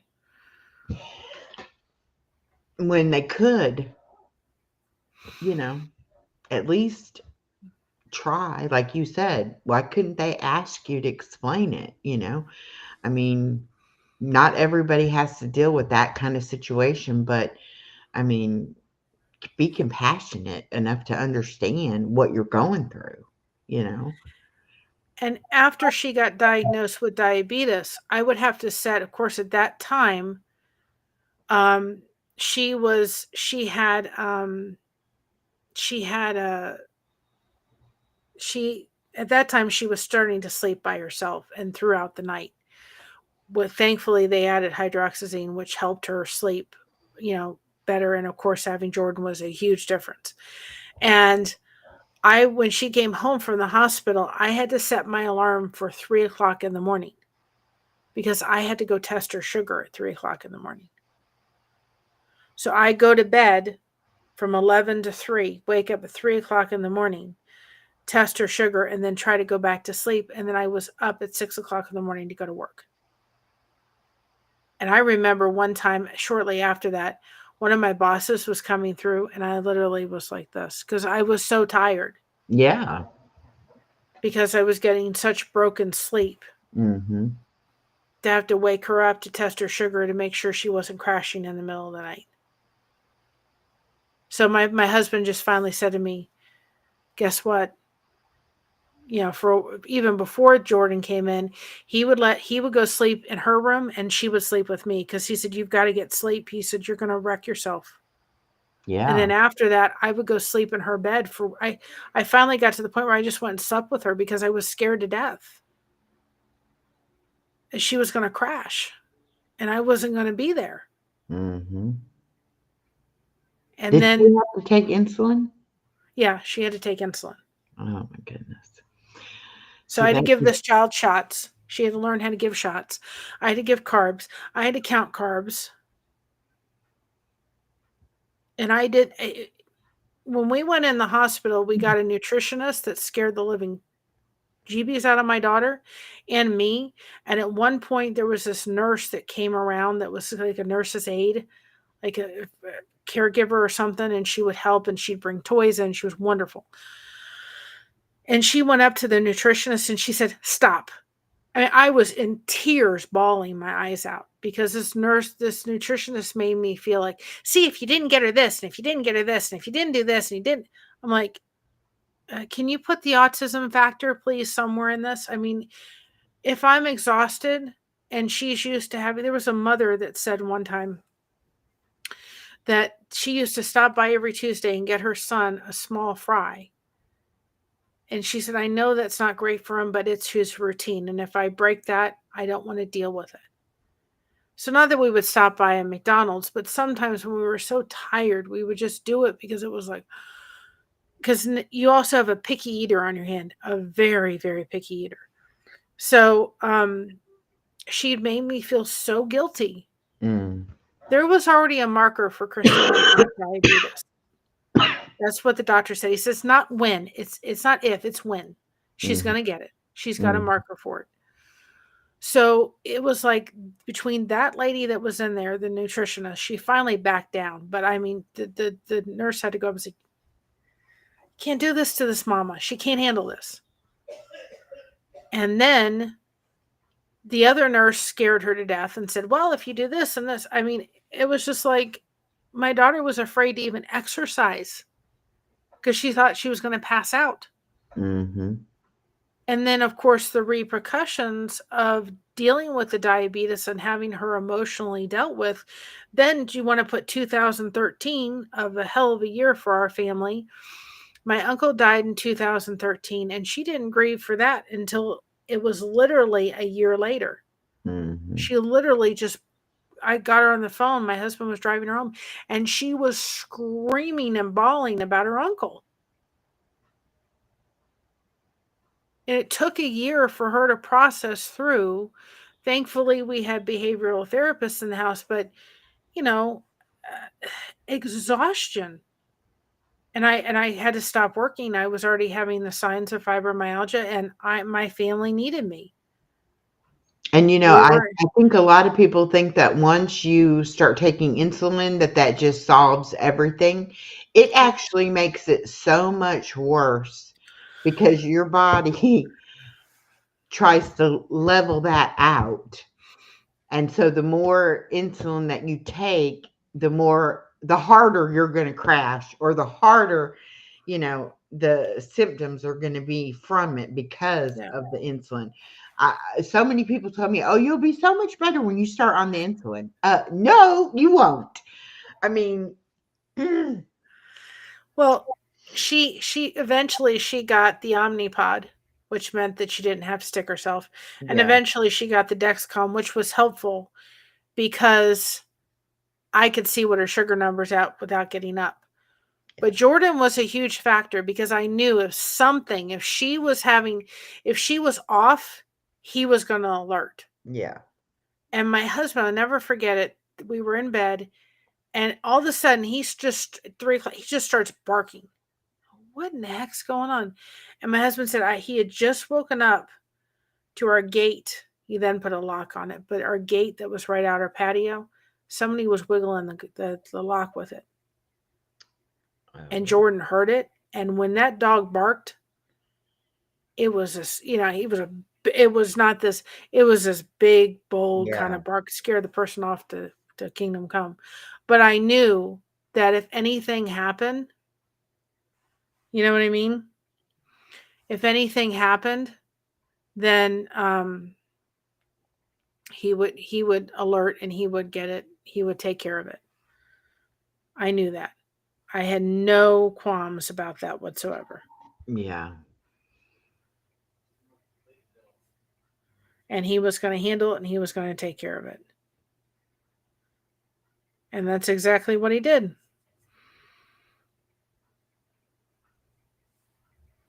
which I was thankful for. yeah.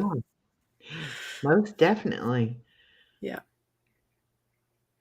And It's amazing the difference that he made in all of y'all's lives. yes. That was definitely the right dog for her. Oh, yeah. Um, And the best way I can describe it is look at some of those where they pair the vet with the dog, and and there was a show they did for a while there, and literally you could just see you could see the dogs that came in. And I watched that show with a lot of,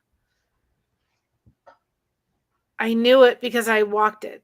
I was like, I know exactly. And the minute they connected, I just saw it because mhm, that's what Christina did. yeah. Christina just was on that floor with that dog for an hour, middle of a restaurant, everything disappeared. And there she was on that floor with that dog, Mhm.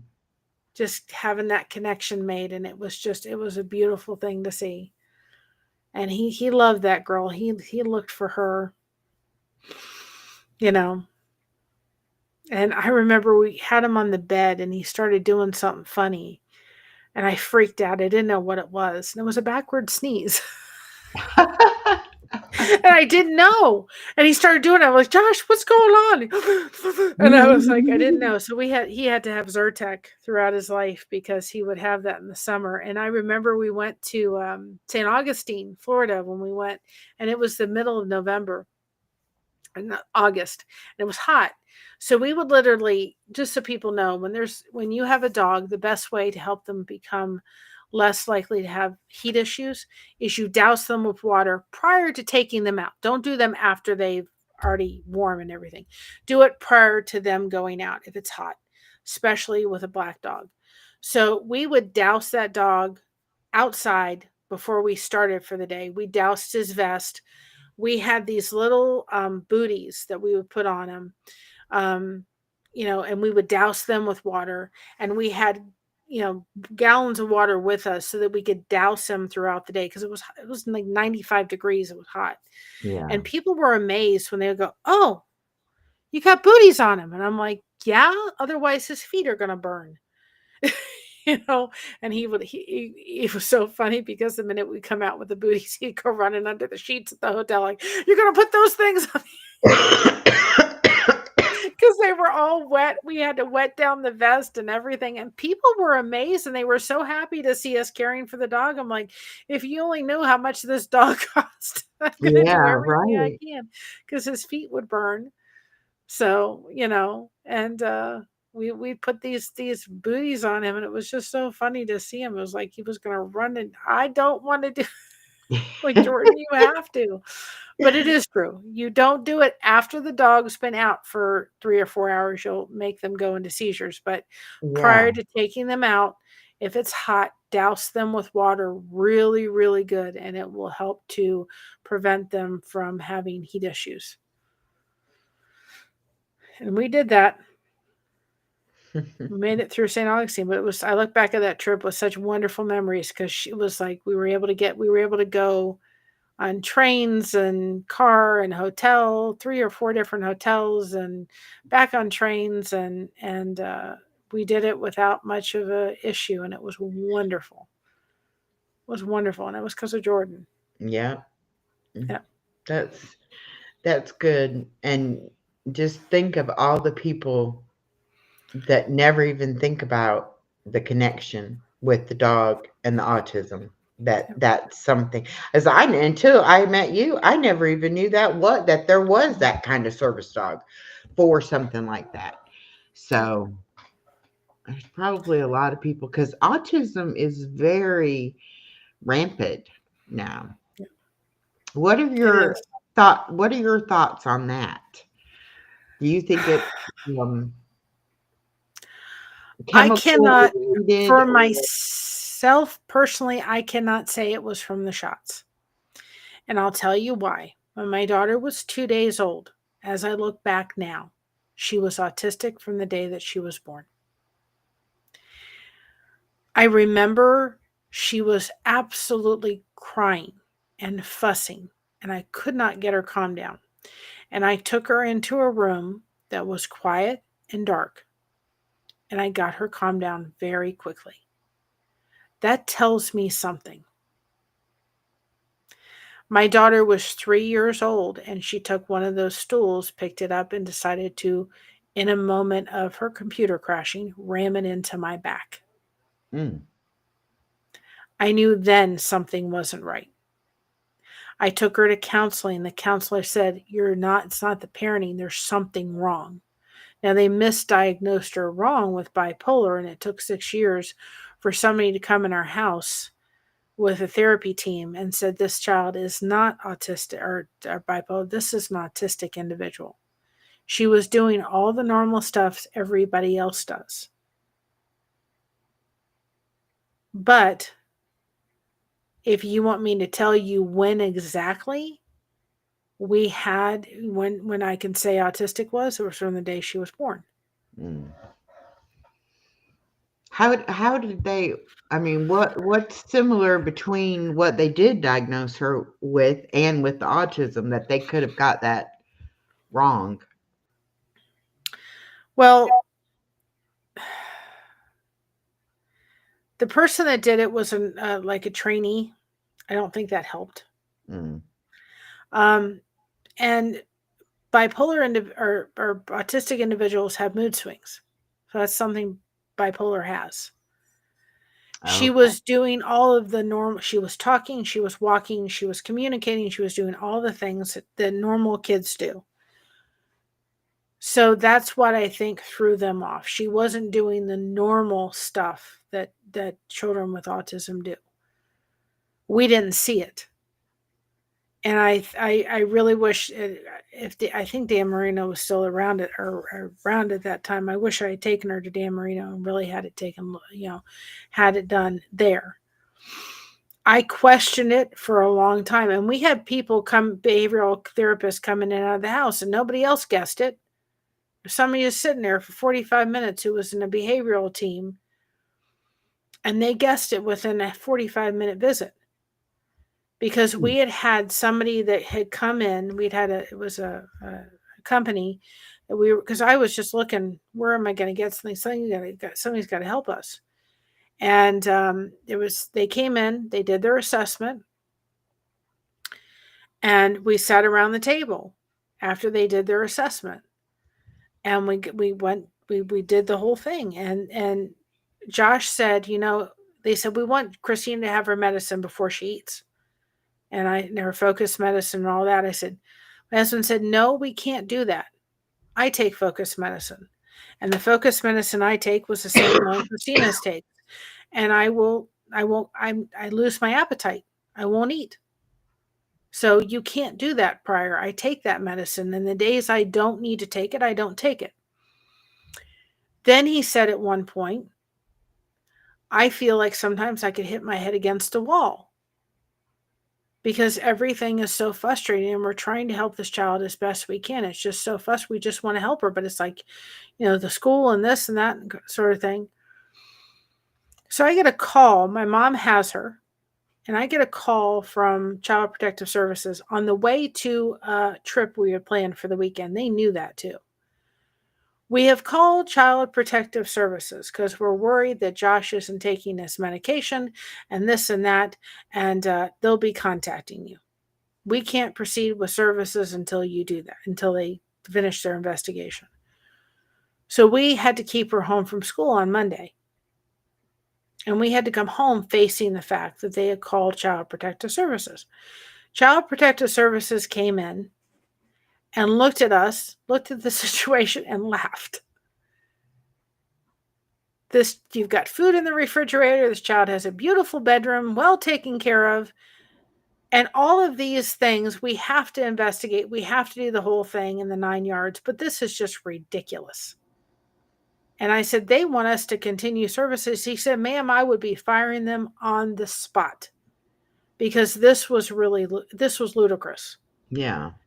Through that, we got bumped into Hendricks Care, which was with the county, and we got on like top priority.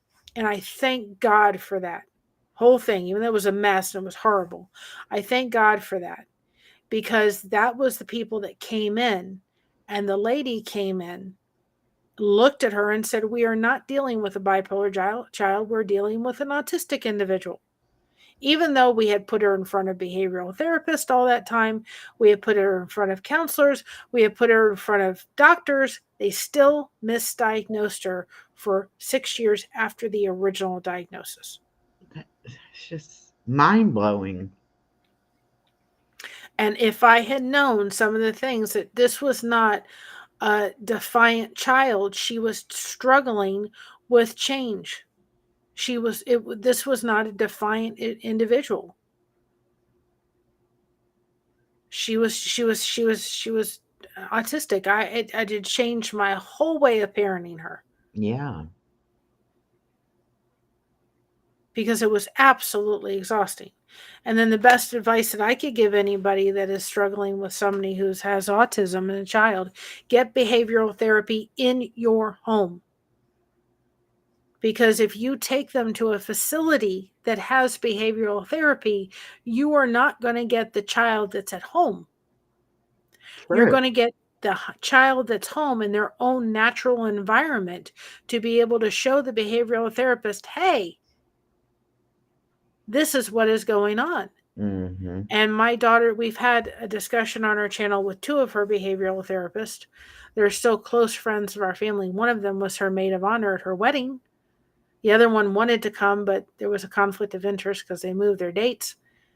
But I can tell you, get them in the home. Don't worry about anything else.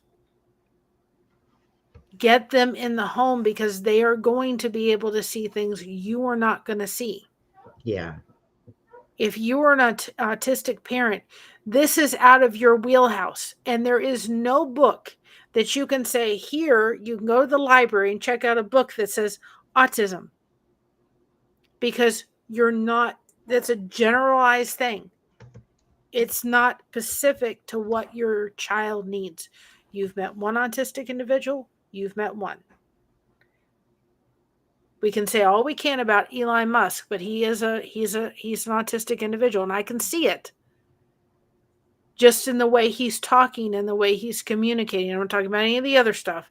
I'm just talking about the way he's communicating. You can tell he's autistic, and the fact that he's standing up and doing anything is just amazing, because you can tell he's uncomfortable, but he's doing the best he can, but he's extremely intelligent.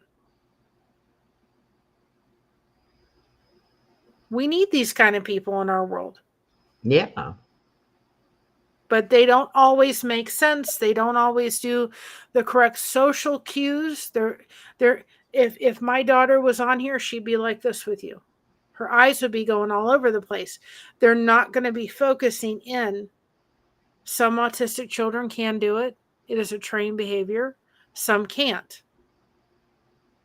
The gentleman that did that event in Parkland, I said the moment that happened, within a little bit, I think he's autistic. And about a half an hour later, it came out that he was. Mm-hmm. And the reason I say that is because empathy has to be taught in an autistic individual. This gentleman had no empathy. Mm-hmm. It has to be a learned behavior. My daughter could hit me and be like this as I'm sitting there crying, and she has no idea why mommy's hurting. Mm. They have to be taught what happens because they don't have it. The social cues are off and all that kind of stuff. You are not prepared as an autistic parent to handle this on your own and by yourself and never feel guilty. Because this is a club you never thought you would be in, but I can tell you, I will be here to support. Yeah. Because I know what it's like. It's hard. Yeah. Gosh. Mm-mm-mm. It's a hard life, but nobody has to do it by themselves. That's for sure. Not one. Is Christina's husband autistic?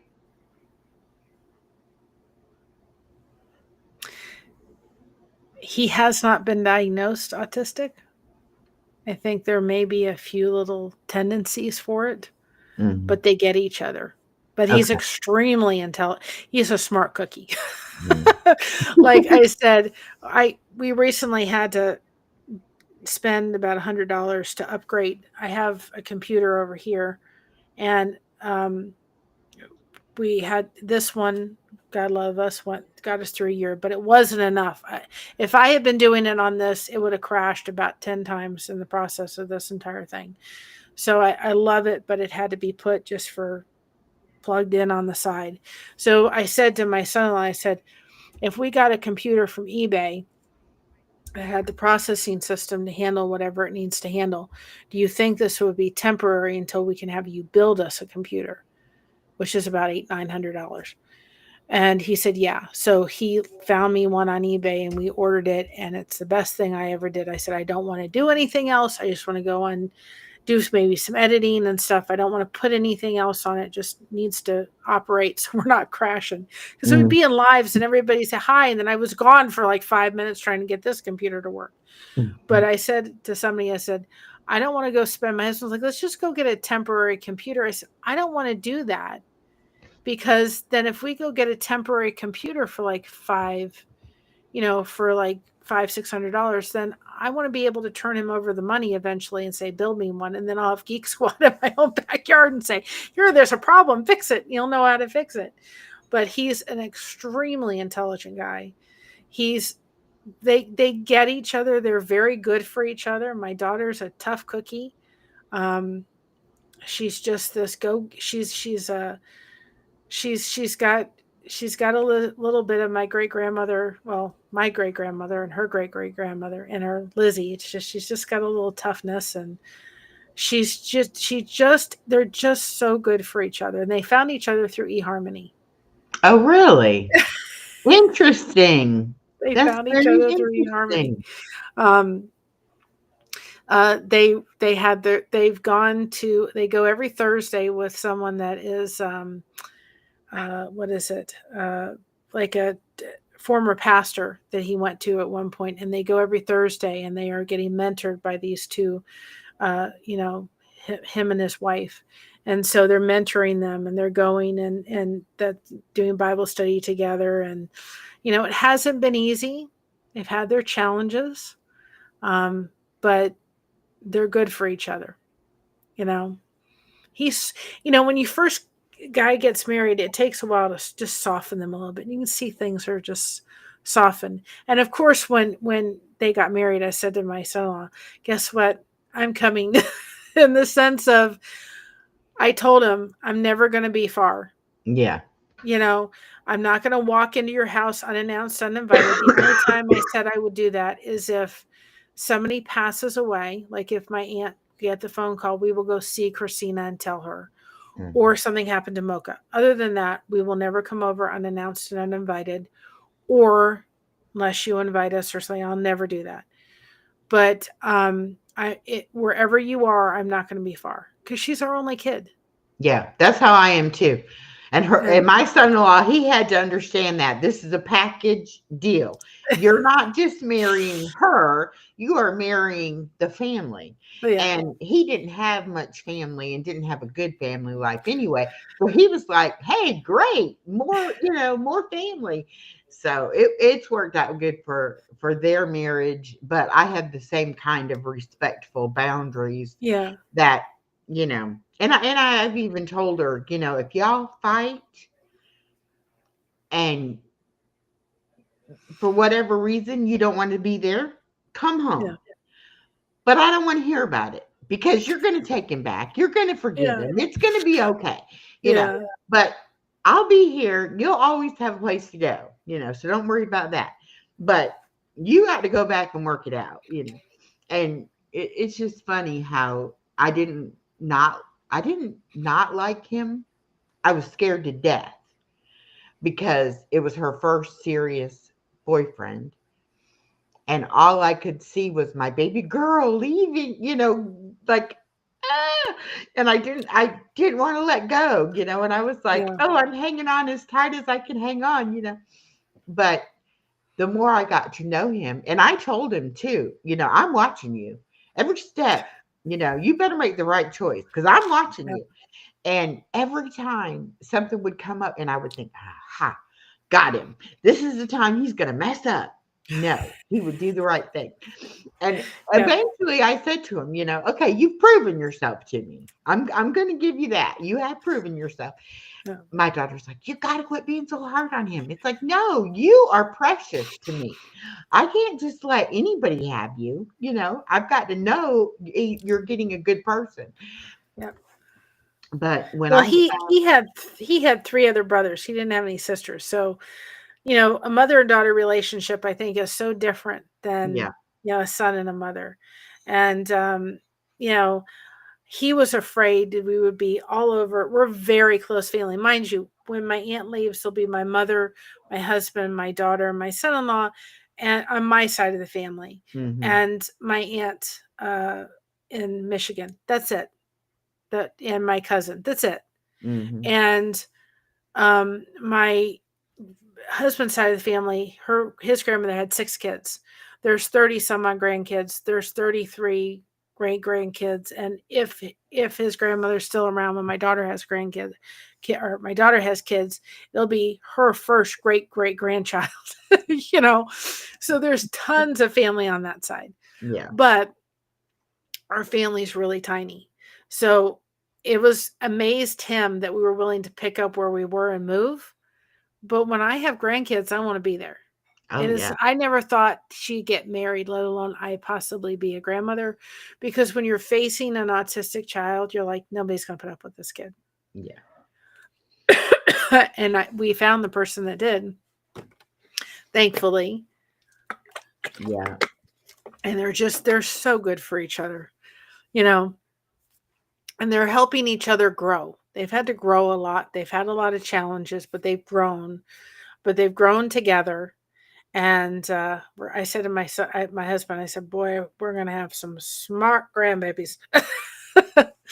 And I've really encouraged my daughter because there's probably a tendency for her to have a child that may be autistic, Mhm. but don't just try to squash it. You got it. The earlier invention you can do, the better.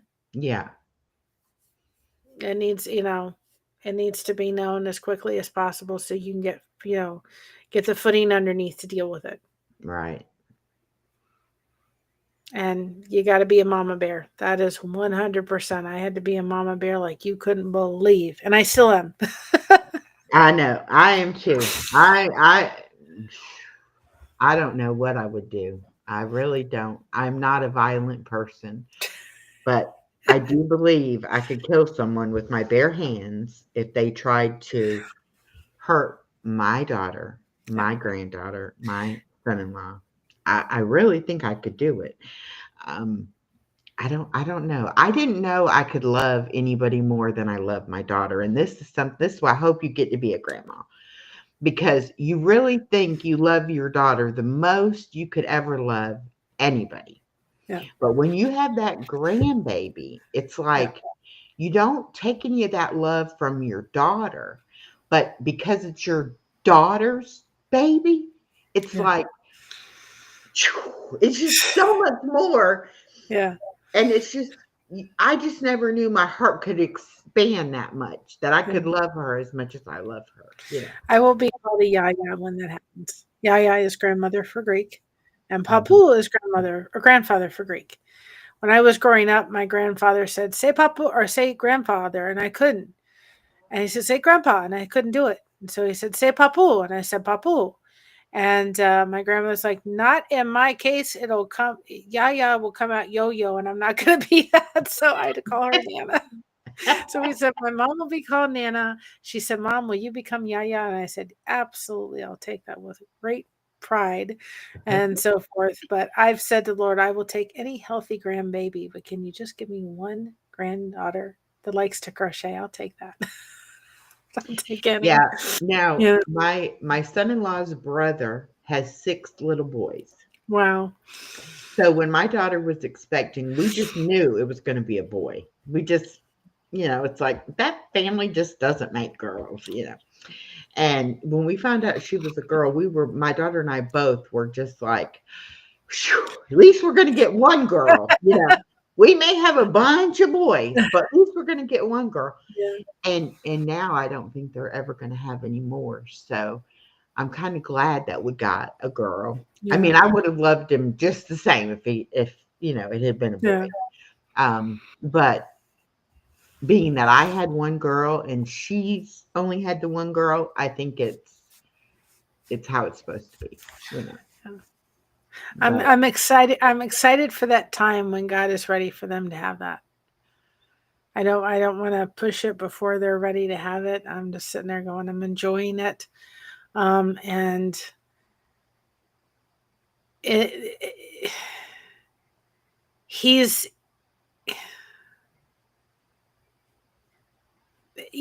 when two people get married, there's a different culture, and I've had to learn because we're Greek, and well, we're not Greek and Scottish and some other things are thrown in, but I was very influenced by the Greek culture. So in the Greek culture, literally you can, if you had another person here, I'd be talking, they're talking to each other all at the same time, and they're over talking to each other, and they're loud and all those kind of thing. And that's not him and that's not his family. So I've had to learn how to kind of balance those cultures mhm. so that when he comes over, we don't talk over each other. I'm trying to be very respectful of the fact that he talks and we all talk and everything.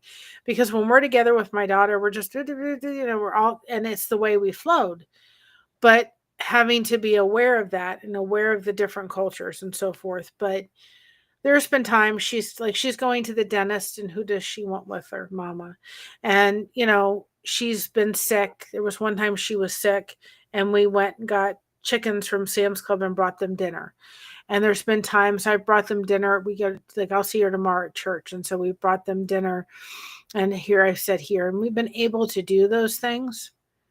And then she comes home like twice a month on Sunday and comes home with us and hangs out with us the afternoon. So she's like, "Mom, I can't imagine you being even 3 hours away."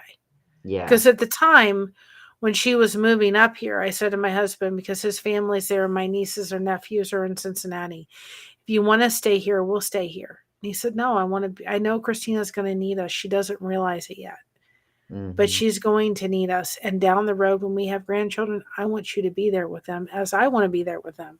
Yeah. And so it was like, and I love the area we're in. We're actually in the same city where my mother was raised. She wasn't born. She was born over in Scotland and came over when she was 4 months old. But we're actually, in the same town where my Mhm. mother was raised until she was in her 20s. And then she went down to Florida.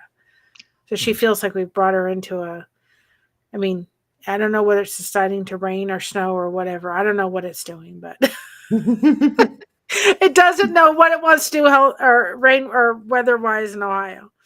We have no Well, idea. I think we're my supposed to have ice or something like that. I don't know. my daughter was going to go off for college. And I said, "That's fine. You can go wherever you want to go." And at the time, I worked for Walmart, and I said, "But I can get a hardship transfer to any Walmart anywhere. So if you go off, that will definitely be a hardship for me, not to be close. So I'll just move to wherever it is. I won't be there with you, but I will be there." Well, when it came right down to it, she found out the college she wanted to go to. She had to live in the dorm the first year. They were not allowed to live on campus or off campus. And so her boyfriend could go, but he would be living one place and she'd be living somewhere else. And neither one of them wanted that to happen. And so she said, "Well, Mama, I think I'll just go to college here.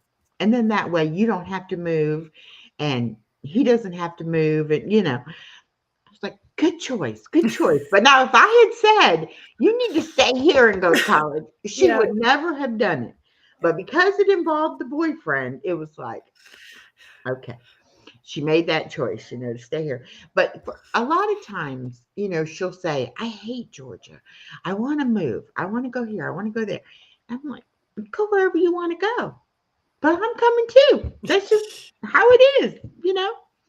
And now with and this is before the grandbaby. Now Yeah. with the grandbaby would not let me not be there. Yeah.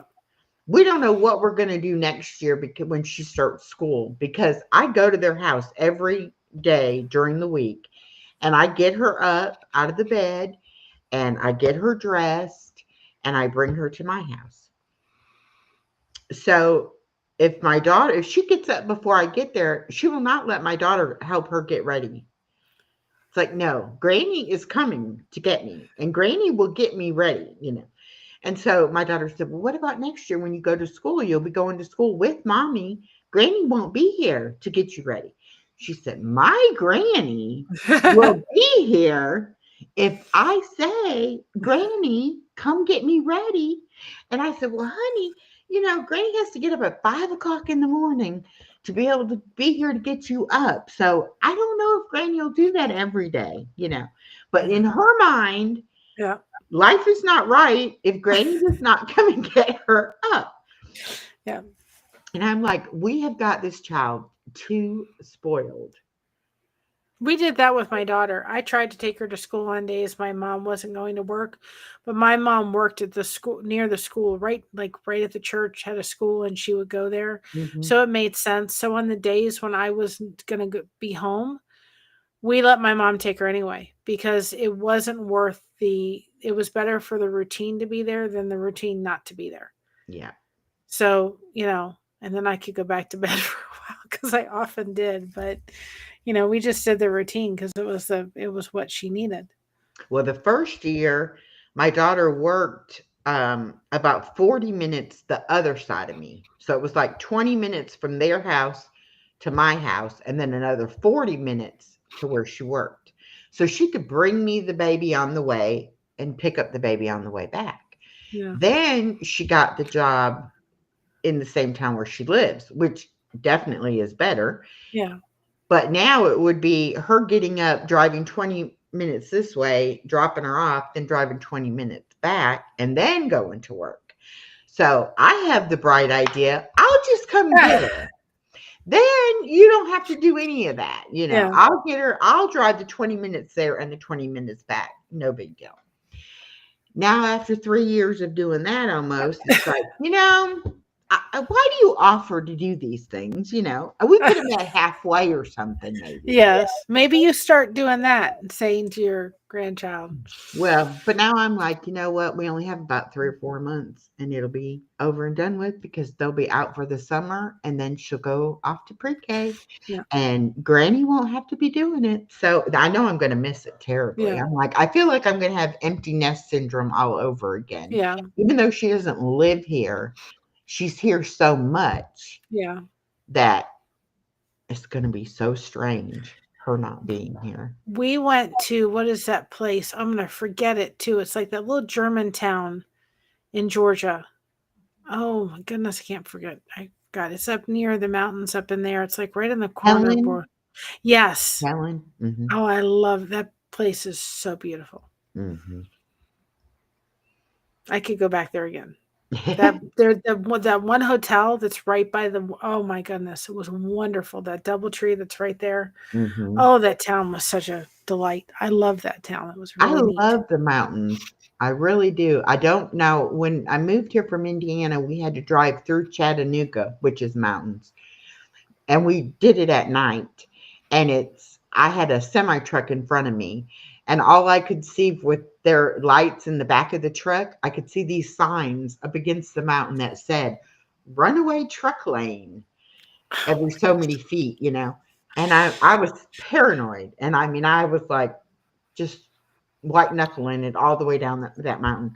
And so for the longest time, I did not want to drive in any mountains. I didn't realize that the mountains in North Georgia and in South Carolina, they're just hilly. They're not around the mountain so much as it is like in Chattanooga. So I'm okay with hilliness. I'm not okay with the mountains. With Well, we go to Columbus, Indiana, because that's where a lot of his family is. So we do that at least once a year. And down to Cincinnati, we can get to Cincinnati in like 2.5 hours, so we can go see his family there. So Mhm.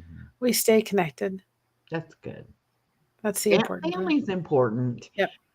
Um, But you can and make your that's why, family too.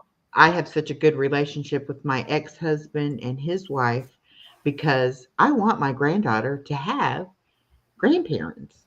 Yeah. And she doesn't have grandparents on my son-in-law's side. And so if we didn't have that for her, she'd basically have me. That would be it. And when I see him and her together, and she loves her grandfather, loves him to death. And when I see them together, it just makes me so happy. I Yeah. forget all about why I don't like him, you know, and all that matters is that my daughter can have that relationship and not have to feel any kind of way about it. My granddaughter, she doesn't know that she hasn't figured out. One day she'll figure out why is there one grandpa and two women. She'll figure it out, I'm sure, one day. But Yeah. for right now, all she needs to know is that we all love her and we are a family no matter what. Exactly. And you can have your chosen family. I mean, I have an amazing family support, but you can have your chosen family. There's nothing wrong with that. To me, the more community, the better. Yeah. And that's what you do. Yeah. And I think sometimes our actual family will let us down, whereas our chosen family, they usually don't let you down Yeah. like that. So I mean, we're just a perfect example. We've been on here for 4.5 hours I know. And what did I talking. say at the beginning? We're going to talk about this, but we'll also talk about anything else And I'm sitting there because I thinking, knew I just met her like last year, and look, we're we like good broke our friends, and it's record like it can though. happen, guys. Our record was 3 hours. Well, Now I it's beat it. 4 hours and 38 minutes. So next time we're going to have to go for 5 hours at least. We'll We've do had a a great time. marathon. And I met her last year, and I'm so grateful I did. So connection really does make a difference. It does. It It really does, does. because I can be sitting here going, "I'm hurting." I could be sitting here going, "I'm losing my aunt." You made me laugh tonight. You had my focus on something else, and I really appreciate that. This is what community is all about. This is what crocheting connection is all about. That's right. And I'm This learning is how to a crochet. I really am. I'm not very good at it, but I have made myself the best washcloth ever. And I have got, I like your soap caddy really well. But I said, you know what? I would actually like a washcloth like this too. yeah. And so I made some that I do my dishes with. And then I made a bigger one for in my shower. My daughter's like, "Are you ever going to make anything other than washcloths?" I'm like, "Eventually I will, but right now I'm having fun making washcloths." I had not a relative, a person in our church, and they said to me, they had surgery recently where they had one arm that wasn't able to do anything with, and they came and said, "Your soap caddy," because I gave it to them for Christmas and last year, and they said, "Your soap caddy was a godsend." I said, "Why?" She said, "I wasn't able to use my hand to wash my body." So she said, "I could put the soap in your soap caddy and I could feel like I was independent a moment because I could wash my body." And she said, "Everybody needs one of your soap caddies." I'm like, "I need you as a commercial." And by the way, we do sell them on our merch store for $6 a piece. They make great gifts, just as a little side note. Yes, they Had do. to throw that in. And they're handmade. But she's like, everybody needs it. She said it was a godsend because she could wash her body because she couldn't use her hand. So she would be able to, use the soap Yeah. caddy. And she said, it came in. She goes, I just love it. I love mine. I use it all the time. But it's weird how you can find something like that. I mean, something that brings me so much joy, some yarn. I mean, it's Yep. like at first you I think, know. okay, yeah, what do I need to make a washcloth for, or a dishcloth or whatever you want to call it? Um, but now that I've made them, I even gave some to my friend. I was like, you're going to think I'm stupid and you're not going to appreciate this. But once you use it, you're going to understand why I like mine so much. And she was like, yeah, you don't think about it when you're used to using a regular dish rag. It just, the feel of it is even different. It's just Yep. something about it. Yep. So, It feels different. It looks different. And it's made with lots of love. yeah, And that's the important part. yep. I will though learn how to make other things. Well, I did make hair scrunchie thingies um, for my granddaughter, and at first my granddaughter said those are for mommy, and I'm like, okay, that's fine, mommy can have them. So then when I went to give them to mommy, she said, no, they're my bracelets. So she wears them as bracelets around her wrists. But hey, one day maybe she'll put them in her hair. I don't know. I I I got this yarn from something. It's so soft, and I made this. I didn't think I could make like a wearable, but I was able to figure out how to make a wearable. It's a lot easier than I thought. And I made this because we live in an apartment, and behind it I didn't like the wall. And this is nice because I can put like little things up here now. But I my favorite thing is blankets. And I've done some commission work. I'm actually got 2 blankets I'm commissioned to do right now. Um, and I just said, buy me the yarn. Anything extra, give it to mama because I don't want it. I just want the yarn. I want the ability to do it. Mhm. And I've got 2 I'm actually working on. And then my daughter, with the place that she's working with the horses, this lady has an autistic son, and she understands how these individuals work, and she loves hiring those with autism because she said, you know what, these are the people that understand these horses and these animals. She said they get such great care. And I was at the horse barn with my daughter. She was showing me all the horses and everything, and these horses, literally, no joke, we started here and they all popped their head out of their stalls going, is she coming? Mhm. They were looking for her, like, okay. And they were just dancing in their stall. And they knew that the minute she was going to come, she was going to give them hug, rub their noses and give them kisses. They were looking for her. She's coming. Okay. Aw. And it was so cute to see. And then she even, for one of the bonuses the stable allows, is they allow them to ride the horses and get some horse lessons and some horse training on the side. So I said to my daughter, I love this lady. This lady's been so awesome to my daughter. So I'm actually making, my daughter says, can I buy the, can you make a blanket for her? Because I want to give it to her. And I said, absolutely. So my daughter gave me a $15 gift card for Hobby Lobby for Christmas, and I used it to buy yarn, Mm, because to me, that's my present. I yeah. get to go buy the yarn. I get to put it into this blanket, and it's a blanket that has horses on it and stuff like that I'm crocheting Oh, and wow. everything. And so I get to do that. So I've got like three or four, I've got 5 blankets going right now at once. It's Oh my ridiculous. gosh. I love them though. Yeah. Well, my daughter Amongst, wants me to make her one, and I never should have told her that, I'll try to do it, but Lisa already told me I have to buy like the yarn all at once to make sure I get the same lot numbers so that the color will match, you you don't know. always get the same lot numbers though.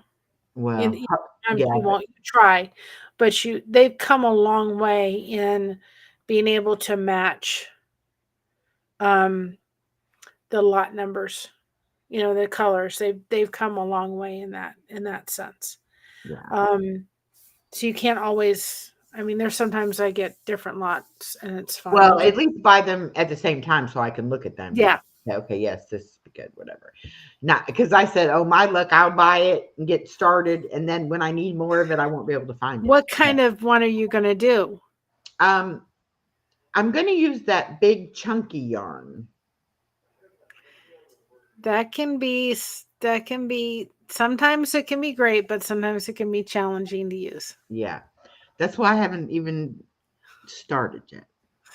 But again, Elisa is supposed to give me the pattern and help me figure out what all I need to do. So I have to get to where I can make straight edges first. That's the main A thing. pattern to consider and not have a chunky blanket is a C to C pattern. It's Okay. really easy to do. It's just double crochets all the way through. Okay. I know how to do a double And crochet. once you learn how to do a C to C, you're going to get hooked. It's really simple. I have no problem FaceTiming you and showing you how to do it. It's really simple. If you look up a C to C, it is really, really simple. C to C. Let me write C that to down. C.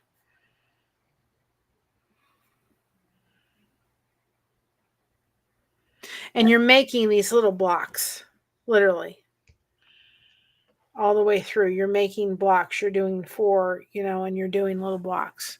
And it's the most simple one. It is C to C to do. And then at one point, you're stopping this way and you're going up. So it doesn't look like you're going to make anything with it, but it is honestly really easy. If you go to Bag a Day Uh-huh. and I've you heard of look her. up Bag a Day, you look up C to C scarf. Start off with a scarf. She shows you how to crochet a C to C Okay. and do it in a scarf form. That is the only scarf I do is a C to C, and it's really easy and simple. And then she shows you how to stop growing on this side and grow on the one side. And once you get that, you can turn that into anything. You can turn it into a blanket. You can turn it into anything. Okay. Cool. So look up her thing, Bag a Day, and it's C to C scarf, and you'll see how it goes, and it's a very easy one. And it would be, if I don't know what colors you're doing it in, but you can do it in like stripes. Yeah. I don't know, but I tried to get my daughter to take a washcloth, and she was like, I don't want something small. I want you to make me a blanket. I'm like, you have to take the washcloth first. But it is, I think it was Maya said that, or somebody said arts and crafts are so relaxing, and they really are. They help me with my Yeah, it was Maya. fibromyalgia. Yeah. This is a C to C. Do you not see? the stripes in it. Oh, yeah. And you wouldn't think this would ever make a blanket, but it did. I actually did that for somebody who gave me Hmm. their daughter's wedding colors, and I put it in Mhm. a blanket. So I Wow. actually matched it off of the bouquet that the person was doing. Cool. So the C to C, it has like little blocks, That's really neat. and it looks a lot fancier than it is, but it's a very, very easy blanket to do. It's one I'm of my gonna, one of the other the ones I do with the actual letters, um, and stuff that I've now come to really love. My favorite ones to do. Um, those ones are like my ultimate favorite now. Is with the shapes and the blocks and the names. mhm. I did a lighthouse for Josh and I for trying to find it for our anniversary or for his birthday, and I do those, and those are now my favorite. But if I had to do an easy blanket, I would do a C to C. Where is it? That's Mocha. Here it is. So these are now my favorite thing to do, and that is a blanket. Oh, wow. That's cool. And the horse one I'm doing is going to be similar to this, but instead of it having paw prints on it and bones, it's going to have horse stuff in it, like a Oh, horse and different things. But uh-huh. those are my favorite ones to do now. Now, is that something that you got a pattern from someone Yeah, else, or you made that your no. own? No. Uh, there's a lady on ST that's glypherally crocheting, and she's the one that I got the patterns from. And I want to learn how to make them my own so I can make up patterns. That's my next thing is to learn. She does it on Excel, and I think I got to find another program. I've tried to fool around with it on Excel, and the one I'm actually doing for somebody, they're asking me to take it and actually do change it to Home Sweet Home in the middle instead of what it says. So I have to still figure out how to do that. But I love those are my favorite because it uses the bobble stitch and you can make names and all different kind of stuff. Oh, cool. There's a channel and it's a gentleman by the name of Cash Kelly, and he talks about street lights. And I want to do a blanket for him that has a street light, has street lights unite or something like that, so I can make it for him, be able to give it to him. And Tommy with the lifeboat and Relatable Reese, they're engaged, so they're both friends, and so I'm gonna put make them a blanket and be able to put their names on both sides. Oh, that'd be cool. So I love it's my favorite thing. Yeah. Yeah. There's So just so many things you can do with crocheting. yeah. I mean, it's just, and the people that make the little animals, the little Oh, I stuffed can't do that. animals and stuff, I'm like, Crafty Witch does a great job at that. yeah, She has a great channel, Crafty Witch 232. yeah. She I've has a been great watching channel. hers too. Yeah. You're also looking for a community, Relatable Reese is awesome. But she's not for everybody, but she's awesome and she fosters community as well as the lifeboat. Throw those people in. But um, I can't do that. I hate this is about the only amigurumi you're going to get me to do is our connection cakes. Uh-huh. This is one I tried to do. This was pitiful in my little trophy. I mean, that I don't like doing in the round. I like stuff like this. It's real easy, and I love the blankets. I don't Yeah. getting in the round annoys me. Our soap caddies I can do easily. We got to do rounds, and hats are always bigger than what they're supposed to be, and I'm just like, forget it. Scarves I can do in the C to C pattern, but Well, I want to do the thing where you make the little circle and then you go out from that, You know what? magic circle. Magic circle. Guess And what? This what? girl never does it. I hate it. There's Really? a lot of crocheters that find it the most annoying thing on the planet. Well, I don't know because I have trouble with straight. So I'm thinking circular I might do better at. I don't Not know. necessarily. No, probably not, right? The way you avoid a magic circle is you crochet 4 or 5 single crochets. You go back into that first crochet and you use that as your magic circle. Oh, okay. And then you go around and you start putting your stuff in there, and then you take the tail and you feed it through the thing. I hate the magic circle, and I'm not the only one of the crocheting bunch that doesn't like it. Can't understand it, can't What figure out how to do it, have watched tutorial after tutorial and still bum at it. And I've said, forget it. what about the granny squares? The granny squares are easy. I do Okay. granny squares. Okay. I did Christmas trees this year using the granny squares. And I have it on our link tree on our channel because I don't, I find it the most frustrating piece of stuff to be able to get the ends to stay where they are. I don't care how often you weave the ends in, they're going to come out.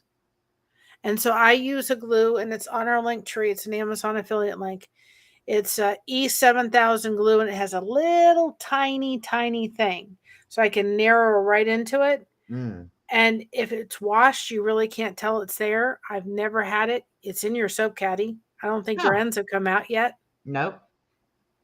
It is for rhinestones, it's for fabric, it's for glue. If you use it, you just got to let it set for like a day and let it set and something like that. I Mhm. use that glue because I have tried to weave in my ends and they don't want to stay in place. So Hmm. this makes sure they're not going They're anywhere. not going anywhere. Yeah. I still weave them all over the place, but even after I weave them, it was like, well, I'm going to weave them all the way down to nothing. So I Hmm. use E7000, and it's a wonderful stuff, Hmm. and it doesn't pop out the glue. And if you go to the link tree, you'll see crochet supplies, and that's what we use. And I can get a tube, and it can last a long So time. if you don't like the circular things, then like you wouldn't make a bell, like a circular bell. I do not like. I want to do it, but I do not like crocheting in the round. This is about the only thing I do, and I do it for anybody that wants a connection cake. I do not like it. And I'm not good at it. I'm great at these blankets. I'm great at C to C. I do these blankets that if you see them, it's like a big crochet cross stitch pattern and big scale. I do them great because I did crochet. Mhm. I haven't been able to get back to it, but I did crochet or cross stitch, and so it's like a big huge pattern. I get this, and I'm good at it, and I do C to C really well. And I tried a temperature blanket. I did one for my daughter and I did one somebody asked me to do. Never again. Now, what's the temperature blanket? Temperature blanket is you're taking the temperature of each day and you're literally doing 365 rows, including the 12 days of the thing. So you're literally going through the entire blanket, the entire month of whatever it is from the date that they were married to the first anniversary and going through each one of the temperatures that were out throughout the year. And you're using per color to determine what range of color or even per color what you're going to make that strip. And I tried doing it just a single crochet. That's what they usually do, right? Mhm. And guess what happened with a single crochet? It was all over the map. I couldn't do it. Hmm. So I ended up using a different kind of pattern to make it that I knew that I was checking myself at the end because then I would go like this. Yeah. See, that's I think what my problem is sometimes it's tighter and looser, and sometimes somehow I'm adding and so I've got to get the counting down better and the I don't know. It's just it gets frustrating a little bit. It does because I try to stay away from doing a seat or not a single crochet because it can be. because I'm like, how I know I've not added the wrong stitches in there. I know I've added the stitches I'm supposed to add, but it still comes out wonky no matter how much I try for it Mhm. not to come out terribly off. But she has it on the back of her couch at her house, Mhm.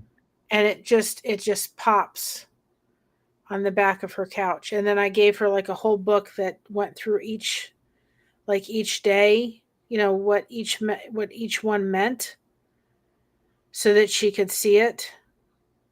It was really cool how it actually came together. Um, but it's a lot of work because you have to go research all the different, you have to research the entire month, entire year, and write down the days, and then they were here and they were there. Mm. And it was, I'm glad I did it, but I don't know if I'd ever do it again. I was gonna say definitely a labor of love. And I've seen temperature blankets. There was this lady, and she happened to be in Ohio, and I'm like, I'm sitting there thinking to myself, she stood from her second floor of her place, and she showed off this temperature blanket, and I'm like, I said to everybody, I said, yeah, don't ever think for a moment my temperature blanket was big. Because she put it down on the floor and it was like huge. And I'm like, oh my goodness gracious. Mhm. I was like, don't criticize me ever for having a long temperature blanket. Because they can get long. I was like, you gotta be kidding me how long this lady's temperature blanket was. It was unbelievable. I'm glad I did it, but I said to myself, I'm never doing one again. Never, ever, ever, ever. Maybe if, maybe, but it would be a lot of twisting the arm. It'd have to be for somebody in the family. I'm not doing it for, just anybody, Yeah. because it's a lot of work involved in doing it. I'm trying to see if I had I know I had a picture someplace, but I can't find it.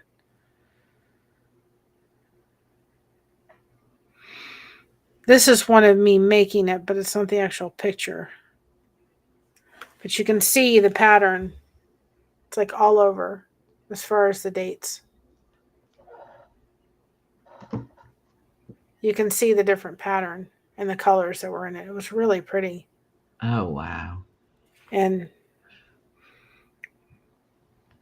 the color chart. And I did it for their anniversary.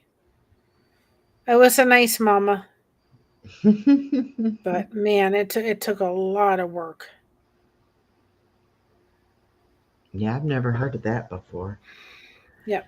We Look won't up mention temperature that to my blankets. You'll daughter. get. Oh, here it is. I knew I had it someplace. This was what it actually went to be. Oh wow.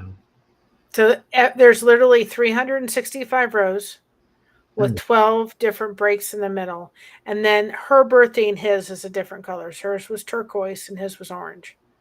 So literally every row is a representative of every year, every day of their first year of their marriage. So yeah, Wow. it was a lot of work. Yeah. I did one other one. I'm not unless it's a family. I'm not doing it again. But I just remember looking at this Well, I was lady going and to she's say, wait putting it. till you have your grandbaby. You'll be. I have a story behind that. My mother had a beautiful blanket. It has it's knitted, beautiful blanket, has these hearts on it. And I said to her, I wanted it. She was going to do it for me, right? And then life happened, and my daughter came along, and I said, Mom, you can do it for her. That was 20 odd years ago. Now I've said, forget me, forget my daughter. Now you got to get Make it it ready for the granddaughter. And if you do it, maybe there'll be one granddaughter. She's literally in the process. I was like, you've got to be kidding me. It was too funny. I said, forget me. And for those people on my channel that realizes daily devotions didn't happen today, it'll happen tomorrow. I forgot all about that. I forgot you said you had to go do that. Well, you didn't get there, No, it okay? was fine. It was fine. I've had this book. We're doing it out of this one. We're doing it out of this one. Mhm. Billy Graham's Piece for Each Day. And I bought this when my daughter and I took a day at night, and we had a night, and we did it before she got married. I just wanted a night before with her. We went to a hotel and so forth. And I literally have not really opened this until this year. And with what is going on with my aunt, the um the devotion for the 12th was Safe in the Storm, and the one for tomorrow is the lesson of loss. If you want to know, it's like, and the 18th is end of construction. And Mm. I'm like, Lord, you knew exactly Exactly what you needed. when I was going to need it, when I was Yep. going to need it. The Yep. 19th is share the burden. I mean, I'm sitting here watching, listening to this whole thing, and we go ahead with it, and I'm like, okay. And then it's talking about heaven is active. I mean, I'm sitting there going, you obviously knew I needed to wait till now to listen to this. I said I've that to been my people. reading on Sunday mornings. I've been reading one of Max Lucado's books, and I have two other books. And in the morning, we'll finish this book that I've been reading now.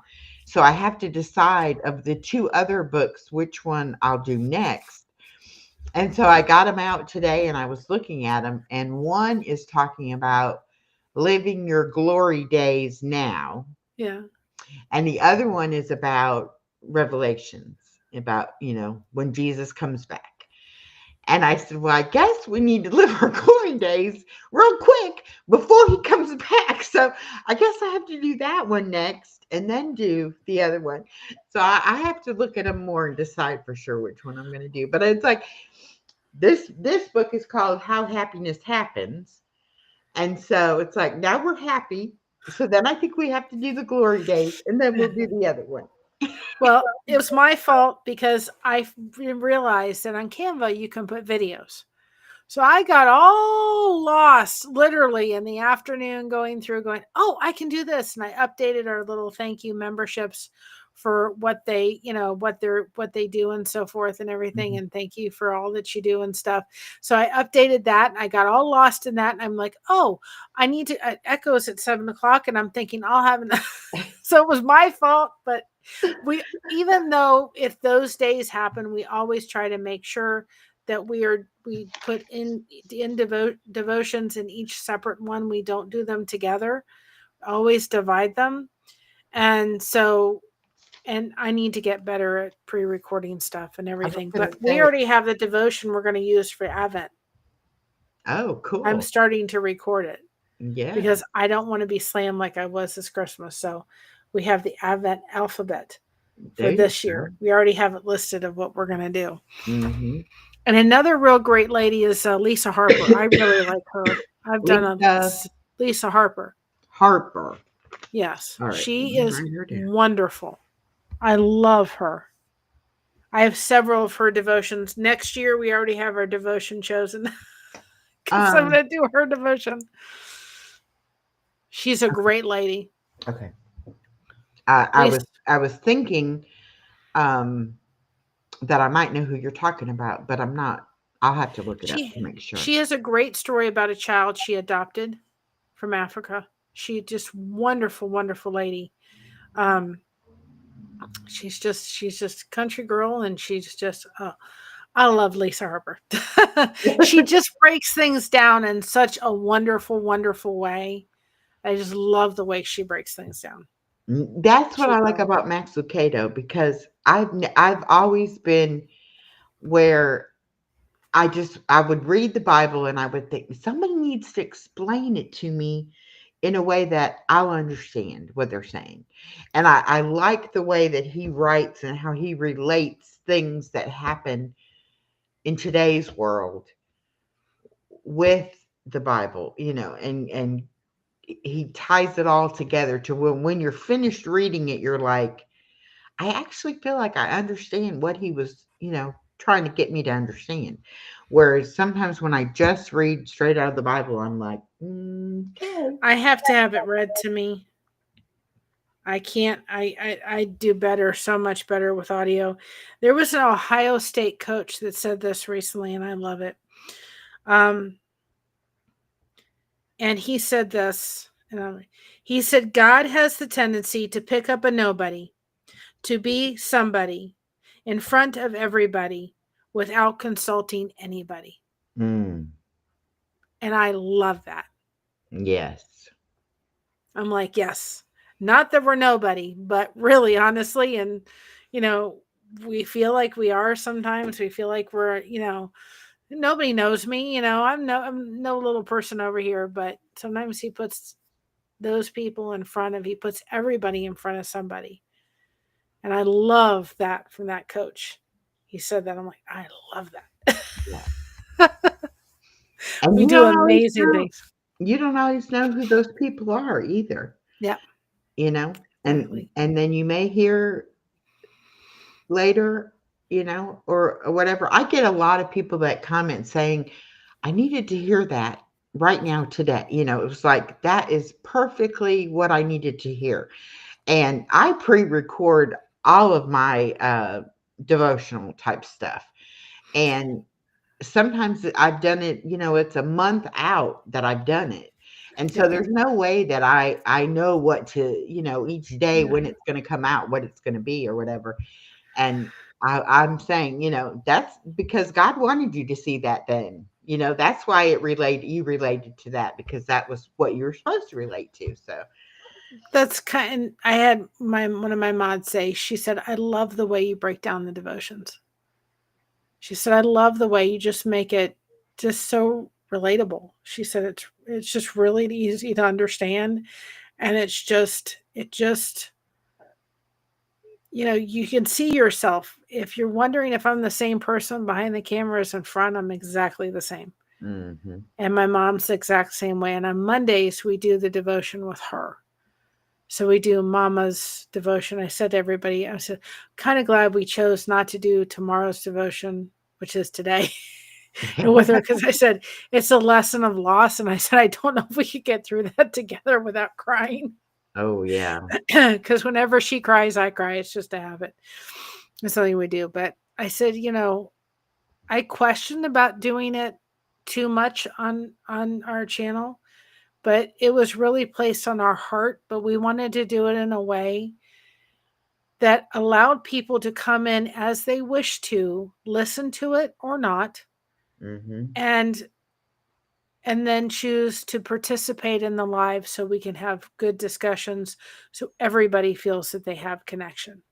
And because of where we rippled off of, which was the lifeboat, I knew that we had to walk that line very carefully Yeah. because I knew that there were people that have been traumatized in certain circumstances with religion. Yeah. Relatable Reese comes from a Scientology background. She's hmm no longer a Scientologist.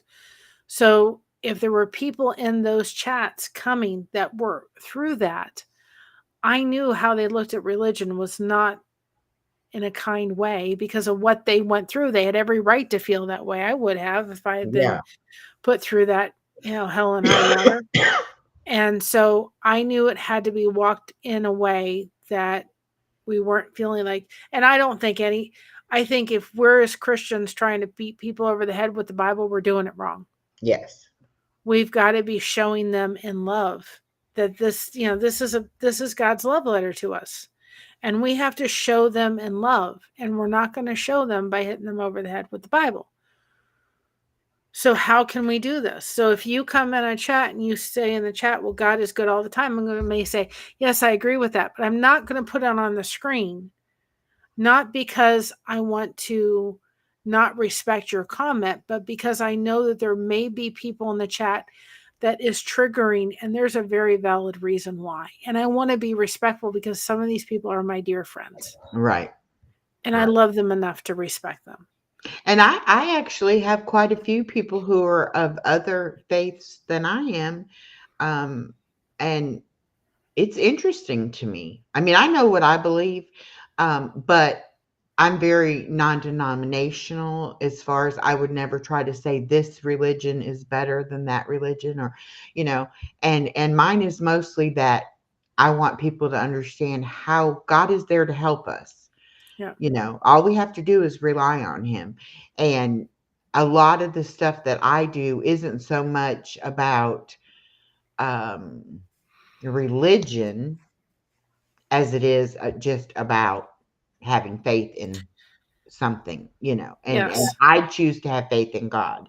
But if you have faith in, like my friend Nico, he will tell you straight out, he does not believe. He is an atheist. He is this, he is that. Okay, great. But you know what? When he's having a bad day and Yeah. I say, I'm praying for you, he says, thank you. Yeah. He doesn't take offense to the fact that I believe that praying for him will help, you Yep. know. So, Well, when we do our devotions, I don't tiptoe around the issue either. That says, if you want to know the only way to get to heaven is one way, mhm, then go look at the Bible. It's not mhm, our words; it's what the Bible is saying. right. And if you want to know more, reach out to us. I'll be glad to talk about it. Mhm. But we're not going to get people to see that if we're sitting there going, only way, this angry Yeah. kind of thing. We have to do it in love because they're Mm, going to shut right down and say, people are crazy. yes. We've got to show them what the Bible is saying out of love. If they choose not to see it, then that's, and look at that, then that's their choice. We have to be respectful of that. But our jobs as Christians is to plant a seed, Mhm. not to do it in anger, not to do it in meanness. No. And it's also our job to live our lives in a way that Exactly. people will see that we are They're watching. Christians. And the fact that, because at first I was given, some probably not the best advice, but, they were like, you have to really be kind of shy away from that, and don't talk too much about it. And at first I was like, I understand it's a fine line and I understand you have to be careful with it. Yeah. But then again, too, I'm not trying to force it down anybody's throat. I'm That's simply why they're all saying, pre-recorded. you know, let me tell you about it. Let me tell you what I know, what I believe, what happens to me. If you if don't you're a, if you don't like it, don't listen to it. if you're a channel that starts off in that direction, that's different. Hmm. But we're not a channel that started off that way. Right. Me And if neither. I harp on that, people are going to walk away that are my friends, and I don't want to do that. Hmm. I want you to come in. I want you to connect. If you don't believe in that way, that's fine. But let's come in here and connect. As Right. long as you're respectful, we're good. I want to get to know you. If you want to watch the devotions, they're there for you. If you don't want to watch them, they're not there. Don't have Mm. to watch them. Right. But a lot of our videos are coming out in that sense right now that they're devotions. Mhm. And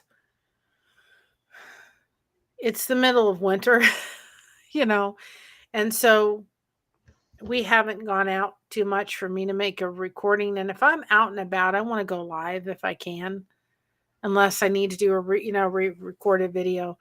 And I said to my daughter down the road, she's very good with editing. And I said, I'd love to be able to just shoot some film and put it in the computer and have you be able to come in, from where you are and be able to put it all together and put it up. But that's down the road.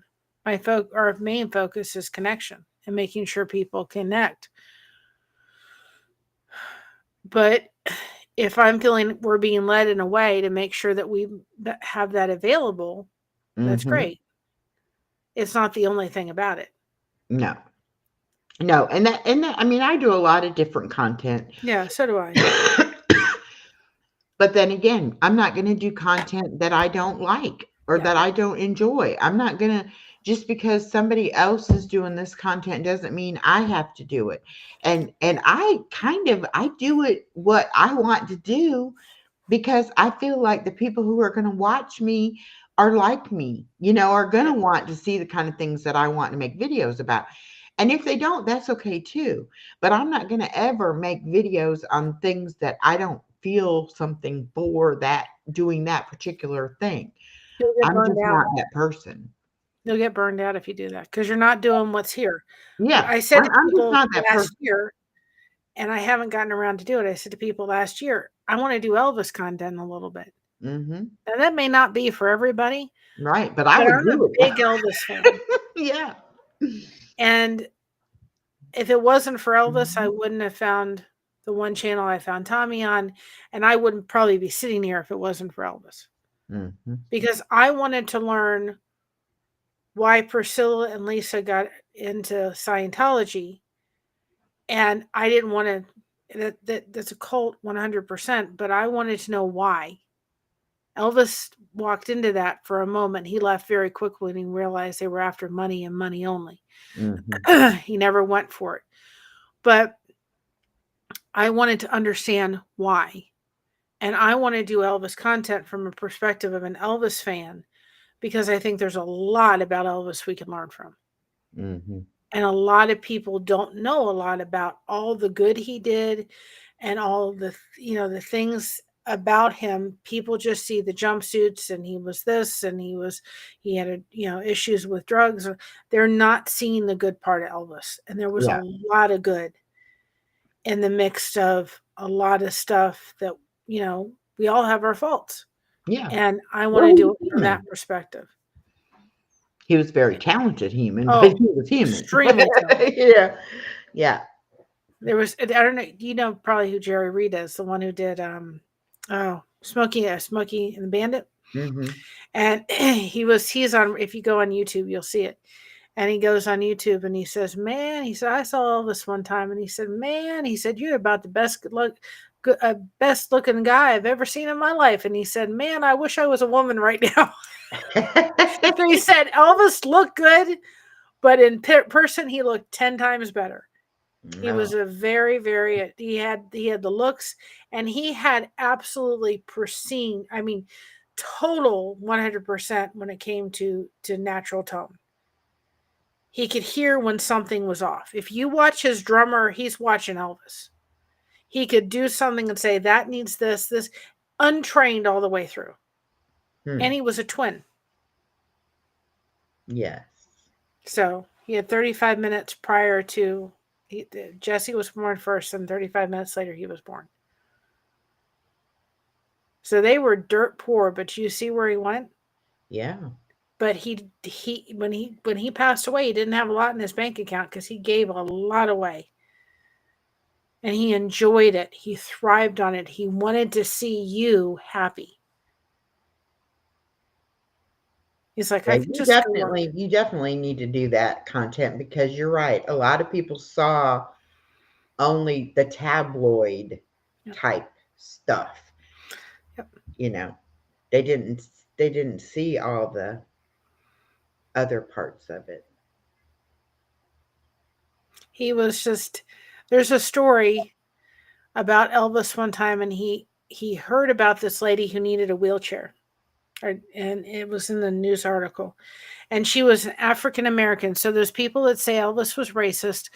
You're wrong. He wasn't. Far from it. And she had the she didn't have any legs. So they had built her a wooden thing with wheels on it and these skates that she was going around her house. She had raised kids, she had helped with her grandkids, and her husband worked with the railroad. And so they went, Elvis said, "Get me the best wheelchair on wheels, electric, you can get me." And he put it in the car and he took it out at her house and he knocked on the door and he says, "Your wife here, I've got something for her." And he came with this wheelchair. She said, "Sure." And she came around the corner. And they said the house was immaculate. And she looked and she said, "Is that for me?" And he Mhm. said, "Yes." And she said, "Can I sit in it?" So him and a bodyguard picked this lady up and put her in the wheelchair. And he said, ma'am, I can't tell you anything about this thing, but I know it goes really fast and it's going to take you wherever you want. And so she was crying. He was crying. Everybody was crying. He gave the man some money and he said, we got to get out of here. And he walked out of the house. And one of his bodyguards looked at Elvis and said, Elvis, I don't think she knew who you were, which I can't imagine anybody not knowing who Elvis Presley was. And he said, it doesn't matter who I am. It matters that that lady knew someone cared about her. Yeah. He didn't bring a camera crew with him. I've never been able to find the identity of the woman. He didn't bring a camera crew. He didn't go back and knock on the door and say, mind you, Elvis Presley gave you that wheelchair. Yeah. He just walked away and said, no, I just wanted her to know someone cared. That's the Elvis people didn't see. Didn't get to see. Yeah. That's the Elvis I want to show. Yeah. And because I like him, and that's what we have our thank you very much membership for a reason. And whenever I play my as I have a thing and I updated it today, and I have Scott on there, which is our gentleman that does the intro and the outro music, just a little bit. A very, very dear friend of mine, like he's like an uncle to me, and he has music, and he said, I entrust you with whatever 20 songs I have. And so I updated it and I say to people, listen, it's never expected. It's appreciated if you become a member, but I play this because I feel like I just want to take the time to say thank you to our members that support our channel, because it means a tremendous amount. And at the very end, I have a clip of Elvis saying, thank you very much. And I said, and at the end, thank you very much for everyone for all they do. Memberships, people doing the replay crew, people showing up here, whatever it is. And I said, I get to see Elvis every time we do a stream. I'm happy. Yeah. That's wonderful. So I'm thrilled to death when I get to do it. So I play it. I'm like, yeah, I get to see Elvis every time. So I updated it because before we had it where it was like, thumbnails, right? So when it would go up, you wouldn't see me.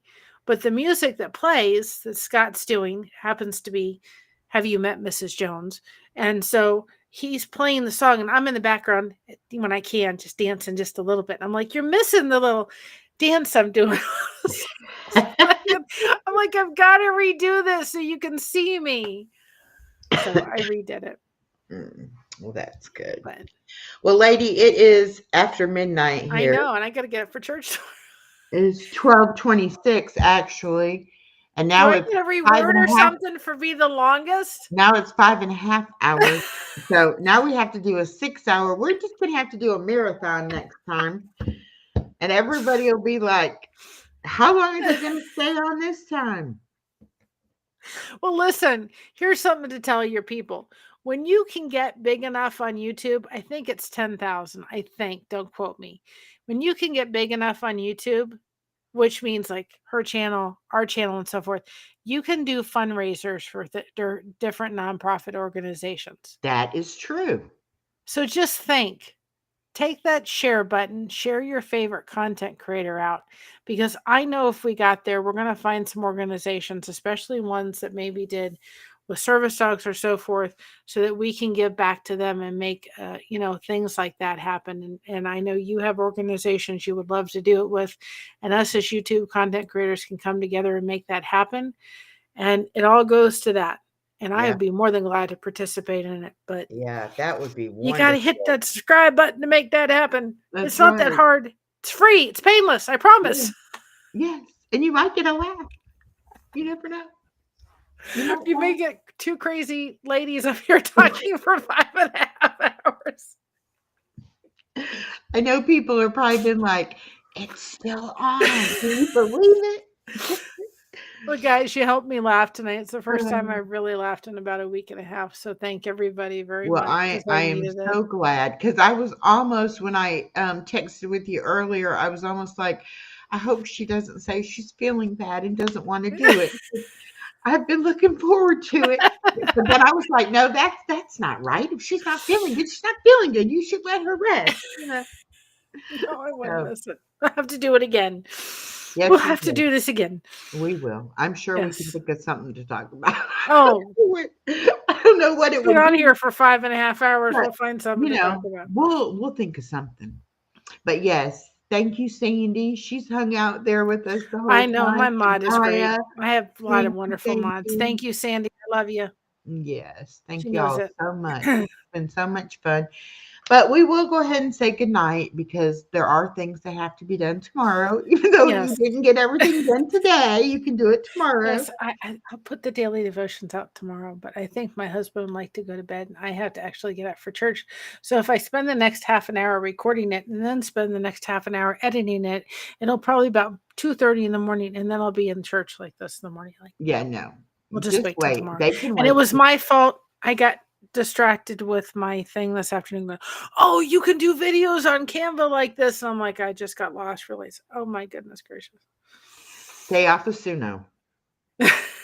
No, I'm on Suno. I'm actually trying to do a song on there that's talking about crochet connection, and I haven't been able to get it right, sitting with me right, so I have to fool around with it enough. But I'm trying to Well, get the song to I do. I went on there and I started playing with it and I was like, and I'm not paying for this. I'm just using the free stuff. And then next thing you know, I'm like, okay, I'll just get the $10 one. And I can't stay off of there. I'm like, golly. I actually, after the bars, which is this channel I turned you on to, Yeah. I sent him the thing, and he said, I didn't even know this thing existed. So Valentine's Day, they did a stream, right? Hmm. And there was a song, and I'm like, he did that on Suno. I know it. And as I did a Morning Mayhem, it's actually the best one I've ever done. And I'm like, he loved it. He's like, I can't believe you did this on Suno. So now he's using it. And he's like, thank you so much for turning me on. I said, no problem. Yeah. So, I'm in love with it. yeah. I'm having the I just best have to time. I tried to do the crochet connection song so I can get that done, but it's not coming out like I want it. So I have to sit with it and work on it. I'm learning it, but man, You'll that get it. You'll get it. I'll So get it. I've done ones where I've done, 12 times the same, and it's like, no, I Oh, don't it's like hilarious to hear them say blessed to crochet on that thing. it. You know how many times I go into chats and I hear blessed to crotchet? No joke. They'll sit there and say to me, oh, hi, blessed to crotchet. Crochet, just call me Mary, please. Yeah, really.